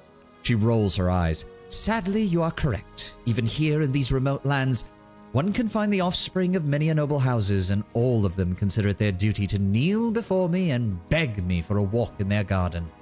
Valerie's voice overflows with contempt. Were words to be poison, you would be dying a horrible death. And do not forget about the village oaks. They understand the concept of nobility perfectly well. They realize they'll be punished if they dare to make an advance, so they prefer to stare from a distance and drool. Believe me, I can very well imagine what they discuss in the taverns. Valerie shivers and jerks her shoulders as if trying to shed the sticky, disgusting stares. It's worth noting there is no deity choice for character creation in the game, though there is one in Wrath of the Righteous. but each character does worship or not worship a deity as it will come through their dialogues. Look at me, Gorum. Yep. Amiri is Gorum. Jathal is Urgoatha. Lindsay is she Shelyn? Or she might be one of the other gods who deals with like bards. I think they are just hungry, Valerie. Not everything is about you. See, that is the part of her character that can be annoying. She does have an ego about her. No doubt about it. Lindsay worships Shelyn. That's what I thought. Yeah. Nope, we're not going to mention number 6. You're so eager to follow my orders. Why? What do you mean, why? She looks at you in bewilderment. I have agreed to join you. I follow your orders. I've joined your campaign because I have faith in your cause. I believe your intentions to be noble, though things may not always turn out as you've planned. You are my commander. Your orders are law, and it is my duty to follow them. She hesitates for a moment. So long as you do not order me to do something absolutely dishonorable, but a man such as you would never do that, I hope. Amiri looks a bit more appealing than you. Hey, I'll be honest. When I first played the game, and I did not know Amiri was one of the, what are they called? No, not archetype. There's a word Pathfinder and Paizo has for their canon characters of each class. I did not know Amiri was that, and I was honestly shocked there wasn't an Amiri romance path. And Iconics, that was it. Thank you, Britnoff. Yes, the iconic characters. I was just like, yeah, I'll romance the barbarian tomboy. Fuck it, yeah. And then it's like, yeah, no, she has no romance option. It's like, wait, what? Why? They intentionally avoid. Yeah, I know that they did. I found out later about the Iconics and Paizo and all that. I get why they did it. I get why they did it. Thank you for the conversation. As you wish. She nods with dignity. All right, we will save Jathal and Amiri's conversations for another time. We already took way too long with that. Let's get out and about, shall we? Yes, we've got a handful of gear. Let's get moving. The exit should be down here, right? We can take... why is the cat... Isn't the cat already active? Use. Right? Or is it not usable here? Oh, whatever. Let's get moving. That is not far. We'll grab our team. We need to go find 2 more people because we need to fill up this this group as quickly as possible. The Thorn Fort is over here, and the Spider Cave is over here. In my first playthrough, where I actually got anywhere in Pathfinder, because the first I ever got was past the troll boss, I actually romanced Valerie. Not sure why. I don't know what it censored there, Tenwin. I have no idea. She just sounds obnoxious. Yeah, she kind of does. I'm not gonna lie. She kind of does. All right, I don't think... Oh, God. I do love this. I do love just how big the map is. Oh, it's so nice. All of this will soon be ours. We will build a nation to be unrivaled. We've got Numeria up to the northeast or northwest. I'm pretty sure Pitax is down here somewhere. Yeah, Pitax. The Gnarl Marches are all no man's land, which all of Act 1 is going to take place in. The Comlands, the Shrike, Varnhold, and the Dunsward region. Ah, I do like that. It just happened. I actually think some features of the map are mirrored compared to the official map for some godless reason. Ah, whatever. It largely fits. And yes, the area cut off by the fog is the maximum extent of Act 1. So let's get moving. Does the map seem blurry to you guys? I don't know why. It feels like some of the... Like, everything that's, like, highlightable is fine, but some of the areas seem blurry. I don't know. Okay, so... let me see. I vaguely remember... We can pick up Lindsay somewhere down here, and then we need to go... It's called No Film Grain. Oh. Is a harem more lawful, evil, or chaotic? Joking about harems being seen as hedonistic and depraved. It would depend on your character's culture, I would imagine. If your character's culture has a long history of polygamy, it could be considered a lawful action, but you would need to treat it properly. Usually that would mean you only have one wife, but several concubines. Failing that, you could be a full-blown polygamous character and marry multiple people, which I would define as more chaotic. Okay, either way, we need to be heading in this direction because we need to track down 2 more characters to actually fill out our party. Oh, right, random encounter. I almost forget about those. A jittery old man in squalid clothing shuffles up to you. His gray hair is unkempt, and he continually clenches and unclenches his wrinkled, freckled hands. When he stops and looks up at you, his eyes widen and he tugs at his beard. Actually, speaking of polygamous Tenwin, the tiefling does have a polygamous route with her sister, if you choose to go that route with them, which is interesting.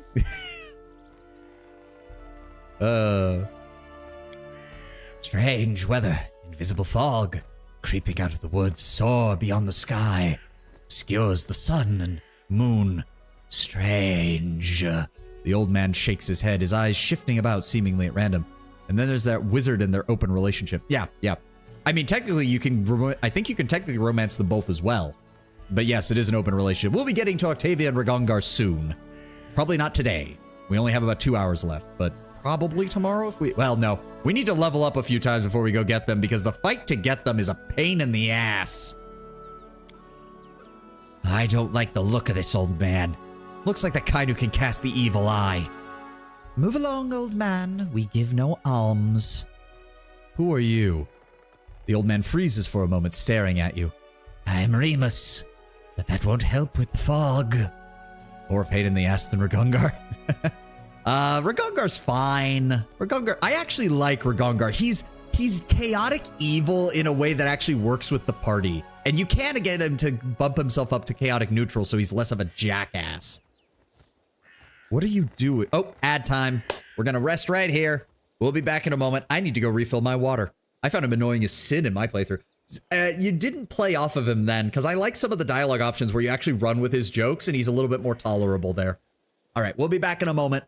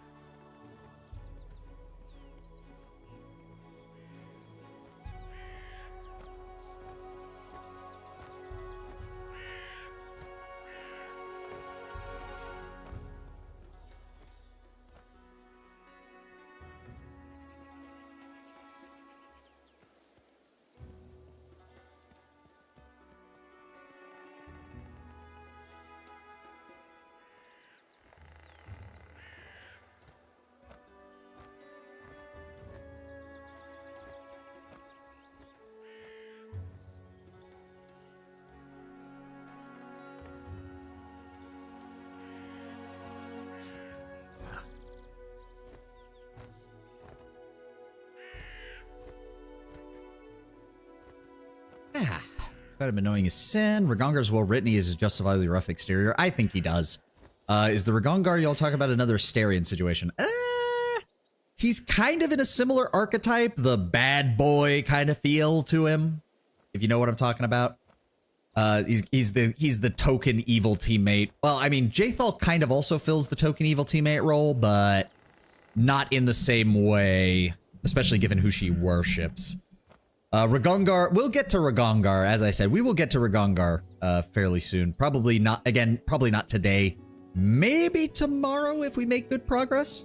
But we will see. We will see. Oh.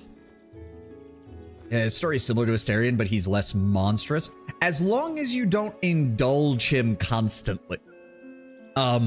And to be fair, I mean, like, it's hard to beat Asterion monstrous if you, if you let him go through like I did with his transformation.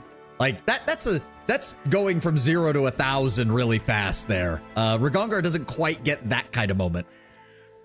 I have zero problems with him being evil. I have problems with him being a horny motherfucker. Oh, then you're not gonna like Ragongar. He is, but his is not like suave seduction. His is more like, fuck, killing all those people was amazing. Who wants to bone after this? Like, he's much more, he's a half-orc for one thing. So his relationship with sexuality is much more like aggressive, shall we say.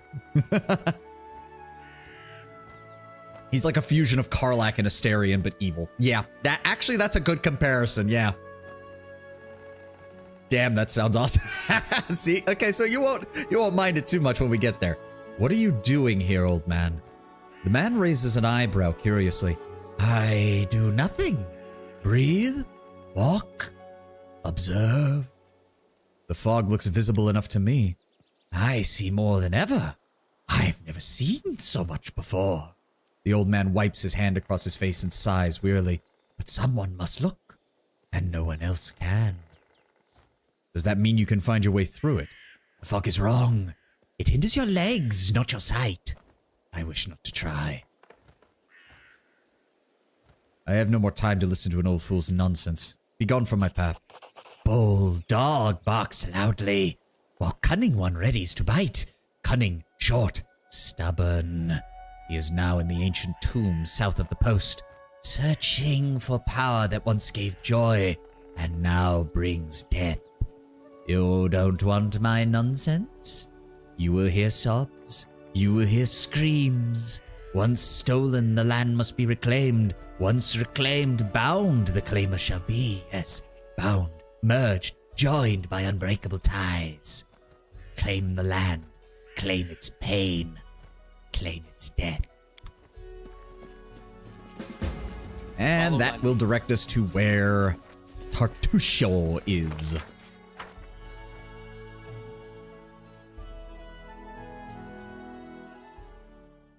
I recall correctly, that is, yes, down here, which we do want to get to. Can we handle that at this level? I think we can. All right, let's head that way then. I don't remember how all the trails work around here, so... Oh, right. Blackberry Meadow. You do have to mark these, though, because once we get our land, we'll be able to grab those as resources. Oh. Let's go ahead and fight. What have we got? Pause. Oh, there we go. Another thylacine. How do we want to start this off? Waiting. First off, pet, please. Thank you. Don't want to use a magic missile just yet. Don't hesitate. What you want? Miri, you don't have very good accuracy. Should we just form a firing line to start with? We might be able to deal a lot of damage if we do that. Let's just go with that. Waiting. I am prepared.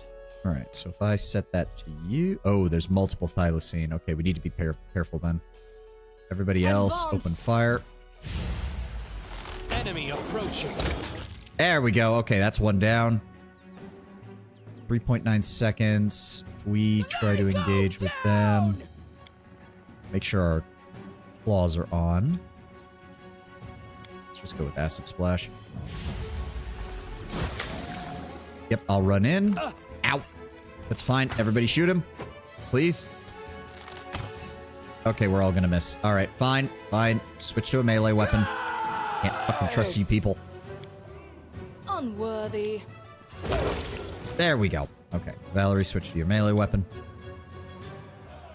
Guess I have less problems with Asterion being horny on its own, more so with him being unable to say more than 3 words without sounding like he's gonna give you head anymore. Yeah, it's the performance. Ragongar is not like that. Ragongar is much more like, yeah, let's fucking kill these guys. Total dude bro style of talking. All according to plan. As I said, he starts at chaotic evil. He is not a nice man to begin with. Let's go ahead and skin that. Okay, minor damage. It's fine. It's fine. Share your will. Let's go ahead and head out. Random encounters. I like random. Most part, I actually like random encounters. And to be fair, we need every bit of experience we can get because it's going to be a while before we level up. There we go. The ancient tomb.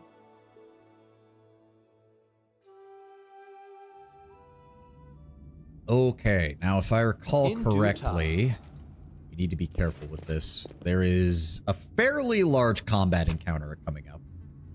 Summon monster, protection from chaos, some gold, some jewels. As it should be. Yep, there we go. Tartusio's mercenary. Harim is here. Okay, so we want to... Focus let me see here. on the I'm gonna goal. need shield. I am your shield. You're still fighting defensively. State your Good. desire. Jaethal, I want you to switch to your rapier. I want maximum defense. Here I am. Mary, keep the great axe. I'll have you rage when we start this fight. I think that'll be good. There we go. I've No got my claws mistakes. out. We're good to go. I'm just gonna down a potion just in case. Where's the cheap stuff? Thank you. Okay, quick save, just in case. That is Forward. not far. Move forward. Move forward. There we go. A gnome in gaudy purple garb seizes your attention at the center of the room. Of course, it's the scoundrel Tartusio, who you know from your time in Restov. The vile gnome is standing on a small hill, expressing his discontentment in every way he can muster. Let me guess, you're still dawdling. Should I make some tea in the meantime? Bake a pie, perhaps? Plant a small garden and harvest some cherries? Perhaps you'd be more comfortable wearing fool's caps and colored trousers. Then at least I'd be able to sell tickets. Come one, come all! Feast your eyes upon the slowest and the most ridiculous buffoons in Golorian. You know, it's truly a shock that Tartusio has managed to live as long as he does with how he talks. Why hurry? The same end awaits us all. Digging through a dusty dungeon, searching for I don't know what, and all this frowning. Scold, scold, scold. This is not how I imagined adventures with the future Baron. What am I ever going to write my book about? How we labored to open a chest filled with dust? Quickly now, if we don't find that artifact soon, someone else might seize it. Someone who's standing over there watching you right now, you fools! Tartusio turns his angry gaze upon you and he nods to his guards to draw their weapon. Lindsay, do you not think that this is the perfect time to throw away that silly draft and start on a real book? You already have the proper protagonist. Me. Yes! I shall overturn a new leaf, and on that leaf I shall pen a wonderful, thrilling story of the victory of the future Baron and the bitter defeat of his malevolent, flatulent rival. Nah. She sticks her tongue out at Tartusio while jumping for joy. I see my magnificent rival will stop at nothing, even at stealing the servants of his enemy. Let us see if your fools are even more useless than mine. Draw your swords and cover my retreat. Be victorious. Man, literally. Oh, right. You don't have control of Lindsay in this fight, which means she immediately aggroes half the enemy party. Amiri, I would appreciate it if you would rage. Jaethal, I need you to go help Lindsay before she dies. Valerie. Actually, if you could do the same with their mage, I will deal with the archer. I have more than enough capability for that. And Harim is running for it. Wow, did you miss? Seriously? To me, please. I'm working on it, Lindsay. Maybe you should have run away rather than... Okay, whatever. Miserable. Wretched. Okay, I'm pretty sure she doesn't actually die. She just gets knocked unconscious. Valerie, please charge the mage.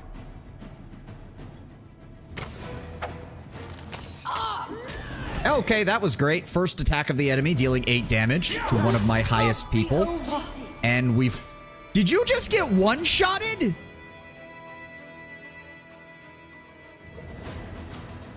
Yep, natural 20. Jaethal got one-shotted right out the gate with an AC of 22. Gotta love it. God damn it. All right, she's fighting defensively. Please stop him from casting. Nope, he still managed to cast. Mary, oh my god, she's already burned through half of her fucking rage. There we go. All right, the mage is down. Valerie's almost dead. Because of course this guy got his fucking... There we go, he missed. Everybody missed. Everybody missed. There we go. Well, Amiri's already used up 3/4 of her rage. Welcome to low-level Pathfinder, indeed. Jathal's already almost dead. Valerie's almost already dead. And Lindsay... they didn't change her class, did they? No, it's just standard bard. Okay, I do have a build for that. Where is it? Lindsay, maximum support build. There we go. Let's go ahead and pull that up. Give me a second. I can't see the chat right now while I've got this up. I just need to check to see what they're doing with her. So the main thing I would do with this is because apparently the cannon build for Lindsay using the game's auto level is very bad because it tries to turn her into a ranged damage dealer, which she just does not. She's not able to do very well. So instead, what they're suggesting is go with level 2 Bard. We'll go ahead and grab the bonus hit point because that's usually the best choice for these kind of things. She gets 4 skill points and they recommend 1, 2, 3, 4. Okay, so Call of the Wild does change things a little bit. We don't get as many skill points for some of these classes, so we're not going to have enough for that. I do have plenty of people who can do perception. What do they suggest for her? They suggest athletics? Really? Why? Hold on, I'm confused. Why would you... Oh, for the sure-footed. Wait, no, she already has sure-footed. Why would we do that then? I'm confused. So I guess the point is just to make her a skill monkey and support. Ah, okay, and then once you get enough of her skills high enough, you use heroism and inspire competence, which can take most of her skills into the 35 plus range. Okay, I see what they're doing here. I'm going to go ahead and not do athletics though, because we've got strength characters who can handle that. We're going to give her a point in mobility, a point in trickery. We'll give her lore nature because she also gets... Oh, do I have... Valerie has knowledge world. I have knowledge arcana, at least for now. We don't need persuasion on her, so let's go with use magic device and perception. And then they recommend... Wait, why is it saying to get a... Oh, right, versatile performance. Mobility? I think is... No. What? What the fuck is... I don't know. Hold on. Let me bring the chat back up because I can read this already. Sorry about that. Calling the halfling a monkey. Easy. As a bard, she's an efficient skill monkey. Yes, yes, that's the point. So it would be versatile performance mobility. She uses the number of ranks in the skill equal to half her bard or skull level. In addition, she uses her charisma modifier in place of the ability modifier the skill would normally use. Can immediately retain all of her ranks in excess in the selected skill at no additional cost in money or time. So she's going to get 1, 2, 3, 4. She's going to get all of these eventually. The canon slur for halflings and Galarian is called a slip. On the one hand, I don't see why. On the other, just saying that out loud made me feel like it was wrong. But we're going to go with mobility. And we're going to grab... Where is it? Wait, what did they suggest? Hideous laughter.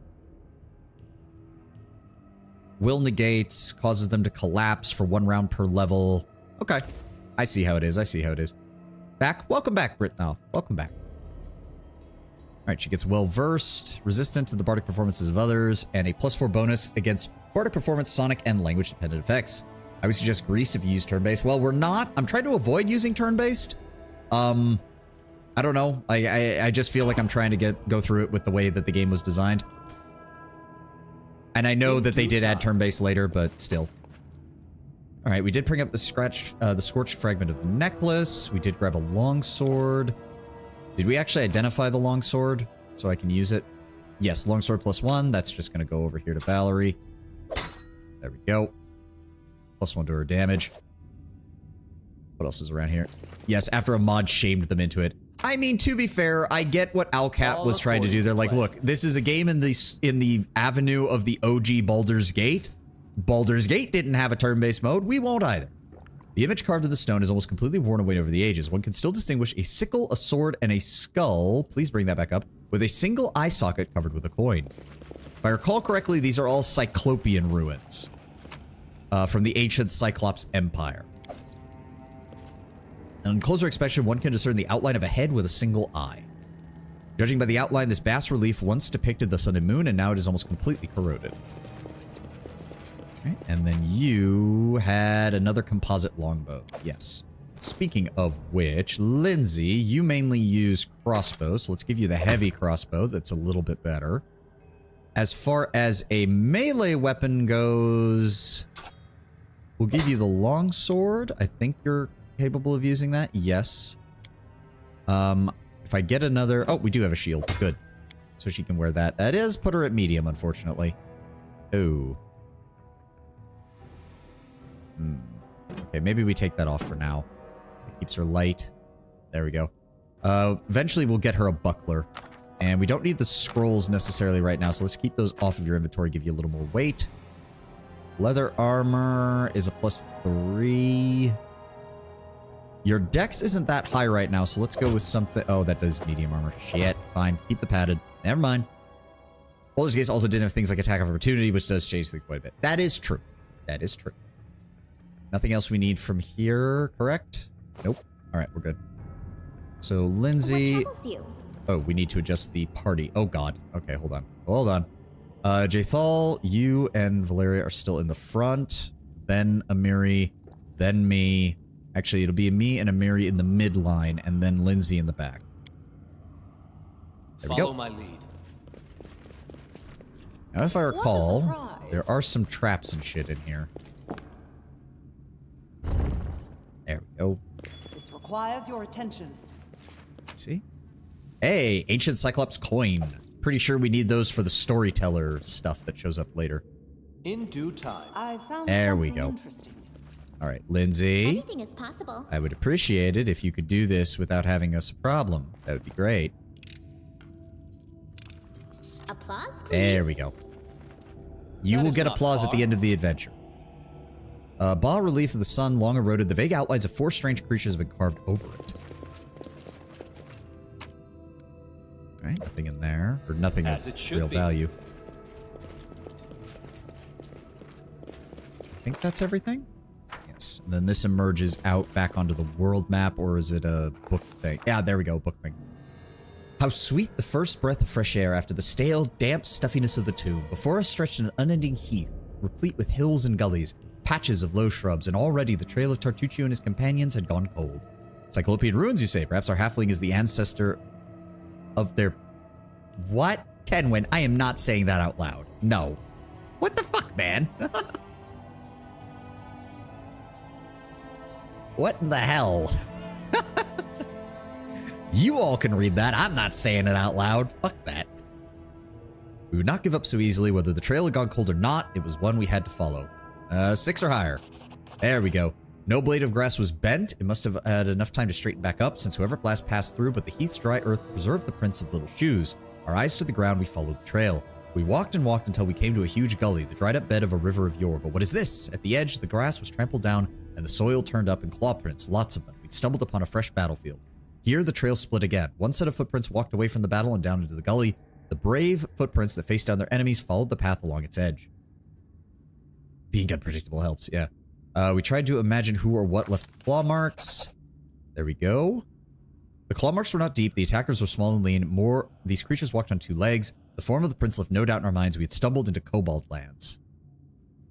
We tried to find any traces of magic in the surrounding. Traces of a spell apparently from an illusion school of magic near where the lonely trail descended into the gully. Okay. Yep, follow it down into the gully. To our surprise, we discovered that our little shoe prints turned into little claw footprints on their way to the gully, as if someone from Tartuccio's band was wearing shoes and then either took them off or grew claws, then jumped into the gully to avoid the battle. Yes, we follow it down into the gully. The way down was steep, and it took some time to reach the bottom. Walking on the loose soil was difficult, but the clawed footsteps were easy to spot. The bottom of the gully went downhill, deeper and deeper. Finally, the footprints turned, whirled up the step slope, and disappeared at the gully's edge. We couldn't but admire the animal agility and clever claws of the creature we were following. The slope before us was as tall as 2 men and ended in a hanging crest. Climbing such a slope would be no easier than climbing a sheer wall. However, a long, steady looking route stuck out to the ground from the top. Okay, Lindsay has a mobility of 11, so this is no problem for us. After tugging on the root, Lindsay took a deep breath, grabbed it with both hands, and began the ascent. Pushing with her feet against the slope and grabbing the root with both her hands, she climbed higher and higher. Only her heavy breathing and the faint creaking of the root broke the deadly silence. Suddenly, dust poured from the top of the slope as the root began to slide from the ground. Keeping her wits, she shifted her weight to her legs and froze. After a tense moment, she continued her journey, and soon had reached the top of the slope. After catching her breath, she lay on the ground and offered her hand to help the next of us up.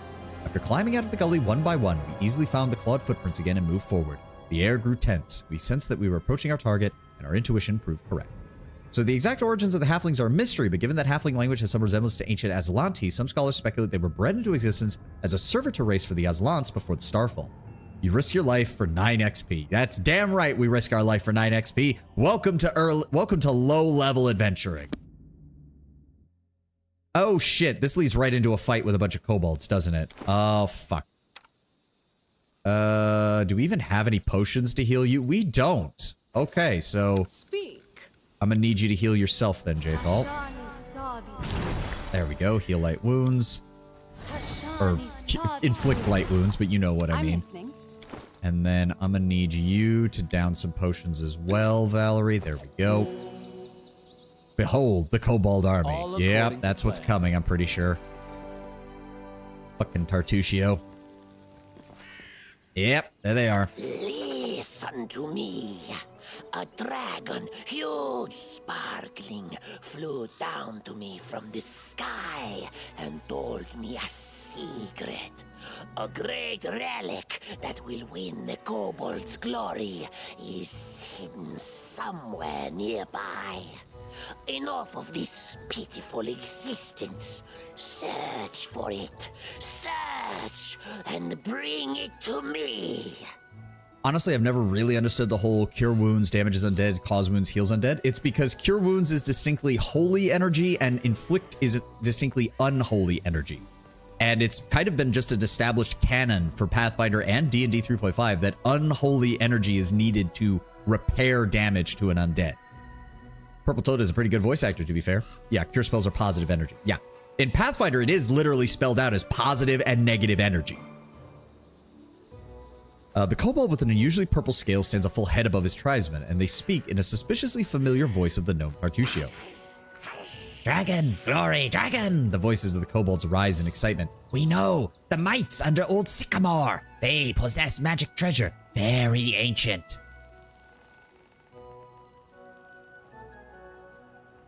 I grow tired of your tricks, Tartuccio. No! How did you find me so quickly? Tribesmen! Protect me! Cover my escape! The kobold gives a start of surprise and almost drops the horse skull from his head. Our victory. And we're immediately in combat. Fortunately, let me see, hideous laughter. One enemy, that's not good. Yeah, unfortunately we don't have Tartuccio and his fucking sleep spell, which would be most useful. All right, how many of you? So we've got 1, 2, we got 4 archers is the problem.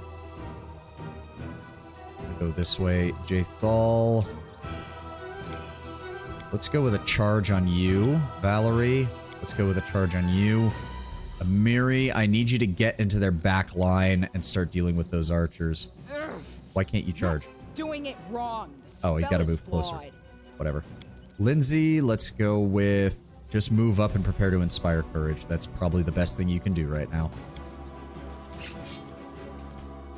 You mind drawing the swords, people? Let's go. Oh, they're all gone. Wait, they all leave? Okay, hold on. Amiri, you and Valerie deal with them. Jaythal, you'll assist me with this guy. Lindsay, don't even bother wasting your stuff. Just go ahead and attack. No, ranged weapon. Not. There we go. Let's try this way. And Amiri already gets stabbed. And we missed. There we go. How much health do these things have? Wasn't there a way to inspect these things? There we go. Yeah, lawful evil. 18 hit points. 18! Because they do count as having a fighter class, which is another problem with the way Owlcat does their stuff here, which is they actually gave player character levels to every enemy, every humanoid enemy in the game. That is not how you do a D&D style adventure. That is a recipe for fucking disaster. There's an imprint in the ground near the empty chest. It looks like another chest of the same size recently sat beside this one. Got some supplies. I don't think there's anything else here. Or if there is, we're not finding it. Some of these maps you have to be careful. Yeah, because there's stuff out at the other edges of them. There we go. 10 things of port. Let's do a quick run around the map real fast. Here's the thing. Kobolds and goblins canonically are defined by class level. That's why NPC classes exist for the case of less significant monsters. Yeah. Ooh, ancient Rustlandic coin. In due time. So I am definitely thinking, hold on. Can we get you in lighter armor? Because your speed is actually starting to affect things. We want to get her in something that gives her the max. So hold on, she has 22 here. She only loses 1 AC with this, but she's going to get her full speed. And I don't have to worry about medium armor slowing her down anymore. I like that better. That is part of the problem with the heavier armors, is that you want the person in the front, but the person who's got the heavier armor is already going to be moving slower than you'd like. This being a video game, Owlcat only has to worry about building the monsters once. I know. How all according to plan. There we go. Thank you for finding that. That'll be worth a nice pretty penny later. There we go. And if I recall correctly, this pops us out southwest corner. Did I get? No, I already got the one in the southwest corner. I already got that one. I got the one in the upper left and in the bottom right. Yeah, we already got the one that was down here. As it should be. Scare the shit out of me there, Britnoff. But no, we already got that one. That's okay. It's okay. I should have remembered before I panicked because you said something. That's on me too. Southwest. Oh my god. All right, fine. One more. I could have sworn we already got it all, but in due time. What a surprise. There we go. No, you're right. Jesus Christ. Yeah, this one's just more alcohol that we can sell for money. That's literally all it is, but still. At this point in the adventure, we need all the cash we can get. Let's go.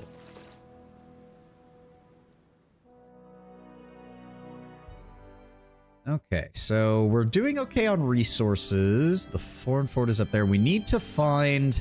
There's a temple over here where we can find our other major companion for this arc. Let's just go ahead and connect these dots up here. We don't need to go into the ancient tomb. Is it the film grain? Is there a film grain option? Because I don't know. It looks really blurry on my screen.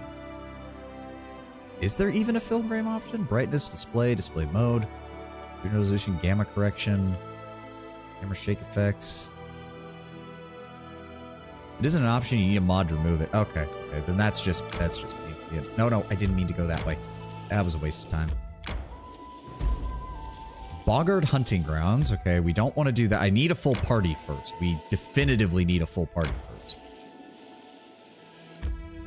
Ah, this is going the wrong way. The temple's somewhere over here. Maybe we should go to the Thornford first. Right, because there's an NPC there. I think he tells you about it. Let me see if we can go enter the Thornford.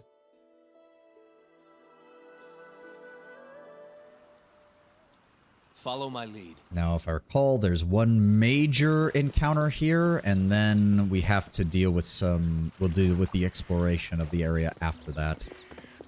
Well, I guess we can grab this one. All according to plan. Edible moss. Go ahead and grab that. Anything else up here? See, I do like this aspect of exploring the various maps in Kingmaker because it's funny. I liked it even before I played Baldur's Gate 1, but having played Baldur's Gate 1, it feels even more like the proper exploration adventure. Did you play this before they made changes to Act 1? I might have, but that was years ago. Britnoff. That was a long time ago. I don't even remember if I did or not. Like, it's been too long. Hey, some more supplies. Good. Doesn't look like there's anything else over here. I'm pretty sure the bandit camp we're looking for is just to the south. In due time. Be careful. Oh, I do love the fact that we can rotate the camera. It's so nice. Without having to be stuck with a singular, oh, there they are. Unfortunately, it did block us from seeing them. The dark-haired bandit is kicking the ground irritably. When she sees you, she squares her shoulders and clenches her axes. Well, look who's here. Requires good. Specific alignment required. Well, we're not getting that. They added the boggards in an update. The hunting grounds are fairly safe because there's only 4 hit dice enemies, so daze works on them. Ah. Looking for the Stag Lord's fortress. Perhaps you'd be willing to help. You can tell me everything you know about the Stag Lord and where he's hiding, or you can die. No. The Svetlana did ask us to show some mercy. We will give her a chance. But if she fails, we will kill her and all of her men. There's another boggart area that was added as a challenge. You probably don't want to go there. Yeah. I'm looking for the Stag Lord's fortress. Perhaps you and your men would be willing to help. Ha! You think I serve him for money? She smirks bitterly. Enough talk. Die. Who would hope to find honor among thieves? It will be a pleasure to cross blades with you. Well, you should be. I gave her one chance. I gave her one chance and she decided not to do it. All right, Valerie, everybody is aggroed on you right now. Jathal, I want you flanking. Amiri, I want you flanking. He only has 2 rounds of rage. It's too dangerous to try and use. Rip Pressel. Yep. Hey, we're playing an evil alignment. And as far as I know, the only way to save her is if you are playing a good alignment. If you're playing any other alignment, she doesn't go for it. We're going to zap her with a arcane missile to start with. Let's let them get closer, and then I'm going to have Lindsay try to use her hideous laughter on them. Let me see here. We've got 2 archers, 2 melee, plus Cressel and her axes. So, Amiri. Let's see. Valerie, you're going in here. Jathal, let me see. +1 sacred bonus on all attack rolls. We're probably going to rest after this anyway, so I'm probably going to want to use these.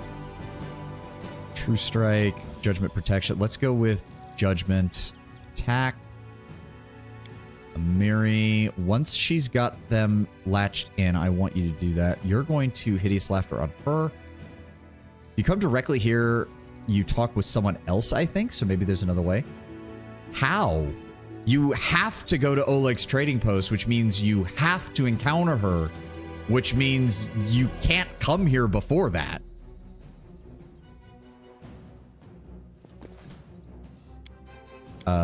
Are you gonna use it, Jathal? What's going on here? There we go. Attack. And then Amiri, I'm gonna have you run in. I'm not doing it wrong. The spell is flawed. Oh, right, I forgot. When you're in real time, charge doesn't work very well. I'm just gonna skip that then. There we go. And he's down. Very nice. Jathal, get in there and join the fight. In fact, if you got the +1 to hit... No, just keep the rapier. That's fine. Magic Missile dealt some damage. Good. Alright, they're missing for the most part. Who are you targeting? You're still targeting her, or you're still targeting her? Good. Sorry, Cressel. Ow. Valerie, hold on. Oh, there's another one over there, isn't there? Okay, can we please stop missing? Jathal, are you even attacking? How many misses? How many misses? She's gonna hit me. Yep, I saw that coming.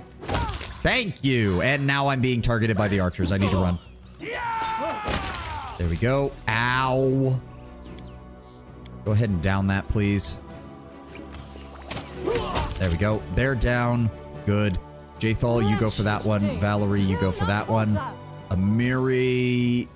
Oh, he is up there. That's not good. Magic Missile. And Lindsay, you go ahead and shoot at him too. Okay, as I said, we're gonna rest after this, so I'm just gonna keep using Magic Missile. Ow. There we go, they're down.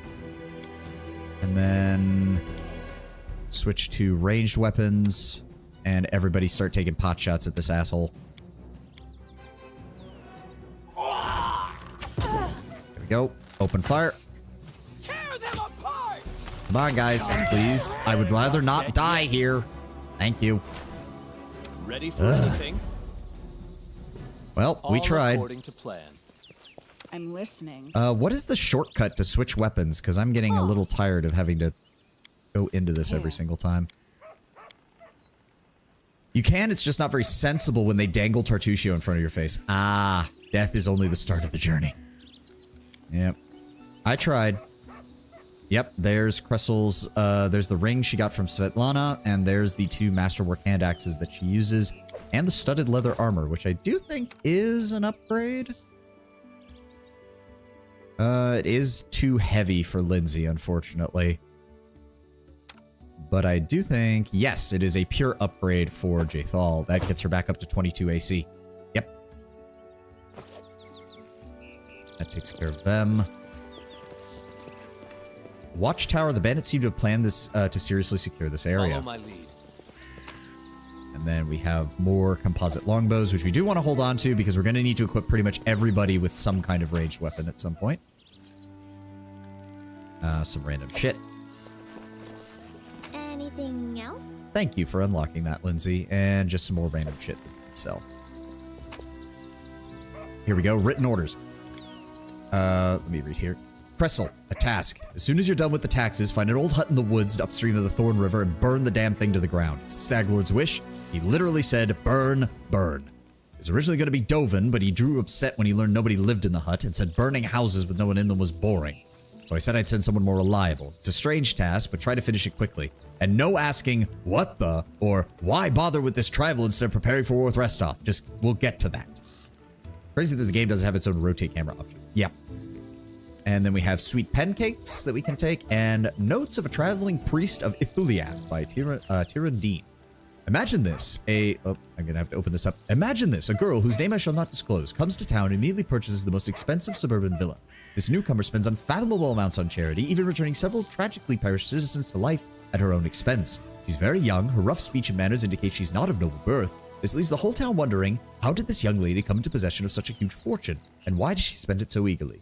Those secrets were revealed to me when I was invited to the mysterious girl's house to provide healing services. The young lady reluctantly displayed something she'd been hiding from everyone, terrible acid birds. She forestalled any question with a single word, Ithuliak. The monstrous black dragon's name was well known in the River Kingdoms. She'd lived in the region for hundreds of years, inspiring terror and emptying settlements. Many experienced dragon hunters had attempted to put a stop to her, and all had perished. No one knew where Ithuliak's lair was, or where she would strike next. The wounds Ithuliak's acid breath left on many patients' bodies were terrible, but her soul was hurt much worse. The girl and her friends had found the lair of the dragon. They could have gathered hunters to destroy the monster, but instead they kept silent in search of profit. When the lair's mistress was absent, they would carry treasure out little by little. Ithuliak suspected something was happening, so she set an ambush for the thieves, and they were dealt with cruelly. My patient pretended to be dead, surviving while the dragon devoured the bodies of her friends. She had so much gold left at her disposal, but it came with such the burden of memories that recalled devastated cities and countless people burned by acid. Unable to tolerate the guilt, the girl tried to atone for ill-gotten gains with good deeds. I was able to heal her physical wounds. When we parted, she told me she planned to spend the rest of her wealth organizing an expedition to the lair to end the beast. I recently heard a rumor that the villa has been abandoned for quite some time now.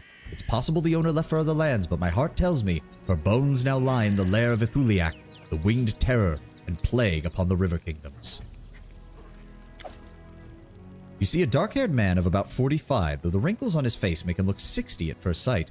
He's currently a prisoner, judging from his tied hands, and he slouches a bit, squinting short-sightedly at the light as he moves his lips as though speaking to someone invisible. He jerks his head up as he notices you. Ah, praise Erastil! Erastil, known as Old Denai and the Stag God, is one of the oldest gods of the human pantheon worshipped in the Inner Sea region. He is concerned with family, farming, hunting, and trade. During the Age of Creation, Erastil was among the gods who battled Rovagug when he sought to destroy Galarian, and were eventually able to contain him in the Dead Vault at the planet's core. His religion dates back to before the Age of Darkness, when small farming communities and hunter-gatherers would pray to him for bountiful harvests and successful hunts. Legends claim that it was Old Deadeye himself who crafted the first bow and gifted it to humans to overcome the challenges of the world. Even as the accomplishments of civilization mount, Erastil continues to embrace and represent the simple pleasures life has to offer. Yeah. If I recall correctly, you basically had... It was... you had Erastil and Abadar, who are basically the gods of civilization and the wilderness, but in the good aspects of them. And then later on, Aroden joined in, who was basically the god of humanity specifically, but then Aroden disappeared. So you kind of... Erastil and Abadar are two of the mainstays of human worship in Galarian, if I recall correctly. Alongside gods like Iomedae and Shellin and Sarenrae, who are all about the various ways to fight against evil. Someone finally chased off those scoundrels. Thank you, stranger. I am Jod Kavkin, a priest of Erastil, from Galt. Those bandits attacked me as I was crossing the river, and and said they wanted to take me to their leader and make me heal their wounds. Ha! Not a chance. The strength granted to me by Erastil is meant to help honest people, not robbers. Aradin was a human who survived Starfall, became a deity after interacting with the Starstone. His lifespan is incredibly short for a god. Yes, but he did basically become the head of the human pantheon while he was around. Hey, Harim is fighting evil, just playing the long game is all. Galt. This is our revolutionary France XP, if I recall correctly. A nation of freethinkers and radicals renowned for its brilliant poets, artists, and philosophers whose ideas have shaped the politics of Avestan. Galt was once a vassal nation of Cheliax, but after the death of Aradin and the rise of House Thrune of Cheliax, the people of Galt decided to throw off the foreign rule along with their own nobles who had colluded with them. The executions did not end the bloodshed, and within 5 years, the severed heads of the ministers of the first government would also roll down the steps of the guillotine. In the 40 years since, over a dozen governments have ruled Galt, rising and falling like the waves of a sea. Lawful evil. I hope you will not forget to reward your rescuer, old man. George shakes his head in disapproval. You think me some ingrate? I may have exhausted my supply of prayers, but I am ready to heal you or bless you once I have recovered my strength. I'm afraid an old fool like me won't be able to handle the mission that was given to me by Erastil on my own. How can I search for his temple when the bandits around here won't let me take a single step? I'll head to Leviton's trading post to rest and think on what to do next. Please, traveler, should you happen upon the ruins of the Temple of the Elk, come and inform old Jode. My gratitude will know no bounds. Thank you. Now we can finish exploring this area. I don't think there's any more combat here. This is the one problem with the rotating map is this. Oh god, can we turn it back to the north so I can actually see? Thank you. That is I need to make sure. It's good when you need to check on something. It's not so good when you're actually exploring because they, to be fair, they did design these areas with an immobile camera in mind. So need to be careful of that. I don't think there's another encounter around here. We might just make camp and rest though. The question mark key is the default to reset rotation. Thank you, Britnoff. Thank you. I need to remember that. And there's the traps. I knew there was going to be some around here. I am prepared. All right, Just Lindsay. letting the ink dry. Hopefully, don't blow us up, please. You triggered the trap. God damn it, Lindsay, run. Okay, Jathal, you have the most health. I need you in front. It's a summon monster spell, so we should be fine. Despicable. All right, everybody join in. There we go. All right, Lindsay, would you like to try again and not fuck us? Nope. Really? It's a DC of 17. She has an 8, which means she only needs a 9 or higher. Oh, it's still not high enough. Oh, well. Fuck me, I guess. Valerie, get up here. Jathal, get up here. Everybody else wait. There we go. He is targeted on Valerie. Good. And everybody missed. Thank you for not missing, Lindsay. Let's finish clearing this. Here I was thinking, there's not going to be any more combat. Skill boosting feats and abilities are good choices earlier, so low rolls don't fuck you. Yeah, I'm well aware. There's only so much we can do right now, though. Lindsay's our main trickery expert. I think Octavia is the only other one who's really good at it. It's going to take us a while to get there. Yeah, thanks for costing us the XP, Lindsay. Yeah, unfortunately. Right, I want you to reorient this. We should be cleared on this side, I believe. Follow my. If she has Inspire Competence / Lingering Performance, you can take quick hits of her performance for another boost. Yes, but I don't think she has Lingering Performance yet. We did not grab that. I think that comes... That's either a feat or that comes later. I don't remember. Well, Vers... Is that a feat we have to grab? That might be a feat we have to grab. Yeah, probably is. Yeah, we also get Inspire Competence next level, which will be also very nice. Which gives a +2 competence on skill bonuses. Jathal has the guidance cantrip. Right, I do forget that guidance was already a thing in this, wasn't it? Virtue. Where is it? Virtue? There it is, guidance. Yes, 1 minute or until discharge. Yeah, I should have done that. I mean, she still would have failed. Lindsay still failed that check by a fairly sizable margin. So, oh. There are more bandits. Shit. Okay. I think we could do this. If we send Valerie and Jathal in first, we should be fine. Yeah, let's send Jathal in first. She's got an AC of 22. Surely an AC of 22 will be more than enough, right? Surely the enemy won't get multiple crits on us. Better ones. Who's attacking who? Yes, they're focused on Valerie. Good. How curious. Guidance also works on saving throws and stacks with resistance. Cantrips can be pretty useful. This is Yep. where I step in.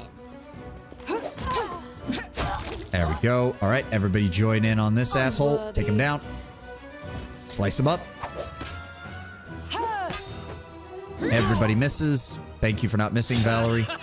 Or not Valerie, Amiri. Ah, low-level Pathfinder, where 90% of the attacks fail, and the one time you hit is when you deal 90% of their health and damage. Hey, he had a gnomed hooked hammer. I'll take that. The other guy didn't have any gear on him. We found a ring and a masterwork heavy flail. That's the two-handed version of flails. That should be, yes, a ring of protection. So that gets Valerie to a 21, or we can give it to Jathal and get her to a 23. So yeah, Jathal might actually be our tank for a while. In due time. Let's make sure there's nothing else on this side of the river. I think we're good. Yep, not detecting anything. No pickups. We're going to rest before we do anything else, though, because I am heavily injured and I would rather not use a shit ton of healing spells. Well, actually, we can mitigate it somewhat. Adventures call to them. Lindsay does have some healing left. Yes. Share your will. Jathal does not. We also don't need the dismiss spell and the aid another on here. Reject rage. I don't want you raging because you are a spellcaster. No mistakes. Same thing with you. I don't think we have any abilities that inspire rage just yet, but still, want to be careful. I don't think we have any other... Right, and she does not get lay on hands. I should remember that. The Vindictive Bastard does not get lay on hands. They just get smite. You want to reject that. She also has solo tactics. At second level, Vindictive Bastard gains solo tactics as per the Inquisitor class feature. She can activate this ability, gains the benefit for 1 round. She can use it as a swift ability to gain for 1 round. She can use this ability a number of rounds per day, equal to half her paladin level plus her charisma modifier. Okay. All right, well, we're going to need to rest because Amiri has almost no rage left. We've used most of our spells. Ready for anything. And I cannot take a hit worth damn right now. So let's go ahead and camp. Oh, are we not? There we go. Set up the camp, everybody. Should we just use rations? I'm trying to remember how their camping system works in this. First of all, I need to see... What have we got here? Oh, sorry. Okay, so lore nature, stealth, lore world, and then perception is for that. Party meal is a DC cooking of 20. We could make some seasoned winged and thighs, which give us 1 temporary hit point per level for the day, which is fine by me, and has a much lower DC than that. Who has the highest knowledge world? 7, 6, 2. So if we put Lindsay here...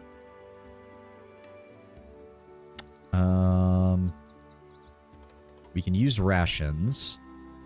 Rations will save us having to use hunting, which hunting is what takes time, unfortunately, because as far as I know, the only way to do hunting and not take a shit ton of time is when you have massive bonuses to lore nature. Otherwise, it can take fucking dozens of hours for your person to hunt things down, which is a pain in the ass. And we can choose a special... Who? You have a +4, -8, +2. Ooh, she's also one of the better ones for... Hold on. So who's the best there? If we put you in cooking, we put you in camouflage. Amiri sharpens weapons. Jathal summons undead guardians. 2 undead warriors come to protect Urgoth as chosen are allies. They cannot be used as guards in guard shifts, but will fight on the party's side in case of attack. That might be the best choice. Unfortunately, my perception is not very high, so... Yeah, news, healing spells, and abilities before resting. We can put you here and me here. And pray to God we don't get noticed, I guess, is our only choice. I will get perception eventually, but we do need our first couple of skill checks onto Arcane so I can unlock Dragon Disciple. People never use rations as the only explanation for people being pressed for time to finish Act 1. Yes, the first time I played, I did not use rations. I saw hunting and I was like, why wouldn't I use that? And by the end of Act 1, I was like, dear God, I've got like 2 days left to kill the Stag Lord. Run, run, run, run, run. It was not a good decision. Let's put it that way. All right, we're going to go with this. Begin resting. I didn't get it. Why is no one hunting some meat? We have some ration packs stored, Amiri. We shouldn't expose ourselves to risk by wandering here alone. Of course, Amiri is bitching about there not being meats, and we failed to cook anything good. That's unfortunate. Please don't have us be attacked. We rested for 9 hours and barely gained any of our hit points back. Oh, right. They actually track the amount of time for this shit. I forgot. You can still hunt and pick up some extra rations, but without that, you have to fully hunt, then rest. Which takes ages. Yeah. And I forgot that this game does keep this game keeps full track of time. You have to actually select rest until healed, or else you only rest a standard length and barely recover anything. I know what to do. What you want? Well, Lindsay, you're going to be using most of your spells to get Amiri back up and running. Yes. Yeah, 1 HP per level natural healing. Yep. Well, that'll have to do for right now. Should be. Rest is comparable to Baldur's Gate 1 and 2. Yes, but in Baldur's Gate 1 and 2, you rarely had to worry about time. We do technically still have to worry about time right now. He wants us to worry about the temple, which if I recall is... The abandoned hut is up here. The temple's somewhere around here. We do want that because the companion we get there is good. As a concession to the player, if you get attacked while resting, you get a free full heal. Oh, really? I didn't even know that. And unfortunately, moving through the gnarl marches takes fucking forever. Because we move very slow here. The temple's around here somewhere, but I think we have to cross the river at some point in order to get to it. Fuck. I guess we could go there first. I don't think there's any combat there. I really want to find... What's his name? I can't even remember. Tristan, that's it. Oh, no. Oh, God. Except we are in the gnarl marches. I have a bad feeling about this random encounter if it's what I think it is. It is shit. A group of well-armed fighters approaches, one of them raising a voice and pointing. You, stop right there. Kalana, look at this one. Will he do? The group's leader lays her cold and watchful eyes upon you. This one, I suppose, but I don't like his snout. She studies your companions carefully and nonchalantly, as if examining goods at a market. This encounter is good to use turn-based mode on. Yeah, I know. Listen, you tramps. We are of the Technic League. Our slave died and we need a replacement. One of you will be coming with us. The rest of you are free to go. I advise against resistance. It would be a quick trick to kill every one of you. Choose now the one you will give. I like this event. I mean, it's a cool event. It's just... It's overtuned as fuck for the fact that you're a group of at max 5 level 2s and they decided to give all of these people character levels. There is no negotiation with slavers. Big mistake. Okay, right. And she immediately starts summoning because fuck me. All right, Lindsay, I need Inspire Courage. I am just going to... It's not overtuned. You aren't supposed to win. I mean, yes. Technically correct. Amiri, just go ahead and rage. Valerie, Jathal, focus on that one. Valerie, focus on that one. Are they focusing on her? Yes, but there's another mage and he's about to cast fucking... Ugh. And cause fear immediately, cause Valerie to run away. Thanks, game. Hopefully that disrupted her spell. Just cast another one. Just cast another one. We need to do damage and get her out of the fight. You never had a chance. Thank you, Jathal, for actually being... Really, 2 damage, you piece of shit. All right. They've got her distracted. Get over here and engage. Valerie, you're back. Thank you. At some point, I took a shit ton of damage, and I don't have a healing potion. Oh, because their archer shifted targets to me. Part of the plan. And she just keeps summoning wolves, because fuck me. Luckily, Jathal's taking pretty much no damage. All right, Amiri, you go after her. Valerie, keep focusing on... Actually, no. Yes, Amiri, go after the... Oh my god. How many of these things do you summon? Bring it.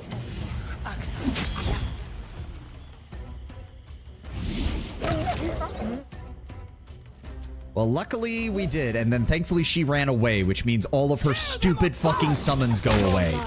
flee. And Lindsay has pretty much used up all of her bardic abilities in a single combat. Yay. Ugh. Well, we need to rest to full heal again. That's great. Thanks, game. Alright, an S-Stock, which is an exotic weapon, which basically makes it useless in this game. Because pretty much nobody wants to waste a feat getting exotic weapon proficiency.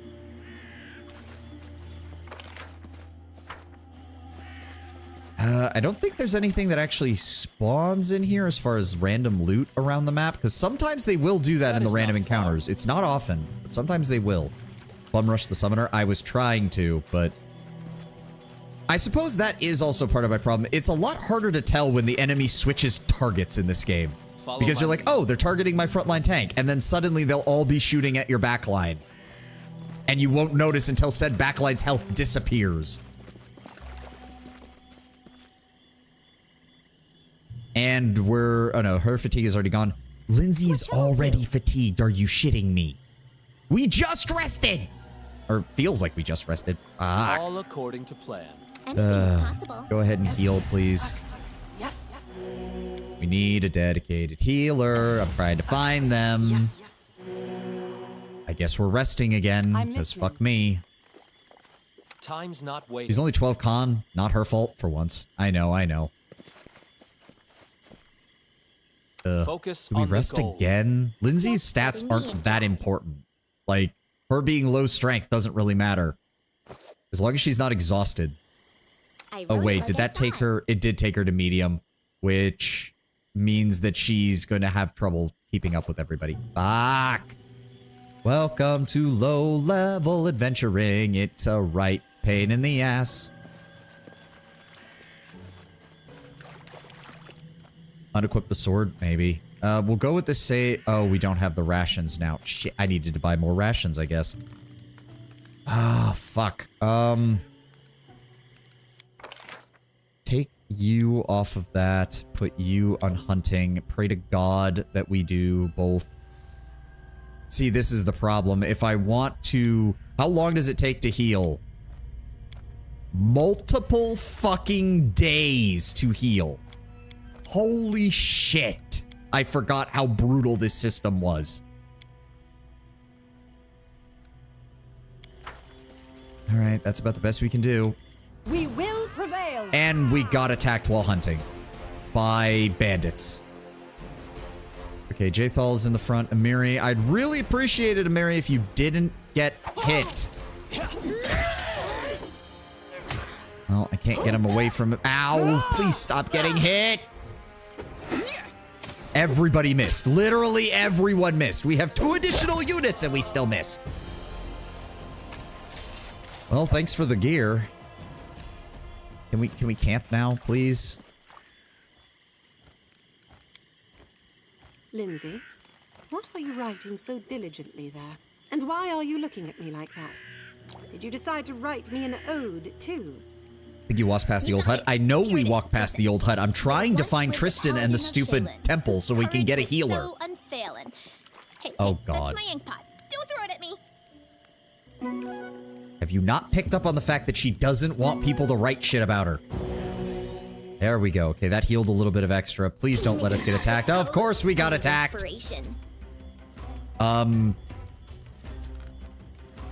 Wait.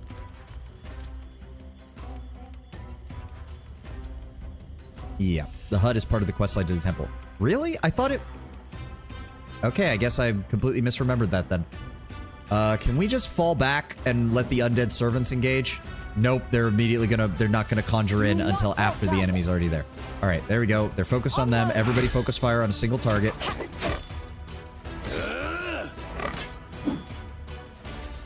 My character's not using his claws, is he? Right, because he was... There we go. All right, that's one down. Kill him. Kill him. Thank you. Ugh. Would be nice, don't you think? I'm working on it, Lindsay. Skin them. We didn't get anything, but we did get the meat, which is better than nothing. And I completely missed that the ad was playing. Again, I'm... Ugh. Okay, we're actually healed. Good. All right. I am prepared. I have to reactivate my claws. Got to remember not to forget that. And we are given a temporary hit point for every level. Nice. Oh. Oh, right. I forgot. The insidious henchmen of the ominous Technic League have disappeared into the thick wilderness of the mysterious stolen lands, but not for long. Soon we'd be upon them, but we have to pick up their trail. To do that, we... Was that the Freefall Hill? Nice, yeah. The Technic League is a group of arcanists and other lore seekers obsessed with unlocking the mysteries of the Silver Mount, an ancient alien artifact that crashed long ago near the Numerian capital city of Starfall. Though they're indirect control over the nation's ruler, the Black Sovereign Kevoth Pool, the Technic League also has strong influence over the laws, policies, and economy of Numeria. Yes, because next door to essentially fantasy Holy Roman Empire that can't get its act together, the Riverlands, is nanobot alien monstrosities from beyond the stars being battled by an army of arcanist wizards. Because, you know, Galarian, kitchen sink fantasy. We literally throw it all together and pray it comes out looking good. We could use Knowledge Arcana. I have a +7 there. Knowledge World, +7 there. And Knowledge World is probably the best. Tried to find any locals who might have seen these despicable people. Failed. Well, that sucks. They are not let order a beer. In the whole area, we met only a single mushroom gatherer who seemed suspicious that we were armed, turned around and ran. All right, we'll try Lord Nature. That needs an 11 or higher. There we go. The henchmen of the ominous Technic League are truly insidious in the stolen lands of Mysterious Thicket, but true heroes think nothing of such things. We easily picked up the trail of those scoundrels and would soon find their camp. Oh, wait, that actually takes us directly to them? Oh. No, it doesn't. Thank God. Okay, back to the cabin. We will deal with that later. Supposedly how technology doesn't seep out into the rest of the world. Yeah, but it still doesn't really make sense given the way Numeria is. Like, there is straight up nanotechnology in that fucking place. They literally have monsters made of nanobots. Magical nanobots. All right, and that's weird. Why is it... As it should be. Oh, you are here. Please follow me. 1 second. Let's grab these herbs. Oh, wait. No. Grab it. I said to... I hate having to play the animation. There. Just grab them and go. Not far. Even if they have nanotech, how would they even reproduce it without any of the intervening technology? The better question is, how does the nanotech not wipe them all out? There we go. Father, please. I looked for the herbs you asked for. There just wasn't enough to... Silence! You forget your rules. You speak when I say. Do as I say. Disobedience leads to... But, Father... 3 times! Enough. I can't. Enough. In due time. Staircase decayed and collapsed long ago. It cannot be climbed. What a surprise. Rotted wooden racks long ago used for the drying of herbs. All according to plan. I don't think there was any combat here. If there is, it's just like wolves or something. Yeah, there it is. Ferocious wolf, of course. Done with let me see here. So fighting defensively does not actually come on until she gets in combat. So she technically has an AC of 22. Yes, she does. Jathal has the higher one though, so let's go with... Can we reach that from here? Almost. There we go. There we go. Jathal, get in front. I'll pull back. There we go. Block them all off. There we go. Everybody focus fire on the wolf. Amiri, go after that one. And I can't even get to the front line. Stay behind me. There we go. There we go. He's still missing. Everybody team up. And he shifted targets to me. See, this is the annoying part. He immediately shifted targets to me. And, I mean, maybe we'll hit him. I think one person... Jathal, please. Okay, that hit him, but now he's going to hit me again. Or not. We got lucky. There we go. Ugh. There are remnants of technological crafting stations and other things that allow the Technic League access to technology. Mostly they specialize in using the ancient tech that can be found in the ruins. Yeah, that's what I figured. And then there's this, which is Nugra's old notes. Ahem. In early spring, Willow's leaves are the same color as her eyes. His too. I barely hold myself from burning them out with acid. It's his fault. Despicable. Weak. If it were not for him, she would still be alive. He doesn't look to me. Looks away. He's planning something, I know. Have to gather forest herbs and make a hiding place. Hide my charms. He's a coward. He could steal and run. I'll punch it out of him. Everything hurts. I can barely walk. How? He'd never bring himself to confront me on his own. He says his name is now the Stag Lord. He says he'll not let me die. He'll let me go. He says I should not be calling him my son. As if I ever did. He told me to pack my things. We're leaving. He has his own people, his own fortress. I'm hiding the charms in the herb cache. I probably should not. I will not be able to escape. He won't let me. How curious. And another Rostlandic coin. Follow my lead. Yeah. I mean, to be fair, the Stag Lord's dad is not exactly innocent in this at all. He basically spends he basically tortured the Stag Lord for his entire childhood. Where have you been? I told you to prepare everything for the ritual.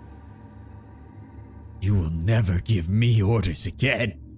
What? And then he smacks him. Summon your power. Or maybe you'd like to try the acid. I'm not your slave any longer. Not your toy. And then he kicks him, if I recall. Yep. Not your son. Enough. I will kill you. Your powers will be of use. From now on, you'll do as I say. You speak when I say. Disobedience leads to punishment. Always. In due time. Small deserted timber shed. Got some items. Applause, please. Masterwork Earthbreaker. Masterwork Dwarven Urgosh. None of that is very good. That is not far. Ah! My nose itches.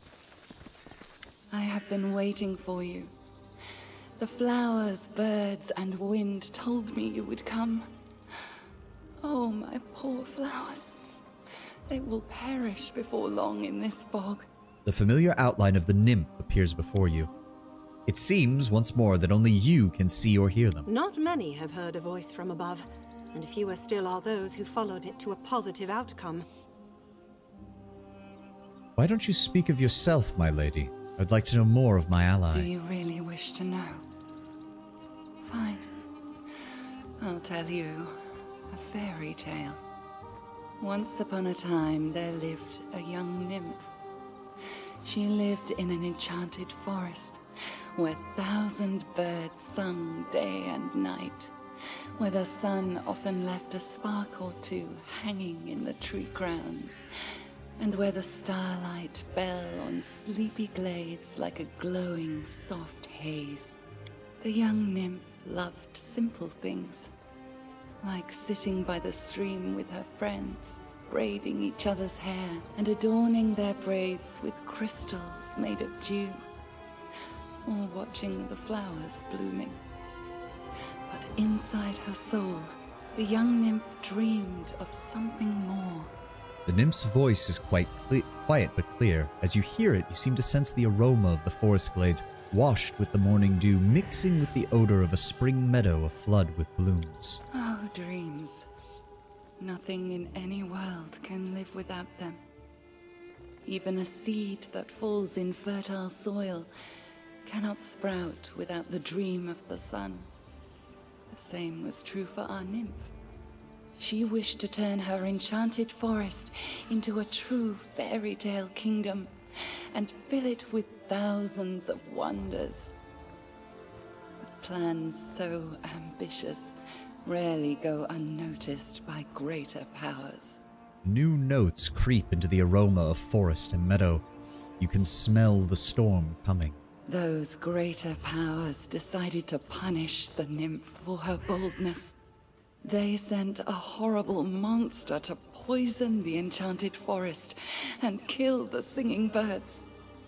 The nymph was forced to flee, and finally she found shelter here in the stolen lands. Here she hoped to sprout the seeds of a new dream, even as she mourned the dream she'd lost. But then the magic mist appeared, killing everything that lived. And the nymph cast about, desperately searching for help. So far, these are the fairy tale's final words. But I hope this is not the end just yet. I do say I appreciate the voice actress. She does a very good job. And especially when we get to later lines of hers. Could you tell me more? What evil powers? What forest? What kind of monster? One day, perhaps I will tell you more. But it doesn't matter now. We need to concentrate on the problems at our doorstep. The Stag Lord, the Druid, the Mist. I saw a strange vision. A young man and a druid who tortured him. But then they exchanged roles as he grew older. Yes. The soil, water, and stones here are infused with toxic pain and fear. They poison this place as we speak. You have seen where your enemy's journey began. The one called Stag Lord was once the victim of a cruel madman, and has since become one himself. You see now how monsters are born. But what comes of regret for a thing you cannot change? There is no time to be lost. We must do away with the fog quickly. What should I do next, then? Search the area around the hut. Try to find anything that remained of the druid who lived here. I am sure the fog is his doing. This suffocating veil is as vicious as his nature. We should learn more about the fog and the ritual through which it was created. Return to me if you find anything. The past may hide the answers that shape the future.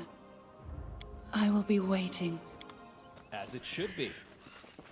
Call. I don't think there's anything else that threatens us here, but maybe there's another wolf pack. Can't remember. It's been too long. What a surprise. Go, token of a dryad. All according to plan. Some more stuff there, just random loot. What's that? Oh, there we go. Nurga's lost note. I went to the old Temple of the Elk again today. Wicked, gloomy place, just like my soul. It used to shine once. It is now hollow and horrible. Did he spy on me? Maybe I should lock him up. No, let him be. What can he do? The useless coward just whimpers and hides. You come again. Did you find something? I found the druid's notes. They mention a Temple of the Elk. Could this help us? An ancient temple. The temple of the stag god. Yes, that must be it. The place of power where the druid created the fog. Perhaps we'll be able to cleanse it from there. The temple hides in the thicket not far from here. You'll need to go there and purge the place of whatever evil still lingers there, summoned by the druid's sinister ritual. Take care. You are my only hope. Then we have our next goal, and I must continue my journey. I do think there's more here, though. Wooden house, time-worn, and apparently deserted. I think, because there was... Oh, yep, there we go. Wolf. Valerie, engage. There we go. Everybody else engage.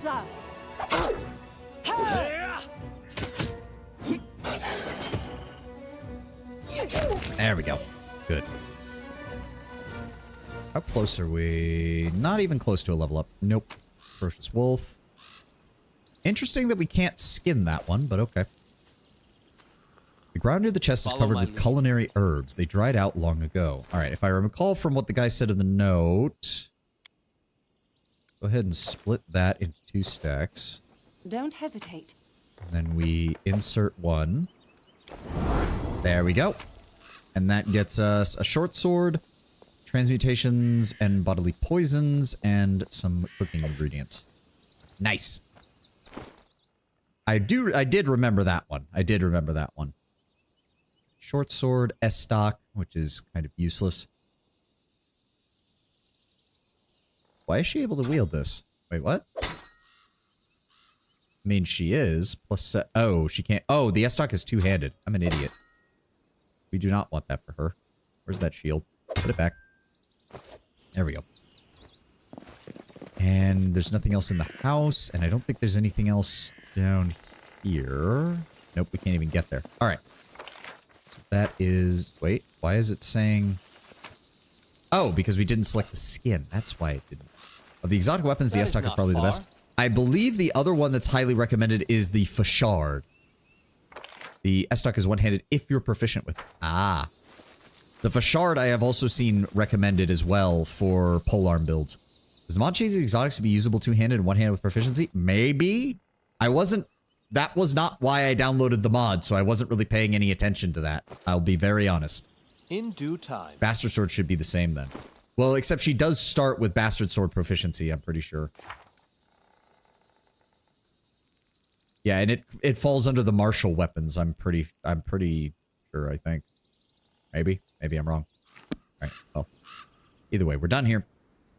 We've got about 40 minutes. Maybe we can get to the temple and get... Where is the temple? Yeah, I was on the right track, but yes, I should have gone this way first. God, moving through the gnarl marches. Would be nice, don't you think? Alright, fine. We will make camp. Oh my god, I forgot how often you have to make camp. We need more rations. Like, a lot more rations. Jesus. You know what? I don't have much of a choice. I'm gonna go help Amiri and pray that that takes some of the time off of this. Perhaps I will return to Keonan one day. Walk the streets of Idara. Find the wretch who reported me to the Elven Eldest and drain them of their blood, drop by drop. Took 10 hours! Fuck!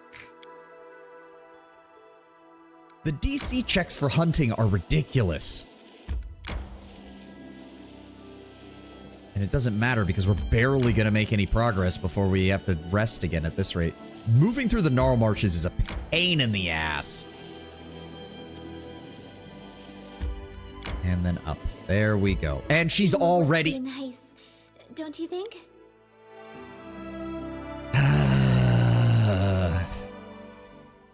God damn it, Lindsay. Thank God your stats don't matter very much.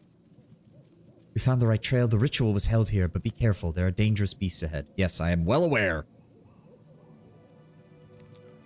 Okay, game. Okay.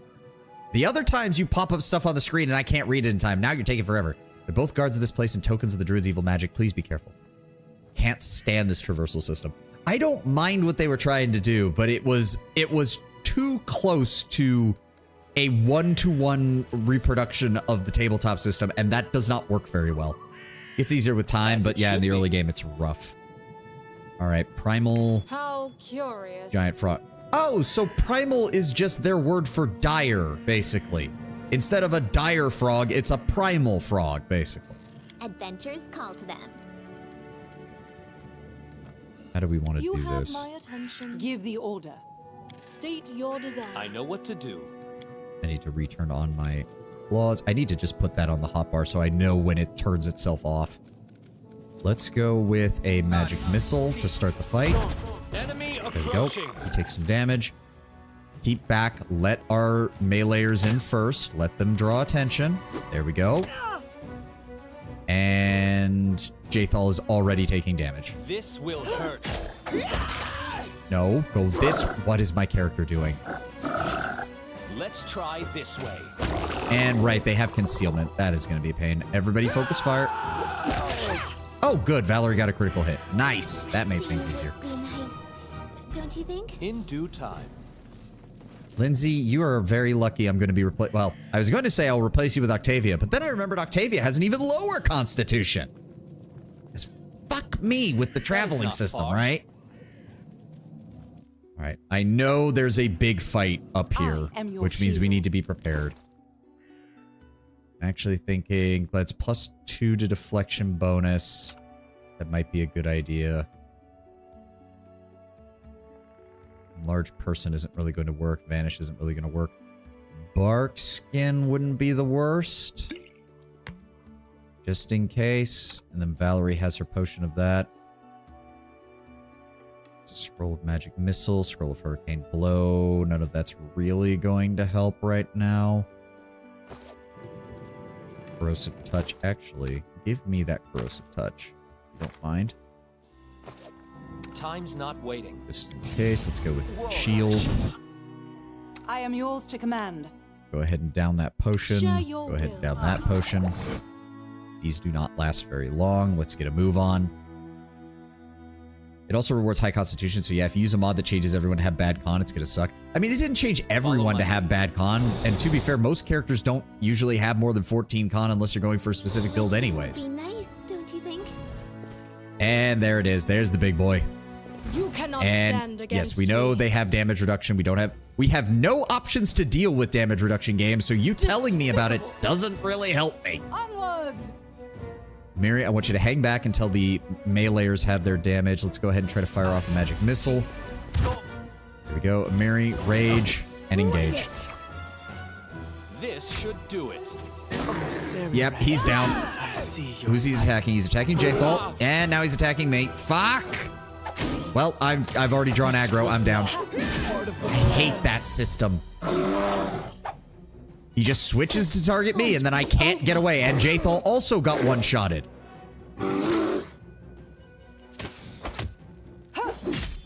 And we're doing almost 0 damage. How much fucking damage did he deal? He dealt 9 damage to her. How did she get one-shotted with 9 damage? She has 13 health. She was at max health. Or no, she did take 2, I guess, from that. Oh, that's annoying.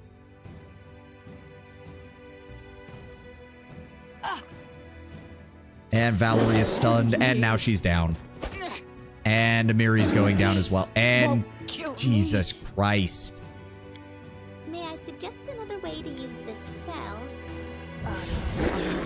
And she's down. And all Lindsay can do now is basic bitch spells.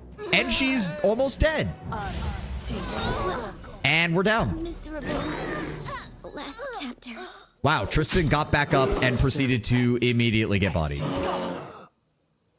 And then Perma died. This was not part of the plan. Did it seriously revive us just to kill us again?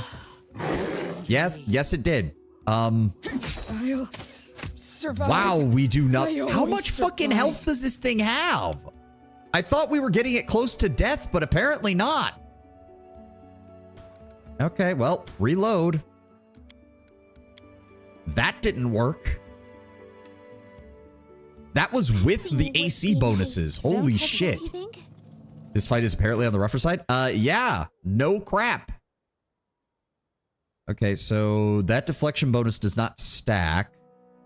About 80 on normal? Fuck. All right. Lindsay, I'm gonna need you to cast Bless. Scroll of Doom. Causes it to become shaken. I don't think that affects him. Shocking Grasp was useless on those things. Protection from Chaos doesn't help. We could try Corrosive Touch. Divine Favor might work. Share your will. I'm gonna have you also fight defensively and just maximize your AC as much as possible. That lasts for 1 minute. Good lord.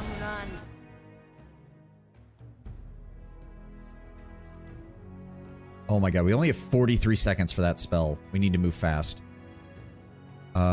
What else do we have? Amiri, you can't really do anything. I'm just gonna need you to hold back. I usually hit some other places before getting here. Yeah, well, I really wanted to get Tristan before too long, and apparently I know what to that's do. not going to work this time. Try to see what other spells we might have. She's casting that. She's already using Divine Favor. We could give Amiri Potion of Enlarged Person. How long is that going to last? 1 minute. Great. Adventures call to them. And then You have my attention. Give the order. I don't think there's anything else I can do for you. Scroll Summon Monster. I will give that to you. Lindsay, go ahead and cast Bless.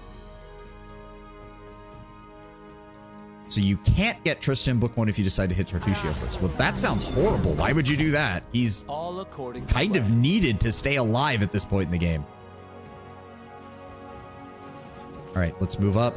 We've only got so much. Why did Jthal end up at the back? Good God, game. Rage. All right, we're just going to start spamming spells. Lindsay, I need you to start doing that, please. Jathal, move in. Please make sure you're fighting defensively. Yes, you are. Unworthy. Can I get a inspection on you? Does he have anything we know? No, we don't. He has stunning blow. Would inflict wounds work? I think it would. It would certainly do better than our damage doing nothing. All right, rage, move in. All right, more magic missiles, just maximum damage. Okay, good.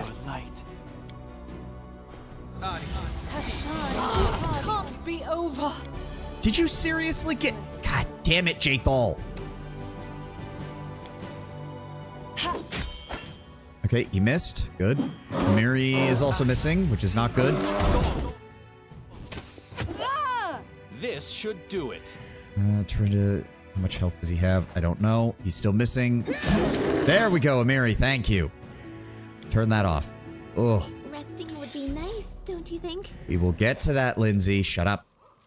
All right. At least Jathal can't really die, which is very nice. So, go ahead and heal yourself. Thank you. All right. That went surprisingly okay for the second I attempt. swear, never have I been so glad to meet a stranger. Even with the power granted me by Sarenrae, I almost lost. You have my thanks. Please, allow me to introduce myself. My name is Tristian. Tristan Unmodded is awful. Tristan Unmodded fills one role, which is healer. And quite frankly, unfortunately, because of the way the game works, that's all you want him for the most part. A Sarenrae fanatic. Talk about people I'd be just as happy not seeing for the next 1,000 years. A local nymph directed me here. She seems to think the enchanted fog in this temple was created by the druid who serves the bandit leader. I expect defeating the beast guarding it should cause the fog to clear I eventually. have never spoken to nymphs, but I believe their assessment is accurate. The creatures occupying this temple are far from ordinary animals. The power that moved them here is related to the fog. The beasts hold the fog as anchors hold a ship dancing in the waves. From what I can tell, once the beasts are defeated, the fog should begin to clear. You're wounded. Do you need aid? You are very kind. Kindness to strangers is in short supply these days. But worry not. Sarenrae's priests are skilled in the healing arts. I can heal myself. And how did you get here? I was investigating this fog. I believe you have already discerned that it is magical in nature. I serve Sarenrae, goddess of sunlight. Discovering an evil magic that isolated living creatures from the sun alarmed me in no small way. I was able to locate the place the fog originated from, but was too presumptuous and almost got into the beast's teeth. Well, we have need of more people who are able to fight. This is a dangerous place. I'd be more than willing to accept you on this journey. I promise to think about your request after you deal with the beasts. But please, allow me to catch my breath for now. I'll be back once I've dealt with you. them then. This fog bothers me. Right, there's more packs of these things in the surrounding area, if I recall. Quarterstaff, some supplies. 5 years in the Depths of Frost, Revelations of a Disciple of the Teacher Avalo by Surya the Wolf. Ludrigan, Vandalapius, and Daughters, Publishing House. Won't join until you deal with the problem for him. I mean, not surprising. I spent half my life in a temple of Sarenrae, serving the goddess loyally and blindly, never considering that no one, not even an immortal deity, can walk your path for you. I carried out her will, never stopping to think about what it was exactly or what lay behind it, the source of the kind goddess's kindness. Then an unknown preacher came to me and challenged the senior priests of all the great temples to debates. Some laughed at him and others defamed him, but many like me saw the truth in his words. We followed him into the Arthel forest, where he'd meditate for 7 years, gaining insights into the truth. And the teacher opened my eyes to the wise way, the path that the kind gods follow and the common thread that unifies all their teachings and makes them worthy of veneration. Some understand it through the phoenix and burning instincts and fiery will, others the way of the unicorn or chameleon, achieving peace and silence. Those who have a powerful voice go the way of the lion and preach the wise way to others. And I found enlightenment on the way of the wolf, in cutting wood, carrying water, and working without thought of thanks. We also got a scroll of Call Lightning and some food. Most useful, considering we're probably going to have to rest again after this. In due time.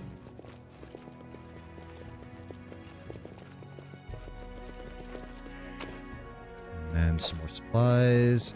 Yeah, I think there's 2 more packs of enemies around here that we need to be careful of.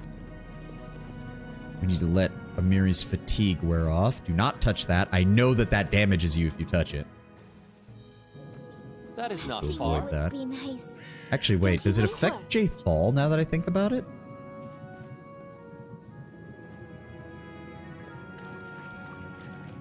Ah, yeah, no, she's immune to it. Aha! It sickens you. Close enough. Still, she's immune to it. Oh, and there we go. Primal Ferocious Wolf. Focus on the goal. I have no high-level spells left. My shield's about to wear off. That's not good. Here.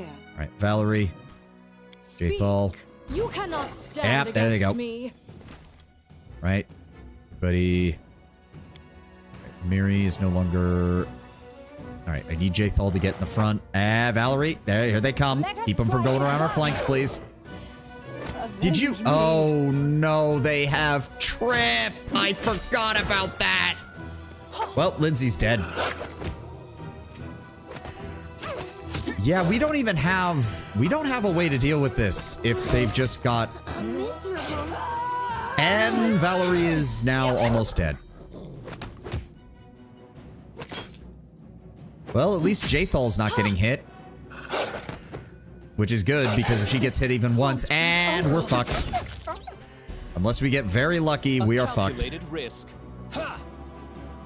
Okay, stop bringing the whole stat window up, please. Alright, we hit him, and he missed somehow. We hit him again. I could forget how many HP these fuckers have at the beginning of the game. Jaethal, why did you not get back up? This condition can only be lifted by resting in a safe place. Well, that'd be great if we could get the hell out of here. Wouldn't it? We're baiting the enemies into it, but they seem to be immune as well. Of course they're immune to it. I'm not surprised by that in the slightest. Lindsay, you have some spells. I need you to heal as much as possible. I think the last group is some wild boar, if I recall correctly. I use some of these potions. Can't use them on Jaethal, unfortunately. In due time. Is this even gonna... No, we're still not even gonna be leveled up after this. Yeah, levels 1 to like 4 are just absolute garbage when it comes to low-level adventuring. Alright, there's one more group over here. You are still... No, do not move. You are still fighting defensively, right? Like, your AC should still be good. Follow my lead. But this is what I mean, like... In any normal TTRPG, if you had party members who were hitting ACs of 25 and 23 at level 1 and 2... Most standard enemies would not have a chance in hell of hitting you. Meanwhile, Alcat's just like, no, almost every enemy in the first act can still hit you. Because fuck you. And see what I fucking mean?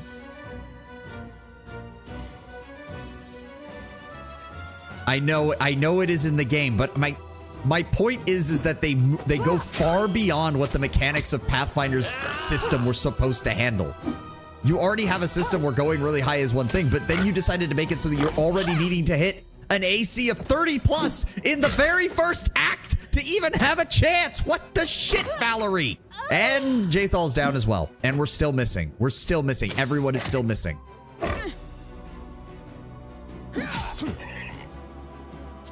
We're gonna die. I've got a bad feeling. Please, somebody hit him. How the fuck is he? I shouldn't question it. Just please kill him. Nope, we're fucked. I always survive. Did I even remember to save before we came over here? I probably didn't.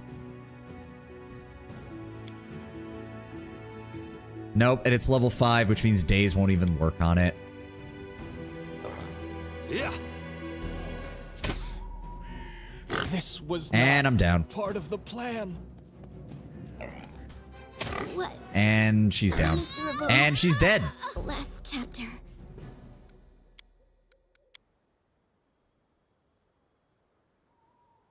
But again, that's my point, Britnoth. Don't you think? At level 2, 25 HC should not be considered below bare minimum. That's not how AC is supposed to work, and you know it. Ask.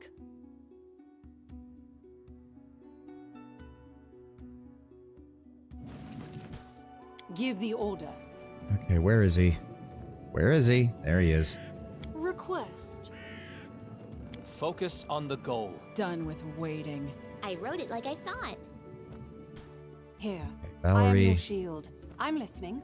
It's enough to avoid attacks, but it is enough to consistently tank. I understand that for the context of this game, Britnoth. But my point is that is not how level 2 of Pathfinder should be run. This game assumes the player always buffs themselves and that is at least the PC is optimized. Demoralize applies shaken for -2 to hit, by the way. Time's not waiting. Who has demoralized? No one has demoralized. What are you talking about? This should do. There's nothing I can do to inflict demoralize. I am prepared. What? I have a Wand of Magic Missile, and I have a couple of spells that I don't think literally everyone has demoralize. What? Acrobatics, acting defensively, light halo, restoration lesser, dismiss spell, charge, coup de grace, demoralize, persuasion. Oh. Standard ability. See that dark button? Yeah, no, I did not realize that. I never used that ability because it didn't seem like it was very good to me. DC of this check is 10 plus the target's hit dice plus the target's wisdom modifier. So 10 plus 5 plus 3. So 18. And I have a... what, a +8? So that's still only a 50% chance. I suppose that's better than nothing. I'm listening. Give the order. No mistakes.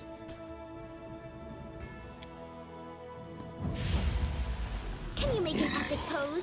And we still missed. Right. Let's go with... we can't smite. Of course not. Let us strike as one. Alright, engage.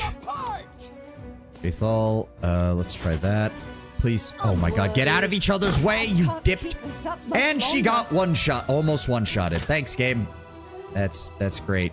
That's great. Calculated risk. I love dealing no damage and constantly getting killed. It's great.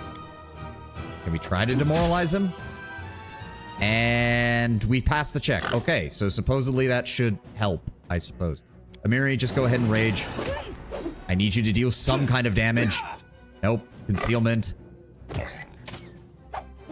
Miss, miss, miss, miss. And he's shifted targets, which means I'm dead. Oh, or not. This will hurt. And Amiri's now getting targeted. Miss, miss, miss, miss, miss, miss, and damage. And hit, miss, miss, miss, miss. Small damage, small damage. 17 damage, but it's apparently not enough. There we go. Good God. Resting would be nice, don't you think? In due time. All right, I don't even know if there's anything else over here. Yeah, another Dryad leaf. There we go. It's often better than Lindsay plinking away with her crossbow. It has a -4 to hit, shooting into melee. Well, yeah, because I'm not building her for a crossbow, but she doesn't have the spell slots to do anything else. Well,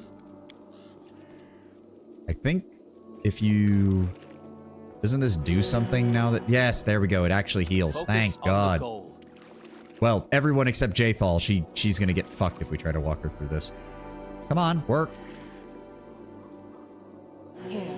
There we go. Please, oh my God. I would like you all to stand in the water until you are healed, please.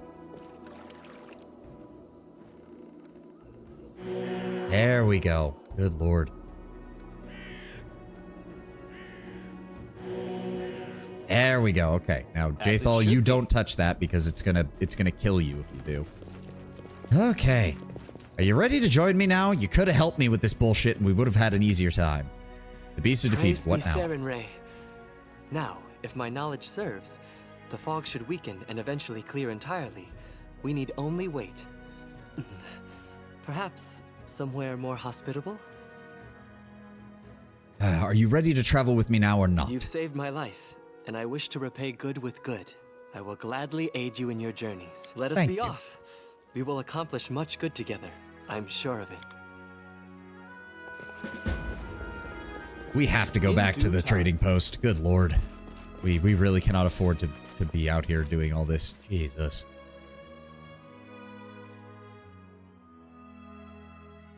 Resting would be nice, don't you think? Later. Alright, so he does pick up level 2 Sun Domain and Restoration Domain. So he does deal more healing and he does get some... Yeah, I do know they changed the domains for his class. What else does he have? He has Spell Focus, Seeker, Exalted of the Society, can channel energy 1 additional time, Improved Initiative, and Favored Class Cleric, of course. He gets the Sun Domain. Whenever you channel positive energy to harm undead creatures, add your level in the class that gave you access to the domain to the damage dealt. Undead do not add their channel resistance to their saves when you channel positive energy. At 8th level, you can emit a 30-foot nimbus of light for a number of rounds per day equal to your level in the class that gave you access to the domain. Any hostile creature within this radius must save at a fortitude to resist the effects of the aura. If they fail, they are blinded until they leave the area of the spell. A creature that has resisted the area cannot be affected again by this particular aura. In addition, undead take an amount of damage equal to your level in the class. Basically, you can never keep Tristan in the same domain as, or in the same party as Jaethal because his abilities will constantly blow her up. No fire domain, boo. It's still better than his traditional domains. His traditional domains literally sucked. At least now this is leaning into his 2 actual areas of expertise. And of course, Restoration. You can touch a creature, letting the healing power flow. You can remove the daze, fatigue, shaken, sickened, or staggered conditions. You can choose which condition is removed. You can use the ability 3 plus your wisdom modifier. At 6th level, all of your cure spells are treated as if they were empowered, increasing the amount of damage healed by 50%. This does not apply to damage dealt to undead with a cure spell. All right. He has Domain Mastery, Ecclesiastical Proficiencies, Blessing of the Faithful, Channel Positive Energy, Restoration Subdomain. Right. Outcat's domains might as well not exist. I mean, in this one, yes, they get a little more important in Wrath of the Righteous because of the way they interact with the mythic paths, but yes. Just give me the bonus hill point. Well, requires half-elf, which he is not. That's a shame. He also doesn't count as an Aasimar, even though he technically should. But let's just give him the bonus hit points then. Give him Lore Religion, and he's probably going to be in our party for a lot of this. Because he's our main healer and our main cleric spellcaster. Which one did I give Jaethal? She does not have... Jaethal's main thing is she has high perception, so I guess we may as well get his as well. Ah, they buffed wisdom. Yes, he has low strength, medium dexterity, fairly low constitution, completely average intellect, and then he has an okay charisma score to help fuel his channeling and a very high wisdom score. We need to get the fuck out of this forest.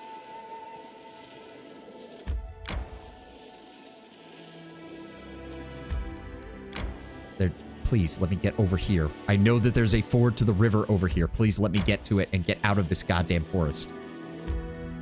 May we have a moment of respite? We need to get out of the forest. We need to get out of the forest. I am aware that we are exhausted and tired and everything. We have to get out of the forest or it's going to take us even longer to get away from this shit. Thank you. Good God. The entire party is exhausted. I get it.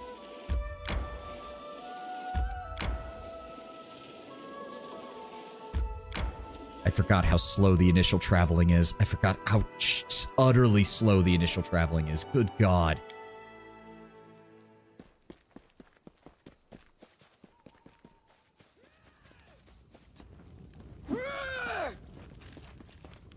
Oh, right. Amiri's first companion quest. Listen, since you dispatched the bandits with such skill, maybe you can help us with another problem. There's a feral swine located in the northern woods, a normal wild pig. We're talking about a vicious, not a normal wild pig, a vicious boar. Big as a bear, wicked as a devil. Locals have been calling him Tusk Gutter. Many hunters have already lost life and limb to him. Vekel Benzen found his lair and went to kill the beast, but came back with only a single leg. He put a bounty on the boar's head, but there haven't been any heroes around here bold enough to claim it. I'm hoping you and your team might rid us of the monster. Hey, we're better than the local wussies, right? I want to bet I can chop off this Tusk Gutter's snout with a single swing. Come on, let's find out. All right, all right. We should clear the wilderness as well when we get the chance. We'll kill this Tusk Gutter. Amiri gives you a wide grin and slaps your shoulder. Yeah, that's the way I like it. Let's do it.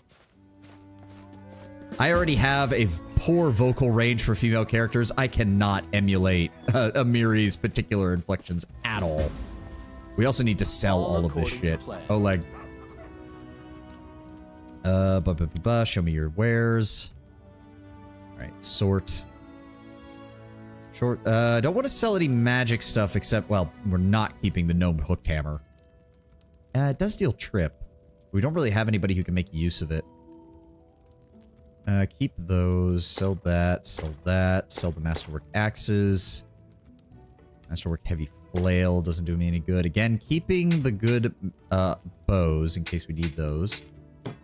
The Fashard in case I end up changing hers to that. All the rest of this is regular armor. We can sell all of it. Click, click, click, click, click, click, click. There we go.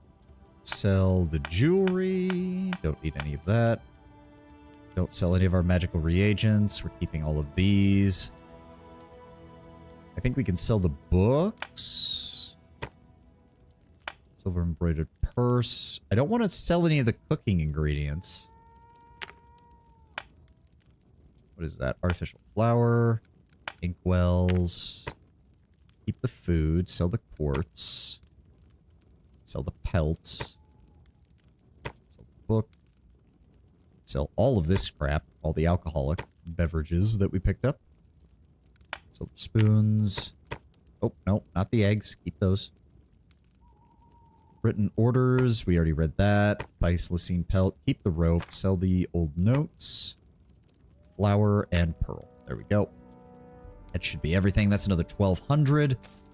There we go. Well, we do have a little bit of money now. We need all of these camping supplies. We do not need 50 because they're 10 pounds a piece is the problem. They're 10 fucking pounds a piece. Let's go with 24. That gets us 4 full rests if need be. Do I need all of these bows? Let's sell 2 of them.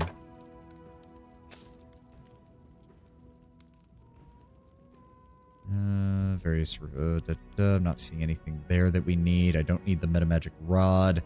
He has a ring of protection, but it's 2,000 for that. We're going to find plenty of metamagic rods. Plenty of metamagic rods. Or not... Why did I say metamagic rods? Rings of protection. We're going to find plenty of rings of protection. We could afford the full plate, which would help Valerie quite a bit. We could also pick up... What armor are you using right now? Studded leather, which is already what we want. It has max dexterity of 5, so you're good. Valerie, that would take you from a 7 armor class up to a 9. So that would give you a +2. That would let her keep up with Jathal as a frontline tank, and would mean that I can leave Jathal later when we get... Because probably when we get Octavian Ragongar, I'm going to drop Jathal and Lindsay for them. Full plate is goodbye. It's valid until Act 2. I know. It's just expensive. But you're right. Same with the +1 shield. Yeah. Well, we can get one or the other, and the plate armor is going to serve us better for right now. So, thank you. There goes most of our money. Go over here to Valerie. Go over to the armor. There we go. Let's move that to your first slot. I don't think we have anybody who can make use of banded mail very well. Let's just get rest. Let's rest before I do anything else. Follow my lead. Oh, right. Svetlana. Found your ring. Cressel, the bandit woman who had it. She tried to kill me and died in the fighting. Svetlana sighs bitterly. And I suppose I should tell you the truth about her. Cressel wasn't her real name. Her real name was Irena. Before all this, she was the daughter of my mother and her second husband, my half-sister. I can't help but feel that I had something to happen, that everything that happened was my fault. She always had a wildness about her. She would wander the streets, hanging out with the bad crowd. Until the day she passed, Mother always complained about Irena constantly. Back then, it was just cruel games and strange escapades. She never hurt anyone in Restov. Her father didn't live much longer than our mother, so I decided to try and help Irena. We brought her here to the Stolen Lands, even though Oleg was against it. But once here, she immediately fell under the Stag Lord's influence. She never even needed to meet him. The stories and the rumors from the other hunters and bandits were enough to win her over. She would tell us how he was a real leader, unlike Restov's softies, Eventually she ran away and only returned under a new name with a pack of thugs to collect taxes from us. What's worse, she participated in the torture and the execution of prisoners alongside the Stag Lord's minions. And now, meeting such an end, I realize that she attacked you and you did what you had to do, so perhaps it's for the best, but I still wonder if everything could have turned out differently. Svetlana lifts her head. Nonetheless, thank you for returning the ring. I appreciate it. Now, if you don't mind, I think I'd like to be alone for a while. Yeah. I have seen that you can, if you do the good ending, you can save her. And she mainly, if I recall correctly, she helps you against the Stag Lord, and then she comes back here and just retires in the inn now that it's a safe place. But other than that, also, yeah, that's locked. And, oh, right, I can't control other characters while we're here, which means, son of a bitch, that means I can't ever open this. That's bullshit. Well, I guess we can in Act 2. We can come back later. All right, everybody rest. Yep, rested for 8 hours. Thank God. Don't know if you saw what I said before, but Crystal's origin story is just above average River Bandit. Yeah. If you're good, you avoid killing her, or if you go straight there and talk to Akaros instead. Yeah, well, but that would have meant, one, that would have required me to know about that. Two, that would have also meant we missed out on Tristan, which, yeah, that's not happening. All right, I don't feel like talking to companions right now. Jode, we can tell you about the temple now. Serve you? We found the Temple of the Elk and killed the beast there. To be praised, you finally returned, my good friend.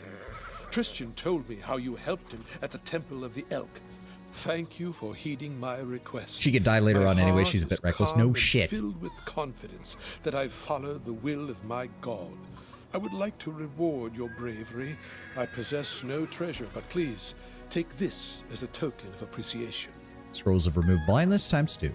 Nice. As far as I know, your next target looks to be the Stag Lord himself. With the Temple of the Elk cleansed of evil, the fog surrounding us should disperse to reveal the path to the brute's lair. Of course, magic so powerful is unlikely to disappear all at once. Bide your time. Follow up on other concerns while you wait. I will gladly aid you on your noble quest. Erastil himself foresaw our meeting. Jode bows piously. Do you now understand the meaning of your visions? I trust in their truth. These visions, they were the voice of Erastil himself. Quiet but clear. Before all this happened, I believed Erastil had turned his back to me. But now, I see clearly. He has shown me divine mercy, for he has led me to you and invited me to aid in a fellow priest's deliverance. Lady Sarenrae and Erastil walk the paths of the gods hand in hand, and so must their servants as well. Tristan is undoubtedly still very young, and youth is a time of naivete and confusion.